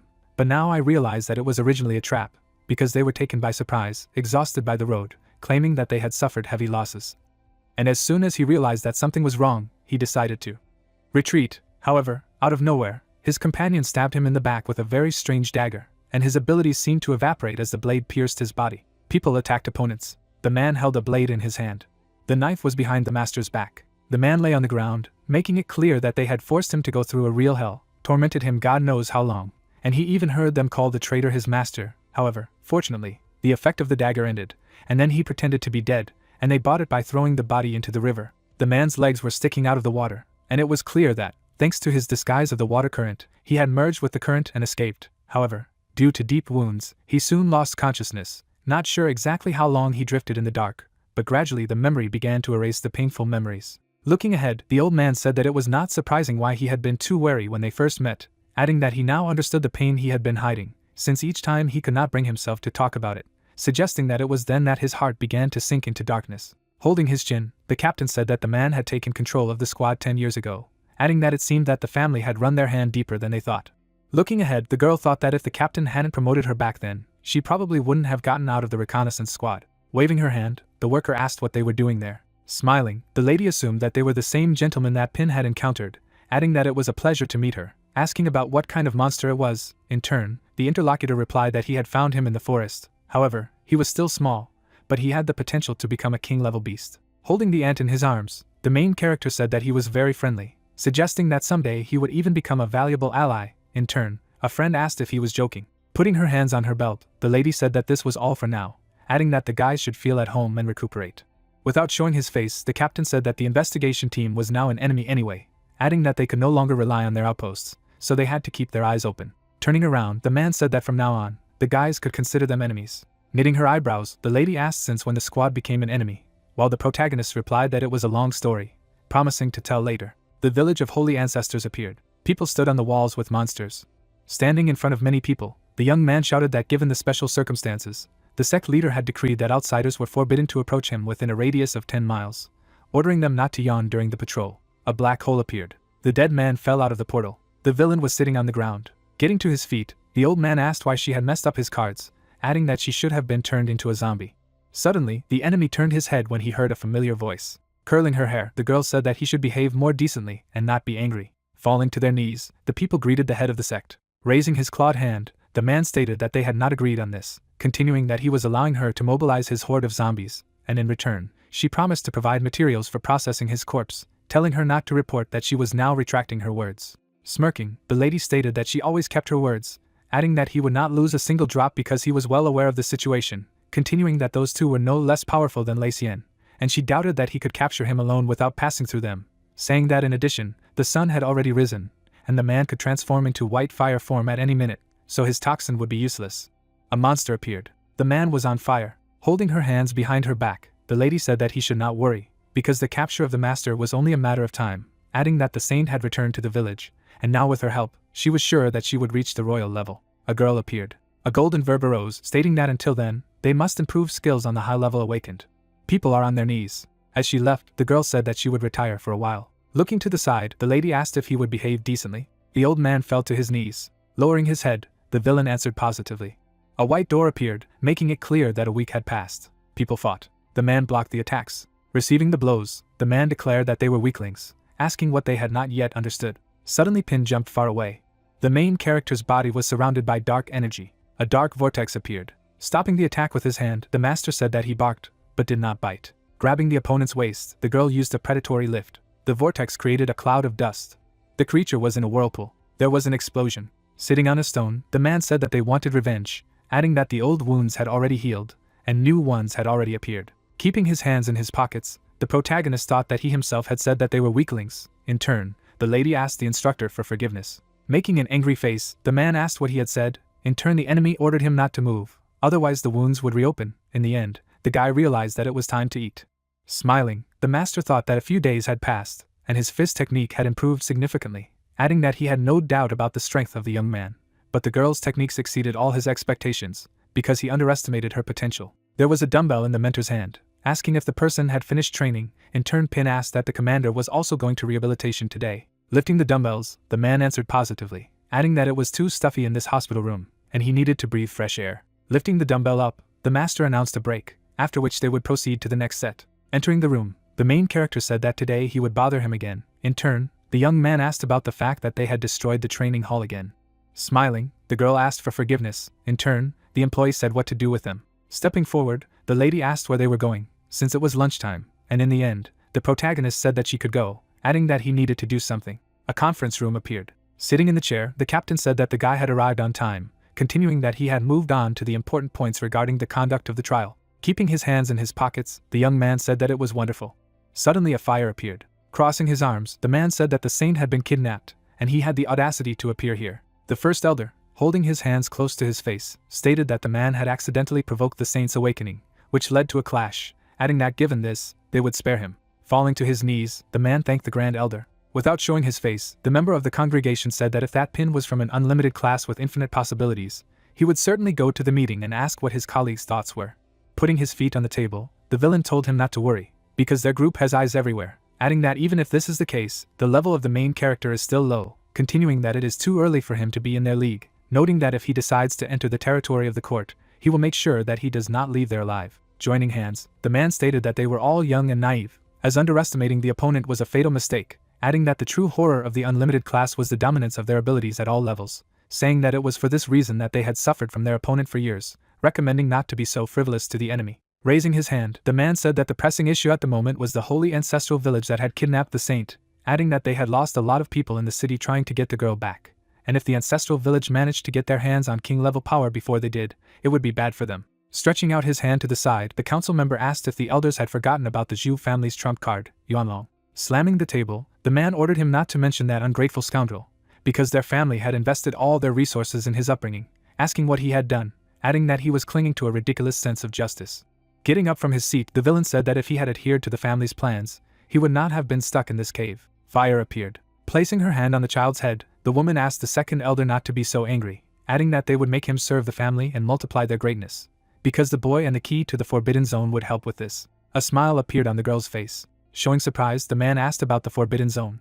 People did not say a word. A red feather appeared in the lady's hand, saying whether they liked it or not, but this was the only way out. Waving his hand, the man said that she could begin. A fiery feather was in his hand. The lady was engulfed in flames.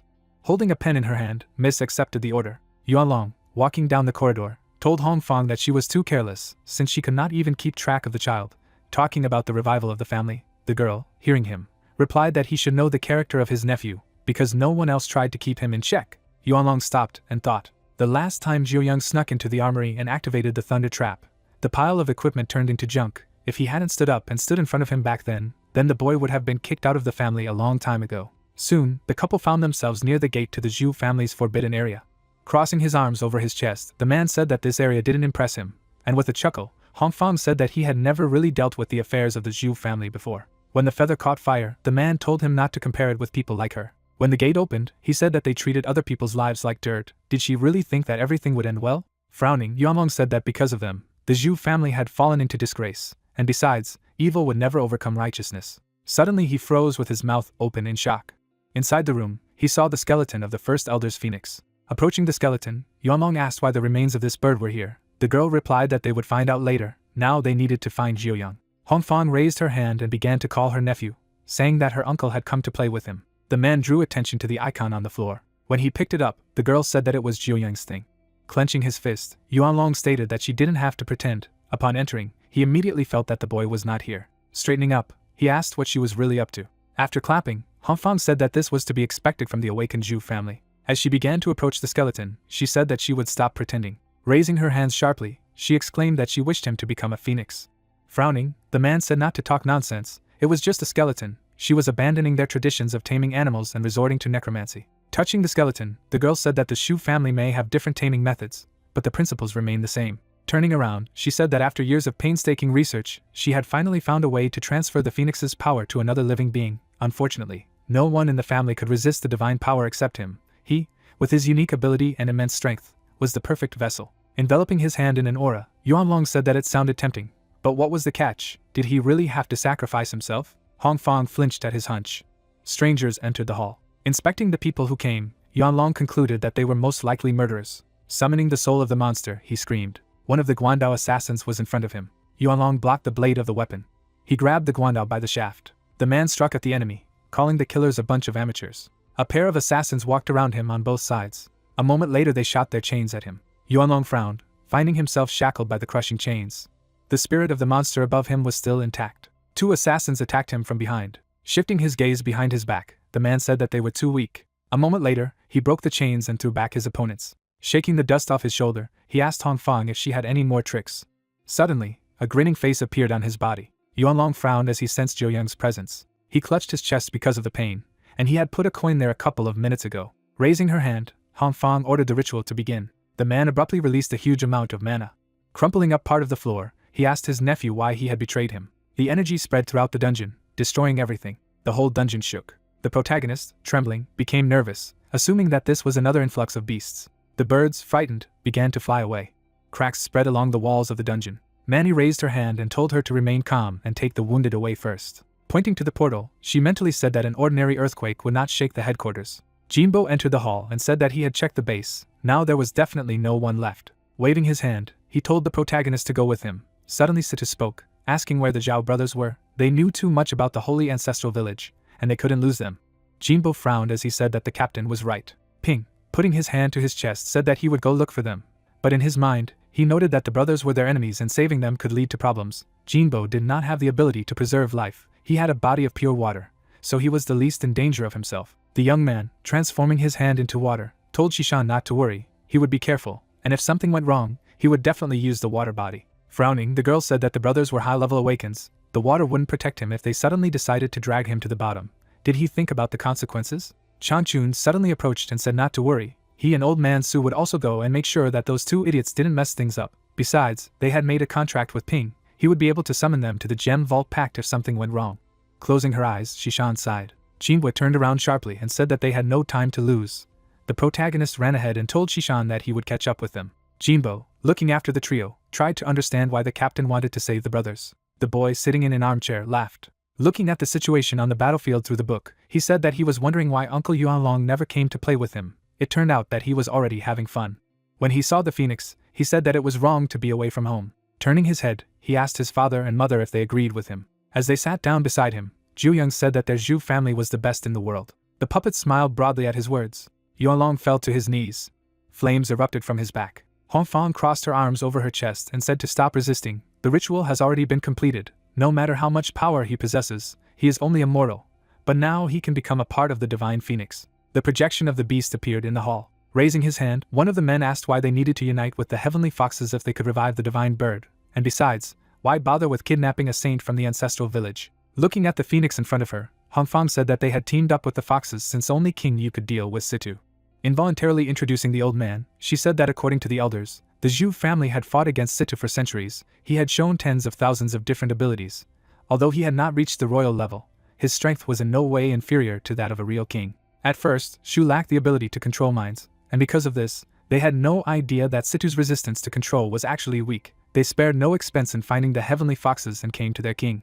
Throwing up her hand, Hu Feng said that they had made a pact with King Yu, and that was when they were able to confront Situ. If time wasn't pressing, she wouldn't have chosen this method to resurrect the divine phoenix. Squeezing the mana in the sphere, she said that there was a drop of blood inside. She had spent 40 years to refine it. She had not been able to use the art of taming beasts. She had constantly endured humiliation and ridicule. Now after all this drop of blood is not inferior to the blood of a saint. The saint has now returned to the ancestral village.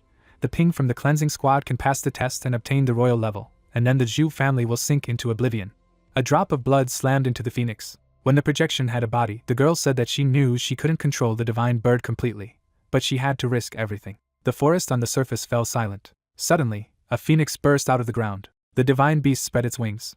The people who were at the 8th base of the cleanup team covered their eyes from the bright light. Lei Xian opened one eye and said that a mutated beast was flying towards them. As the phoenix began to fly over them, he assumed that this beast had caused an earthquake. Min and Manny looked up and decided that this was quite likely. Hu Feng, getting to the surface, shouted, saying that she had succeeded. The phoenix had been reborn. King Yu had dealt with Situ. He was no longer an obstacle to them. From now on, the Zhu family ruled the world.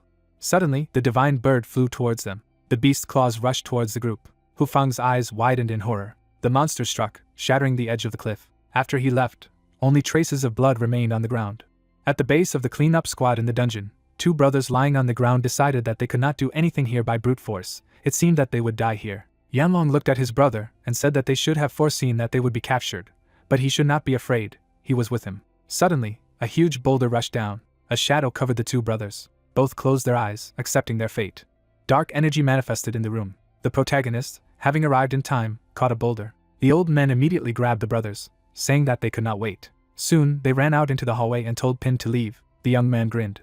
He immediately rushed after them. He left a trail of mana in his wake. Catching up with the old men, Pin said that they had not escaped yet. They needed to enter the portal. Suddenly, the entire dungeon trembled. A huge part of the ceiling collapsed.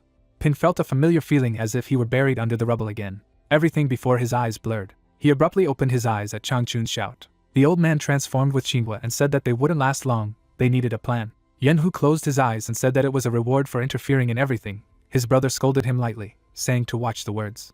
Touching the wreckage, the guy said that it was difficult to get to the portal because of the collapse. Yanlong looked away and said that they should just go and not worry about them. Yanhu raised his hand and said that he would be the third corpse from his hand if he stayed. The protagonist, sharply pointing at them, shouted, saying that they were just hostages and had no right to decide when they died. Changchun, looking around, said that he could start paving the way for them, but it would take days. Qinghua could merge with the stones, but he would not be able to take two. Exuding an eerie aura, the protagonist said that there was nowhere left for a maximum of half a day. He could escape thanks to the body of pure water, but these two would die. At this moment, Situ intervened, saying that there was still a way to solve the problem. He once took blood samples from the twins and found that the amount of holiness in their blood was different.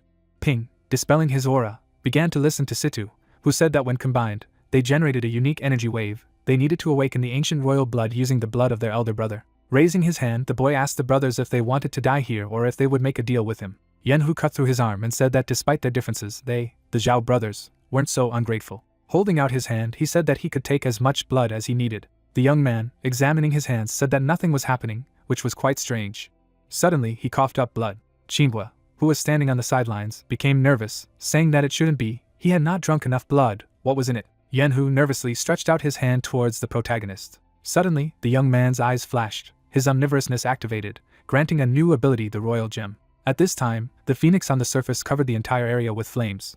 Manny, hiding behind a wall of ice, said that the fire would not go out until that annoying bird was gone. They had to leave. Shishan covered her hands with ice and said that Ping was still downstairs. They couldn't leave. Suddenly, the girl grabbed her friend by the collar. Frowning, she said that the portal was already closed. The guy had the strength of a pure water body, those two masters wouldn't be lost either. They wouldn't just fall into a trap. She had always been the most rational member in the team. Why was she losing her temper now? Looking at the phoenix in the sky, she said that the bird had killed the Zhao brothers. She was a real monster. They would suffer the same fate if they didn't leave.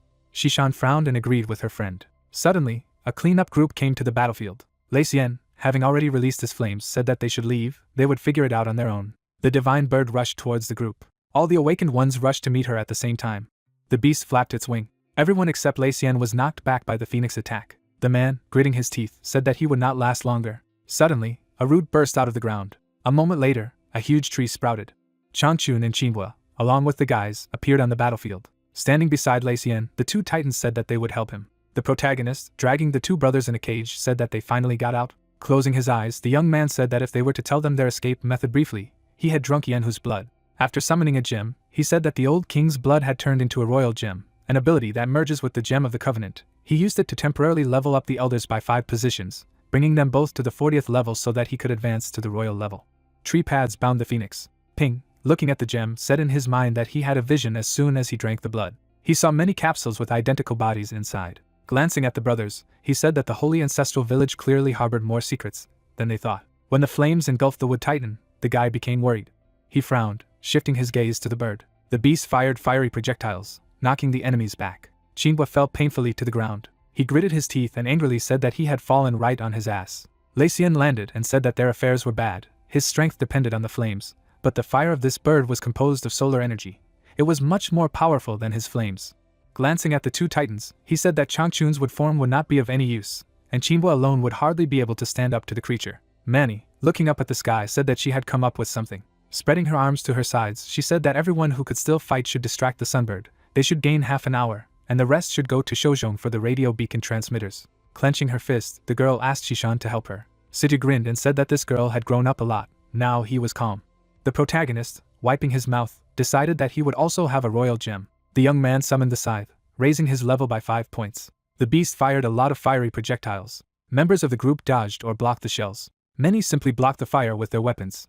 Shouzhong clutched his stomach, saying that it was hard for him to even imagine how much he would have to eat to regain it. Manny, pointing to the map, said that Shishan's strength was not enough to directly confront the phoenix, but she could suppress its solar energy for a while, at which time a squad of guards would set a trap for the bird. Ignoring the flame explosions, she said that these transmitters should increase their range. Once they get them, they should bury them in the places marked on the map. The phoenix gathered a huge amount of flames above it. Suddenly, the sphere of fire disappeared. The beast opened its beak and froze in puzzlement. Qinhua, merging with the air and enveloping the beast, said that he had cut off the access to oxygen. The creature could no longer use fire. Changchun immediately grabbed the monster. He turned around, wanting to knock the bird over. A second later, the phoenix was thrown to the ground. The trio immediately flew up to him. Lei Xian bayed, and Jinbo swung for an attack. A moment later, there was an explosion. Min gathered the mana behind him and cast a spell. The dragon abyss sword began to emerge from the maelstrom. The protagonist put on a mask and said that the blood of the Zhao brothers had merged with his blood, due to which he had instantly reached the 19th level. Now his attack power had reached the highest stage. Dark energy enveloped the sword. The guys simultaneously stretched out their arms, using a combined attack. The sword rushed towards the target at great speed. Mana scattered in all directions from the collision. The phoenix's body glowed from behind the mana pillar. The beast's feather flashed. Lei Xian stood beside the young man and asked if it was over. As the dust kicked up, the unbelieving man said that they had killed a king-level being. Suddenly, the flames rushed towards the feather. The eyes of the battle group members widened in shock. While the fire was gathering in the feather, Situ said that after the death of the first head of the Zhu family, the phoenix disappeared. As the legend says, it turned into a guardian spirit that did not leave the tomb of its master, but now it reappeared. So he confirmed one of the legends, that the divine phoenix is an immortal spirit. Suddenly, a phoenix was reborn from the flames. The beast, spreading its wings, threw fiery projectiles. The old man rushed to meet one of them. Qinhua, having merged with the air, used a gas vacuum. Changchun immediately stretched out his hand. His wood hand crumbled as soon as it touched the phoenix. Looking at his burning limb, the elder asked where such heat came from. Pin, turning into a wyvern, crashed into the beast. Clenching the phoenix's wings, he told the others to attack. The fighters immediately attacked the body of the bird. Lei Xian's fist struck the target. The Ming swords, once hit, began to melt and break. The man stepped back, saying that this heat was much hotter than his solar fire form.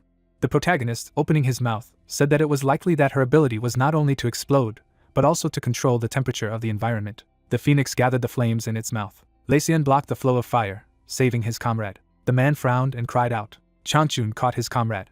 He gently lowered it to the ground. Qinhua formed on his shoulder and said that their amplifiers had run out. Jinbo and Ning, along with the others, retreated. They immediately rushed to the master. The man, coughing up blood, said that he almost lost his life. Ping, raising his head, said that even the master was in such a state. The guy looked at his hand and said in his mind that the gem's level had increased twice, but he didn't feel any enhancement after absorbing. The protagonist shifted his gaze to the side when he heard Shishan shout. The girl, clenching her fist, shouted, saying that the traps had already been set, they needed to lure the bird to them. The young man immediately turned around and began to fly away. Turning around, he told Changchun to be faster. Suddenly, the phoenix pierced through the titan. At that moment, the pentagram under the team's feet burst into flames. A huge amount of mana surrounded the bird. The wind swirled around the phoenix. Slowly, a frosty wind froze the bird. Soon only the beak remained. A second later, the phoenix was trapped in the ice. Manny ran to Pin, saying that the trap would not last long, they needed to leave. The old man, climbing out of the titanium, said that everything was fine with him. It was good that it did not touch anything vital.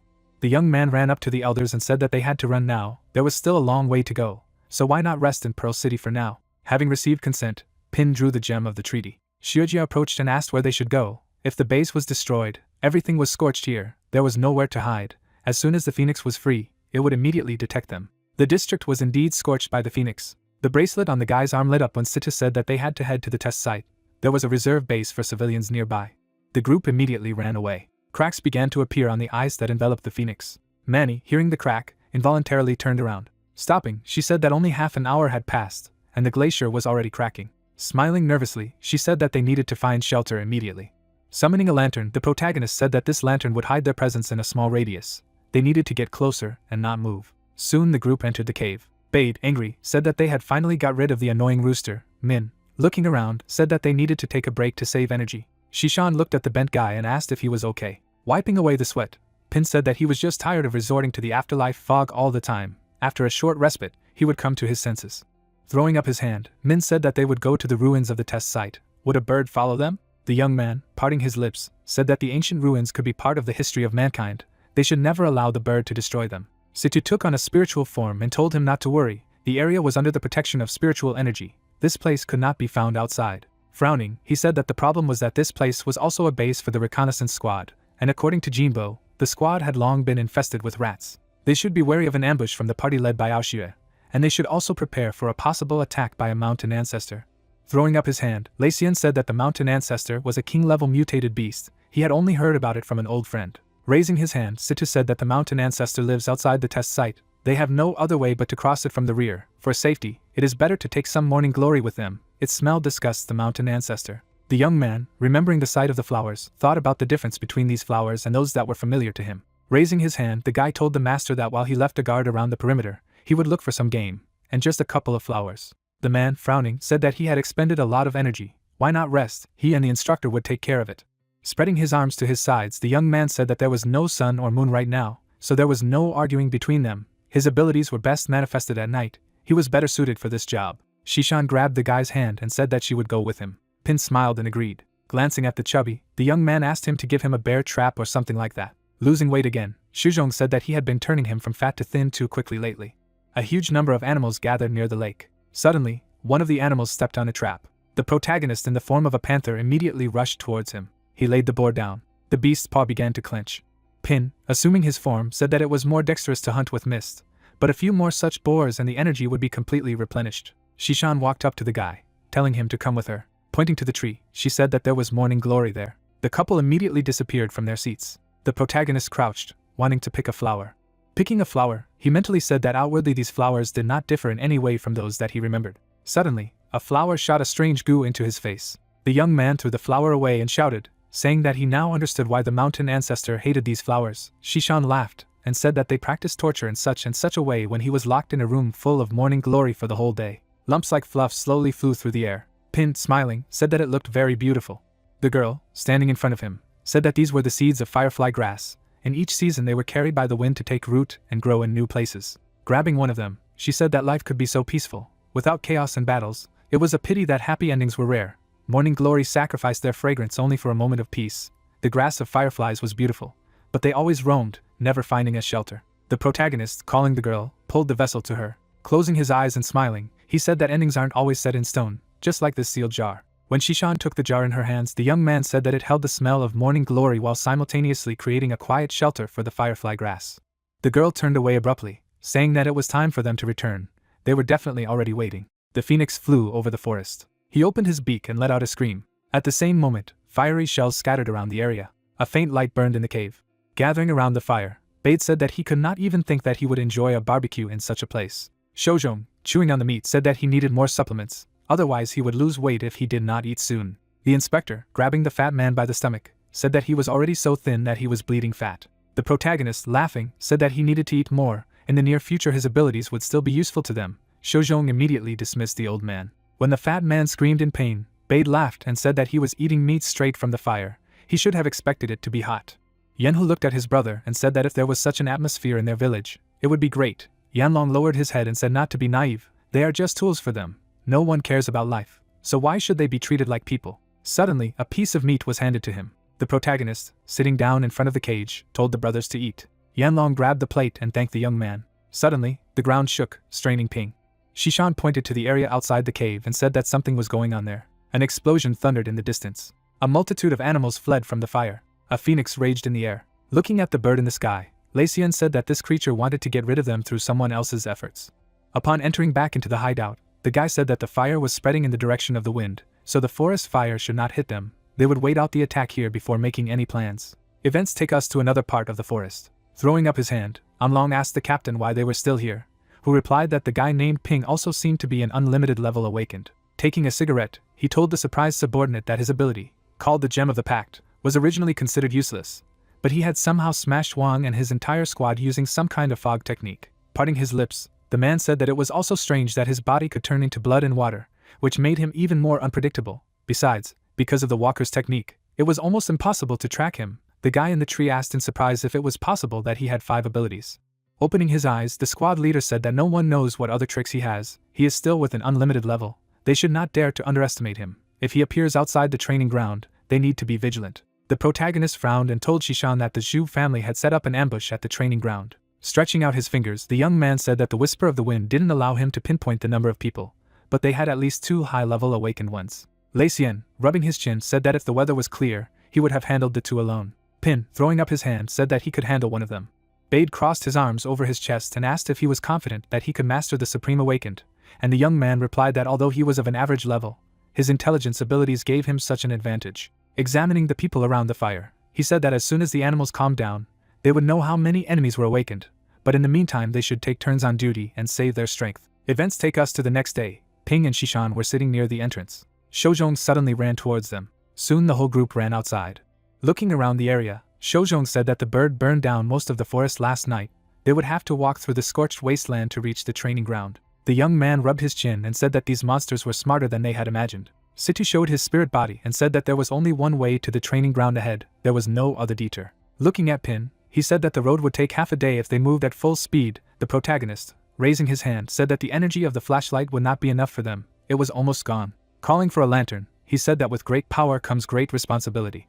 Bade put his hand on his shoulder and said that he liked his words. Lei Xian smiled and said that he should write it down and carve it on the foam pavilion. Even the brothers sitting in the cage heard the old man's screams. They looked at each other and whispered to each other the words Pin had said. Sitting with his back to his brother, Yanhu said that in the village, they were always considered only tools, and this young man risked his life to save them. Even being enemies, he treated them with respect. Yanlong thought about it and said that he thought the guy was strange at first, but now he realized that he wasn't an idiot. By presenting the protagonist as a saint, they said that with great power comes great responsibility. Lei Xian turned his head sharply, asking what they were up to. Suddenly, Yanlong got out of the cage and bowed to Ping, asking for a chance to let him follow him. Putting his hand to his chest, he said that he swears his life before heaven. When everyone froze in shock, Shishan asked what was going on here.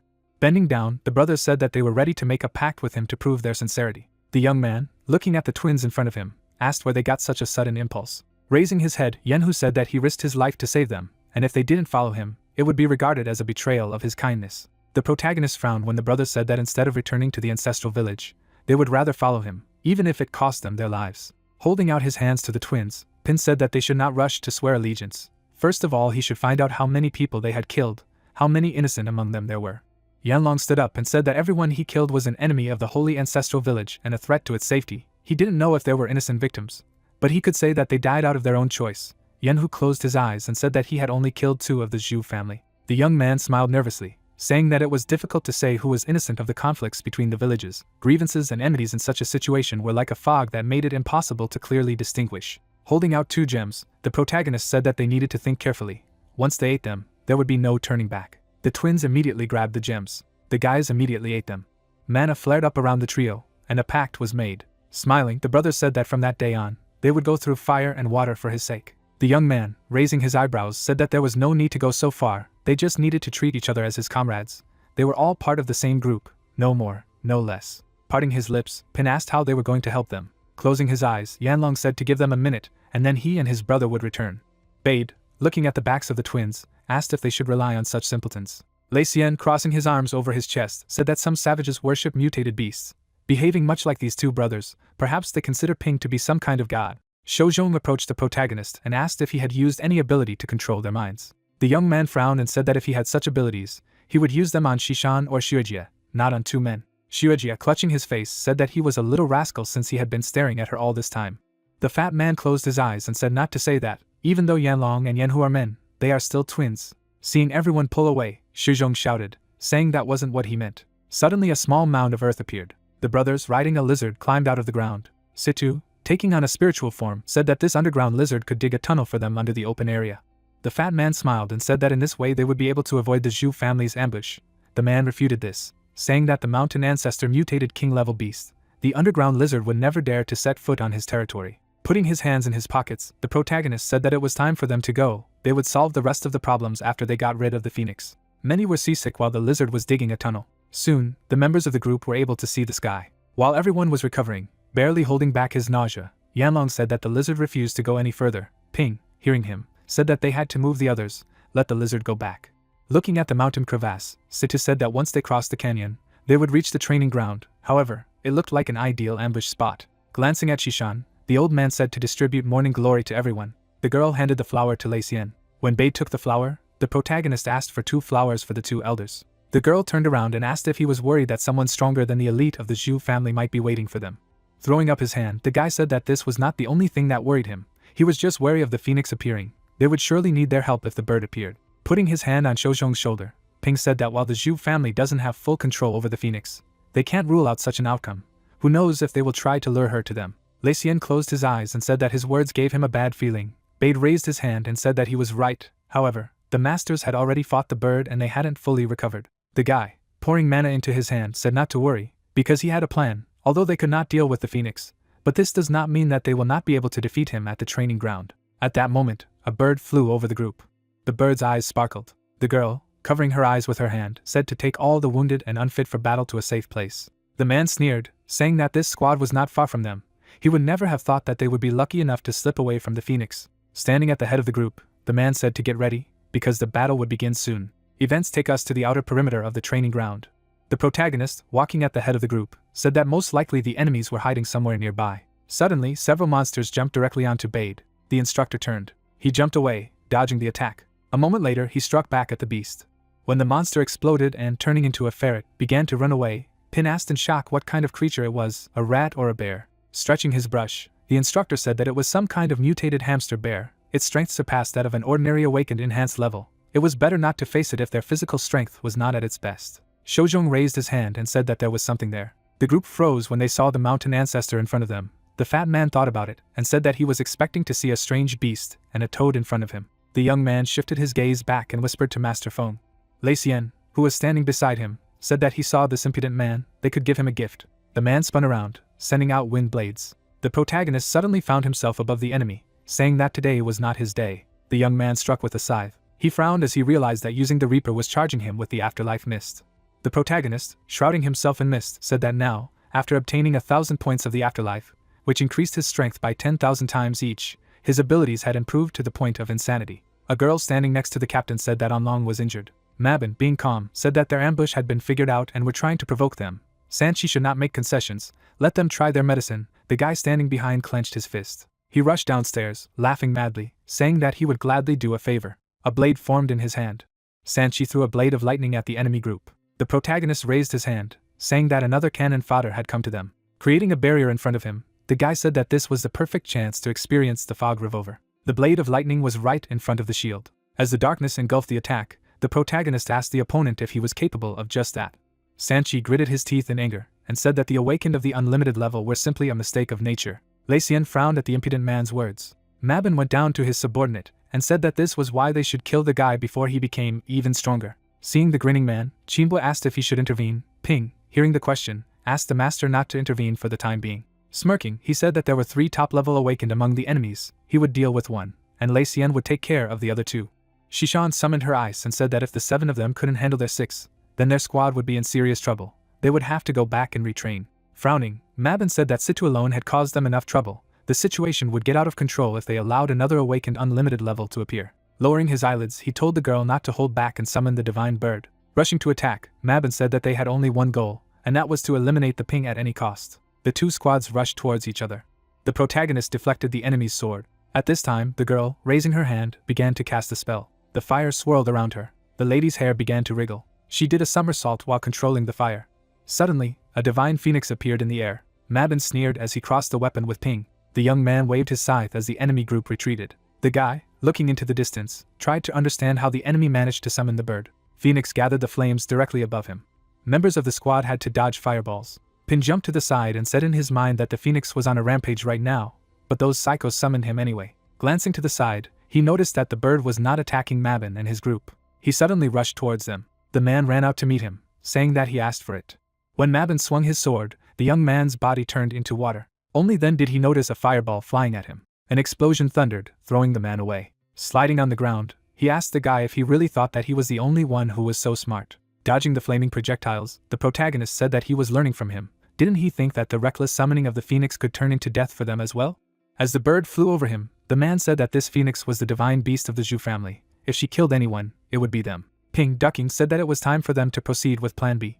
The young man summoned the royal gem. A moment later, Changchun and Qinhua appeared on the battlefield. The eyes of the 2 titans flashed as the effect of the royal gem was activated. The titans jumped to the beast and said that it would now fight them. Mabin frowned and said that Qinhua must have been dead. Striking at the beast, the titans said that they would talk about it later. At that moment, the girl noticed that Pin had disappeared along with the entire squad. Throwing one of the enemies away, the phoenix shot flames. Waving his hand, Mabin said to pursue the enemy. They definitely couldn't go far.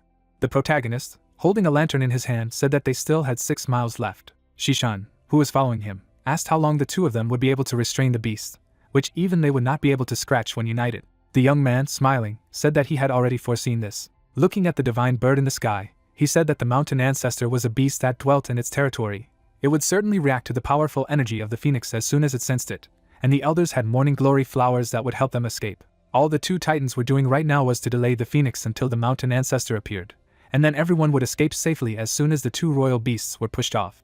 Frowning, Shishan asked what to do with the squad, if the plan would work if they intervened. The young man replied by saying that he had deliberately set the phoenix on the group a couple of minutes ago. He hadn't stopped attacking, which meant that the squad was now thinking about how they themselves would not be attacked by the divine bird. Continuing to run, the guy said that most likely they were using something to block the perception of the beast.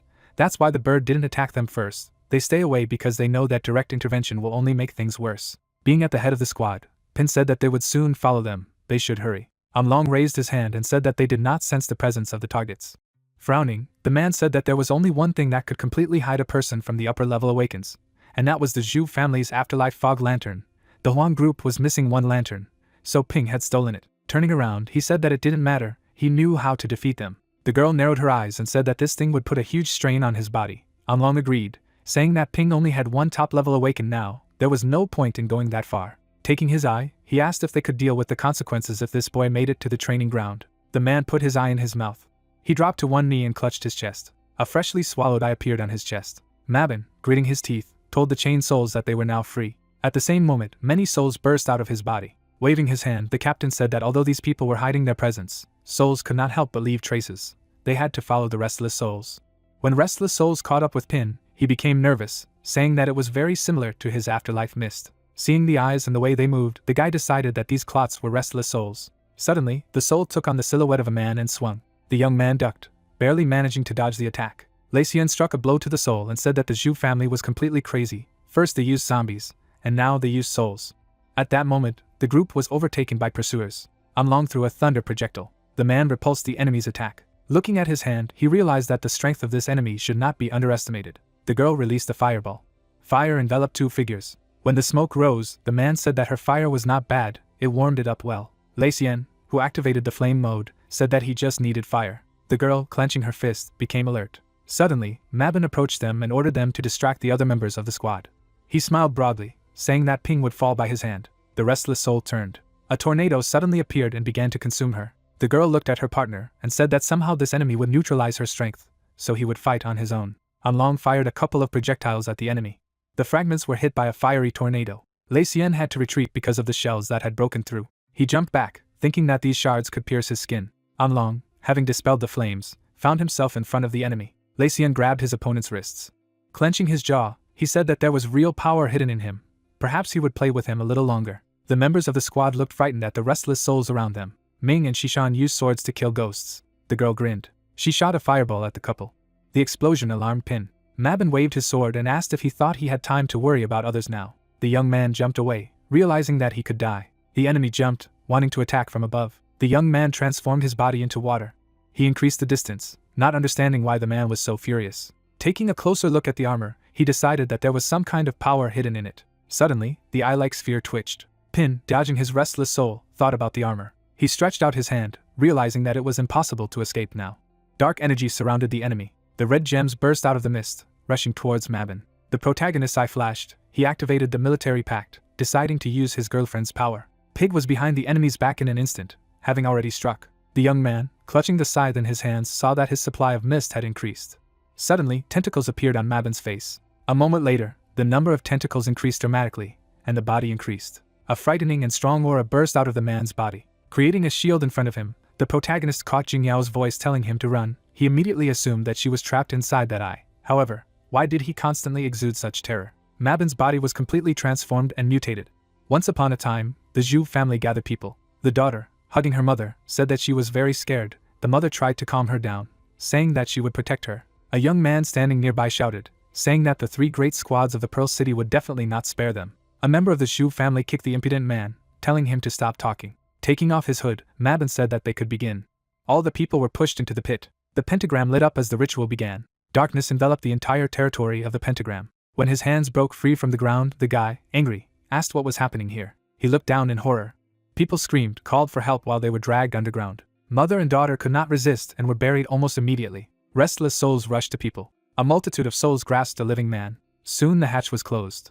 So the guy himself turned into a restless soul. An eye formed on the hatch. That eye was now in Mabin's chest, causing it to mutate. So the man took on his current appearance of a monster. The protagonist, summoning a gem, saying that he was forced to change the original plan, Situ scolded him, saying that everyone was fighting, giving him time to fight, he should not hesitate. The young man, beginning to devour the gem, said that he knew this, but the man's sins were too serious. Kneading his neck, the young man said that he would kill him here and now. The void mist wanderer charged to attack. Swinging his sword, Mabin said that he was too slow. He threw the guy away with a blow. A beam shot out of the tail, almost hitting the guy. The monster, moving behind the guy, said that he was not impressed by his infinite level. Ping, having turned his body into water, was able to dodge the attack. Assuming his form, he mentally said that although the enemy had been strengthened in every way, his techniques still relied on brute force. Shrouding himself in a dark fog, the protagonist said that he would satisfy his desire and measure his strength with him. Pin did a somersault and cut off the mutant's tail. Mabin, seeing that his tail was not regenerating, became nervous. He didn't know that the enemy, thanks to the royal gem, could use 2 skills at the same time. Suddenly, he was enveloped in fire. The protagonist, seeing how the opponent fell to his knees, said that he sent a terrifying illusion on him. The young man released the flames of hell from his body. Creating a limb from the flames, he grabbed the eyeball. The young man snatched the artifact. A moment later he clenched his eye in his hand. The young man, staring at the enemy, said that killing the Eye of Evil Grievance allowed him to instantly break through, entering the ranks of the Supreme Awakened. Throwing up his hands, the guy said that the abilities from this level increase had gone to medium by default. No wonder that he hadn't been able to get new abilities from the gem lately. Soon, the mutations on Mabin's body began to disappear. He grabbed his sword, saying that he didn't expect this thing to be able to evolve to such an extent. He sneered, saying that even so, he would be in trouble, for the Eye of Malice was dead, its power would be completely out of control. Seeing the dark energy gathered, the protagonist said that he didn't care. As all the souls rushed to the eye, Mabin said that the consequences he could not foresee would soon come. Shojong saw the huge number of souls and said that they had just finished with the previous wave when new ones appeared. One of the souls went through Pin. He frowned, feeling nothing. The guy looked away. The protagonist was transported to a dark space. The soul ran to him, asking for help. The wolves ran after the guy. He ran past the protagonist, calling for help. The wolves passed through Pin, as if not noticing him. Catching up with the victim, the wolves began to devour him. A severe pain suddenly appeared in the protagonist's chest. He got down on one knee, not understanding what was happening. Had he made an empathic connection with that soul? The man fell on his back. The young man immediately felt a severe pain in his back. As Pin surveyed the surroundings, he decided that these were the dying memories of souls full of endless suffering. The guy clutched his chest in pain. The people outside were alert when they saw the number of souls. The protagonist was lying on the floor. Endless screams came from the darkness, blood spurting in all directions. When one of the souls flew up, Pin asked what it was this time. He frowned when he saw the familiar one. A huge fox towered over Jingyao. The beast touched the girl's face, despite the young man's screams. The monster grabbed the throat of the victim. The protagonist screamed in anger, his eye flashing. A bloody tear escaped his eye. The young man crawled towards the fox, saying that this thing was making him suffer from Jingyao. His hand went through the fox's leg. The young man's mouth dropped open in shock. He froze with his arm outstretched. Suddenly, another soul appeared in front of him. The protagonist, standing up, said that the elder was indeed right. She had indeed used her ability to make the soul leave the body. Walking up to Jingyao, he said that watching her body being devoured with his own eyes was terrible. It was a terrifying moment of powerlessness. Stretching out his hand to the girl, he said that although he had found her soul, he could not save her. Unfortunately, he could not keep his promise. Suddenly, Pin realized that he had been able to touch the girl's face. His eyes widened in shock. Putting his hand on her shoulder, he was amazed. The protagonist frowned, mentally saying that Jingyao's soul had not disappeared, but had turned into a fallen one due to the overuse of the ability. Since this was the spirit world, it must be a living soul like him. Looking at the huge eyes full of darkness, the guy said that maybe Mabon wanted to use the power of these wandering souls and theirs to give energy to the Eye of Evil again. The young man summoned the gem, realizing that if he was pulled there, he would have little chance of survival. Glancing at Jingyao, he said that this time he must make every effort. There is no way to fail. He must make a contract with her to stop her from falling. Suddenly, many souls flew into the air. They all rushed towards the magic circle. The chains broke free from the ground. The young man grabbed Jingyao and said that she wasn't one of those wandering souls. She hadn't died yet, so she needed to wake up. Ping, frowning, shouted, asking if she had forgotten her dream. She had dreamed of joining the patrol to protect their home. Had she forgotten that? Suddenly, the chains broke. The protagonist, still holding Jingyao, asked, didn't those turning points in desperate situations happen because she always protected him? Gritting his teeth, he pulled the girl to him. The guy summoned a gem, telling the lady not to wander in the darkness. At that moment, he remembered how, smiling, he offered the girl a candy. Jingyao frowned and said to move away from her. No one would want to be controlled. A gem was reflected in the girl's eyes. She held out her hand to the gem. A moment later, all the chains were broken. The young man frowned and ordered Jingyao to stop falling. The girl closed her eyes. Lifting her eyelids, she asked Pin if it was him. Seeing that half of his body had been consumed, she asked what was going on. The protagonist smiled, saying that she had finally woken up. Pointing to the drowning souls, he said that this magic circle seemed to be able to refine souls. Once it was absorbed and torn away, it would be impossible. Parting his lips, he said that fortunately he had cut it, so at least they could say goodbye without regrets. Jingyao tugged at the guy's cheek, telling him not to give up so early. Closing his eyes, Pin grinned. He abruptly opened his eyes, asking Jingyao why she might be outside the magic circle. The girl, using force, tore the guy out of the circle. Pin screamed as he began to fall down. The lady landed elegantly, ignoring the guy. Clutching his head, the protagonist said that he was already badly wounded. Couldn't there be a gentler way? Looking at himself, he wondered why he felt as if all his wounds had healed. Jingyao, remembering the big man with a frail soul, said that no matter how strong an awakened one is, if he doesn't have soul-related abilities, the growth of his soul and spirit will be doomed to be limited. But she is not like that. She has been tempering her soul from a young age. Now she can even influence the souls of others. As a faint aura enveloped Pin, the girl said that as long as his consciousness did not dissipate, no matter how broken his soul was, he could save her. Looking at the magic circle above, she said that the influence of this magic circle on souls would not be able to resist ordinary awakens. But it was not difficult for her. This magic circle contained many souls and absorbed their malice to keep its work going. Once these drowned souls were released, the magic circle could be destroyed. But if Jingyao was to take out these souls one by one, it would take a long time. Smiling, the lady told the young man that just now, while restoring his soul, she had already closely bound their souls. Now he could borrow the power of her soul to touch other souls. The protagonist summoned chains and said that he could remove the shackles from the souls. Chains rushed to the souls above. The links grabbed souls. Pin, raising his hand, grinned. He abruptly pulled all the chains at once, telling the souls to come out. Immediately, many souls broke out of the magic circle. So this world began to shatter into pieces. Soon, Jingyao and the boy were in the real world. The young man landed neatly with the lady. Raising his palm up, Pin asked if they had returned, and where the others were. The main character turned his head back when he heard a heavy sigh, and that he really did not stand on ceremony. Jingyao sat on the ground and said that he had immediately drained a lot of her soul energy, and then clarified how strong he was now. Putting his hand to the back of his head, the guy noticed that she herself had said that he needed to pull them out in one fell swoop. Closing his eyes, The awakened man exclaimed that she had finally returned, although she had made him wait a long time. Happily raising her eyebrows, the girl said that she had always believed that he would be able to do it. A stream of golden magic swirled around the summoner's wrist. Stretching out his fist towards the human silhouette, the protagonist explained that this is a body that he had previously recreated for her, after which he added that the moment had finally come when he waited for his time. Looking away, the friend said that he had been carrying this body with him all this time, and then added that although she was very glad that he never forgot about her, she still thought it was a little strange. Crouching down near the human form, the spirit admitted that in fact she had always been with him, but he simply could not perceive the state of her soul, and then she remembered that when he created a body for her, she also tried to merge with it. Stretching her palm to the chest of the material form, Jingyao stated that this was what had come of it, and then revealed that her power allowed the soul to separate from the body and directly attack the other person's soul and mind, but it was not able to take over someone else's body. The lady's eyes widened in bewilderment, and remarked that if she forcibly occupied someone else's body, his own power would begin to destroy it, and her soul would remain trapped forever with no hope of liberation. The girl assumed that her subconscious considered this body to be someone else's, so it must be that this was why the soul resisted, to which Pin rubbed his fist against his palm and stated that if so, then the problem was solved quite simply. Suddenly, the silhouette of the spirit fell to the ground, and her friend cried out, calling on her and asking her to accept this body as her own. At the same moment, Jingyao's soul possessed a human form. The lady began to open her eyes.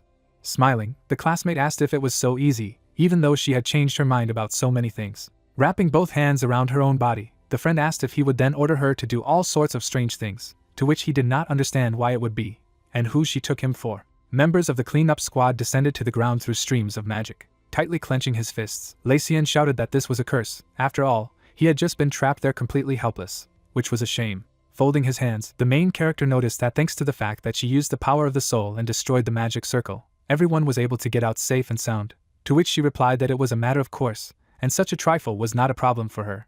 Lowering his jaw, the awakened man said that since everyone had returned from the spirit world, did that mean that Mabin and the others were too, and his friend had asked him not to worry. A magic eye hovered over the man's body as Jingyao revealed that such a magic circle required the joint efforts of several awakened ones, but this person had sacrificed himself to forcibly activate it for the sole purpose of locking everyone up, after which she added that it was a pity that he didn't expect to be able to break the circle, much less foresee it. That pin would be able to awaken her from her fall. Looking frightened at the suffering fighter, the main character said that this man and her grandfather are blood enemies. Pushing the guy's body with his foot, the master said that they had also dealt with the others, so now he believes that no one else will interfere with them.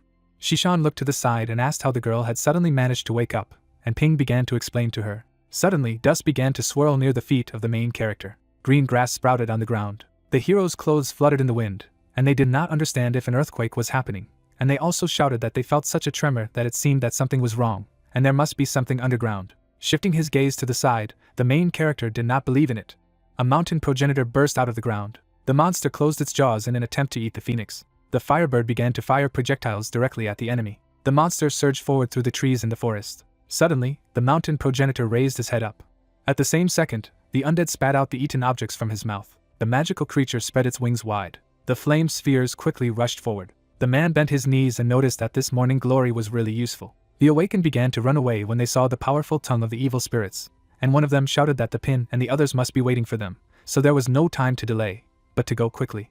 The heroes approached the cliff, and the spirit of Situ reported that this was the entrance to the lands of trials. Spreading his hands to the sides, Shuzhong shouted that there was no entrance here. The members of the cleanup squad widened their eyes in bewilderment when the commander said that he was raising the level, because what they can see now is only the outer shell, and only Pin can open the entrance. Smiling, the protagonist remarked that he needed time to prepare, which was just the right thing since they could take a little rest here, and the mountain progenitor had already started moving, after which he added that Senior Changchun and Senior Qingba should join them soon. Squeezing his eyes shut, the summoner said that one of them was Grandpa Jingyao, and then added that he had told him about her abilities.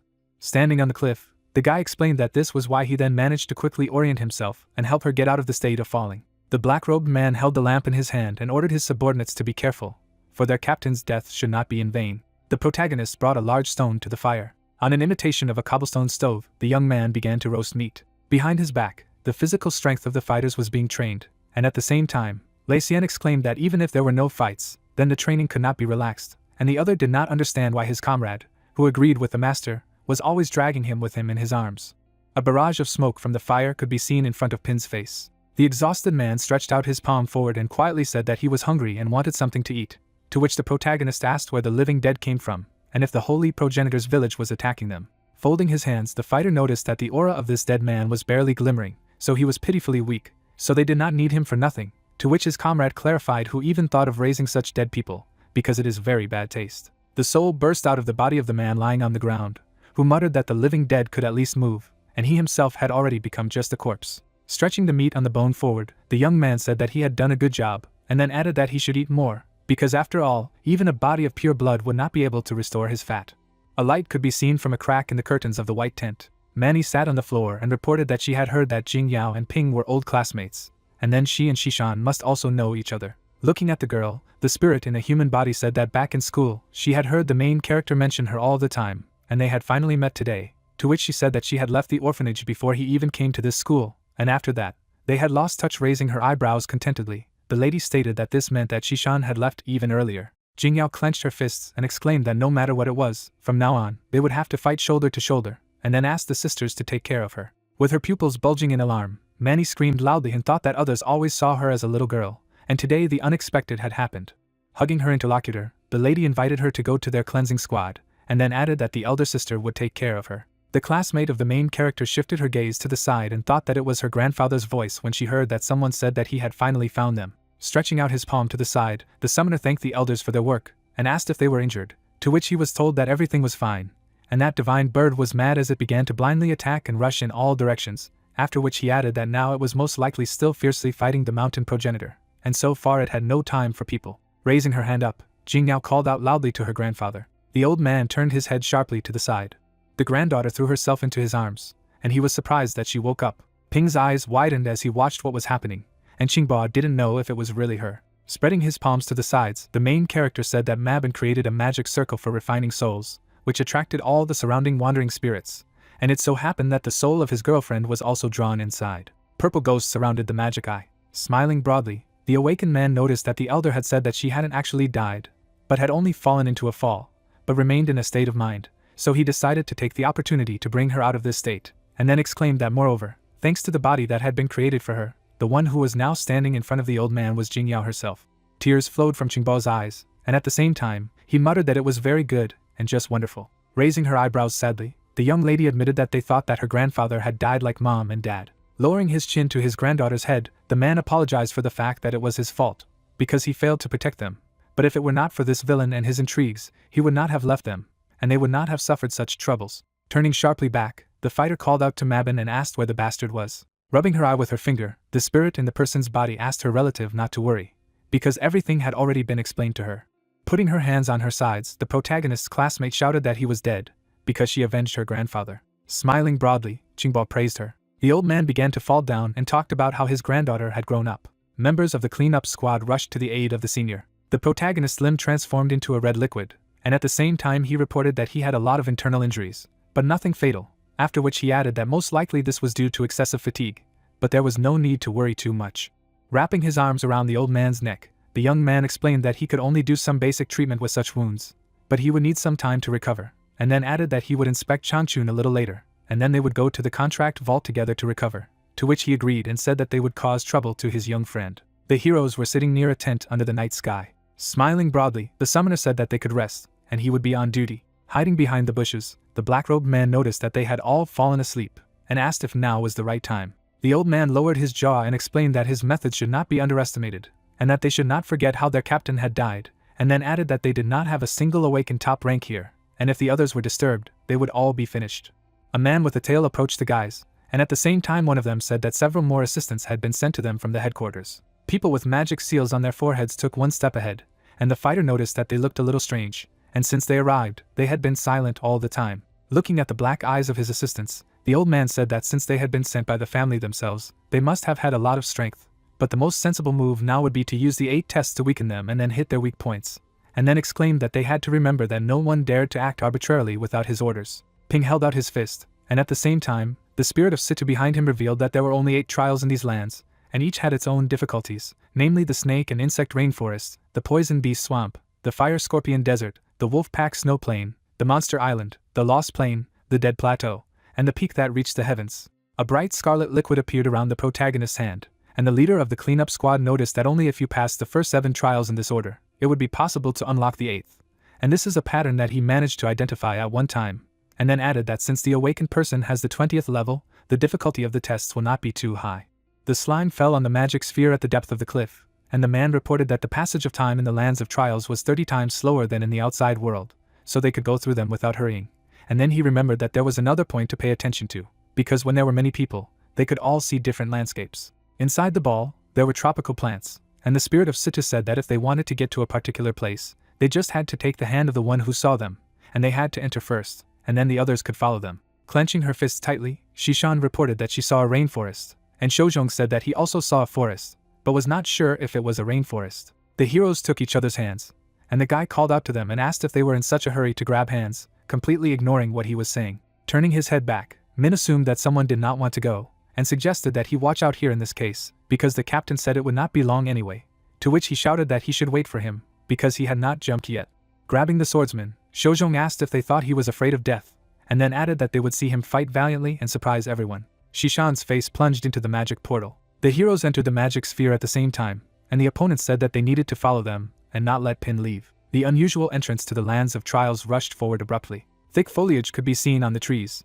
The cleanup team showed up, and then Pin said that the rainforest was really not at all like the one outside, and the air was humid, as if it was helping to get closer to nature. Shishan pointed her finger at the notification, which said about a walkthrough task, and the protagonist wondered if the test lands generate a system window with the task. Raising his head, the protagonist asked the captain what kind of morning bird it was, since he had never heard of such a mutated beast, and whether he, like the Tianchang fox, was a rare species. The man, hovering in the air, replied that he was not quite sure either, although the locations for testing were fixed, and their content changed every time, and also said that his target was once a purple-ringed snake of green flames, and these creatures are found everywhere, but they are masters of hiding their aura, and if you don't focus on perception, it is very difficult to find traces of them. Stretching out his hand, the gentleman noticed that it was just like those who were behind them.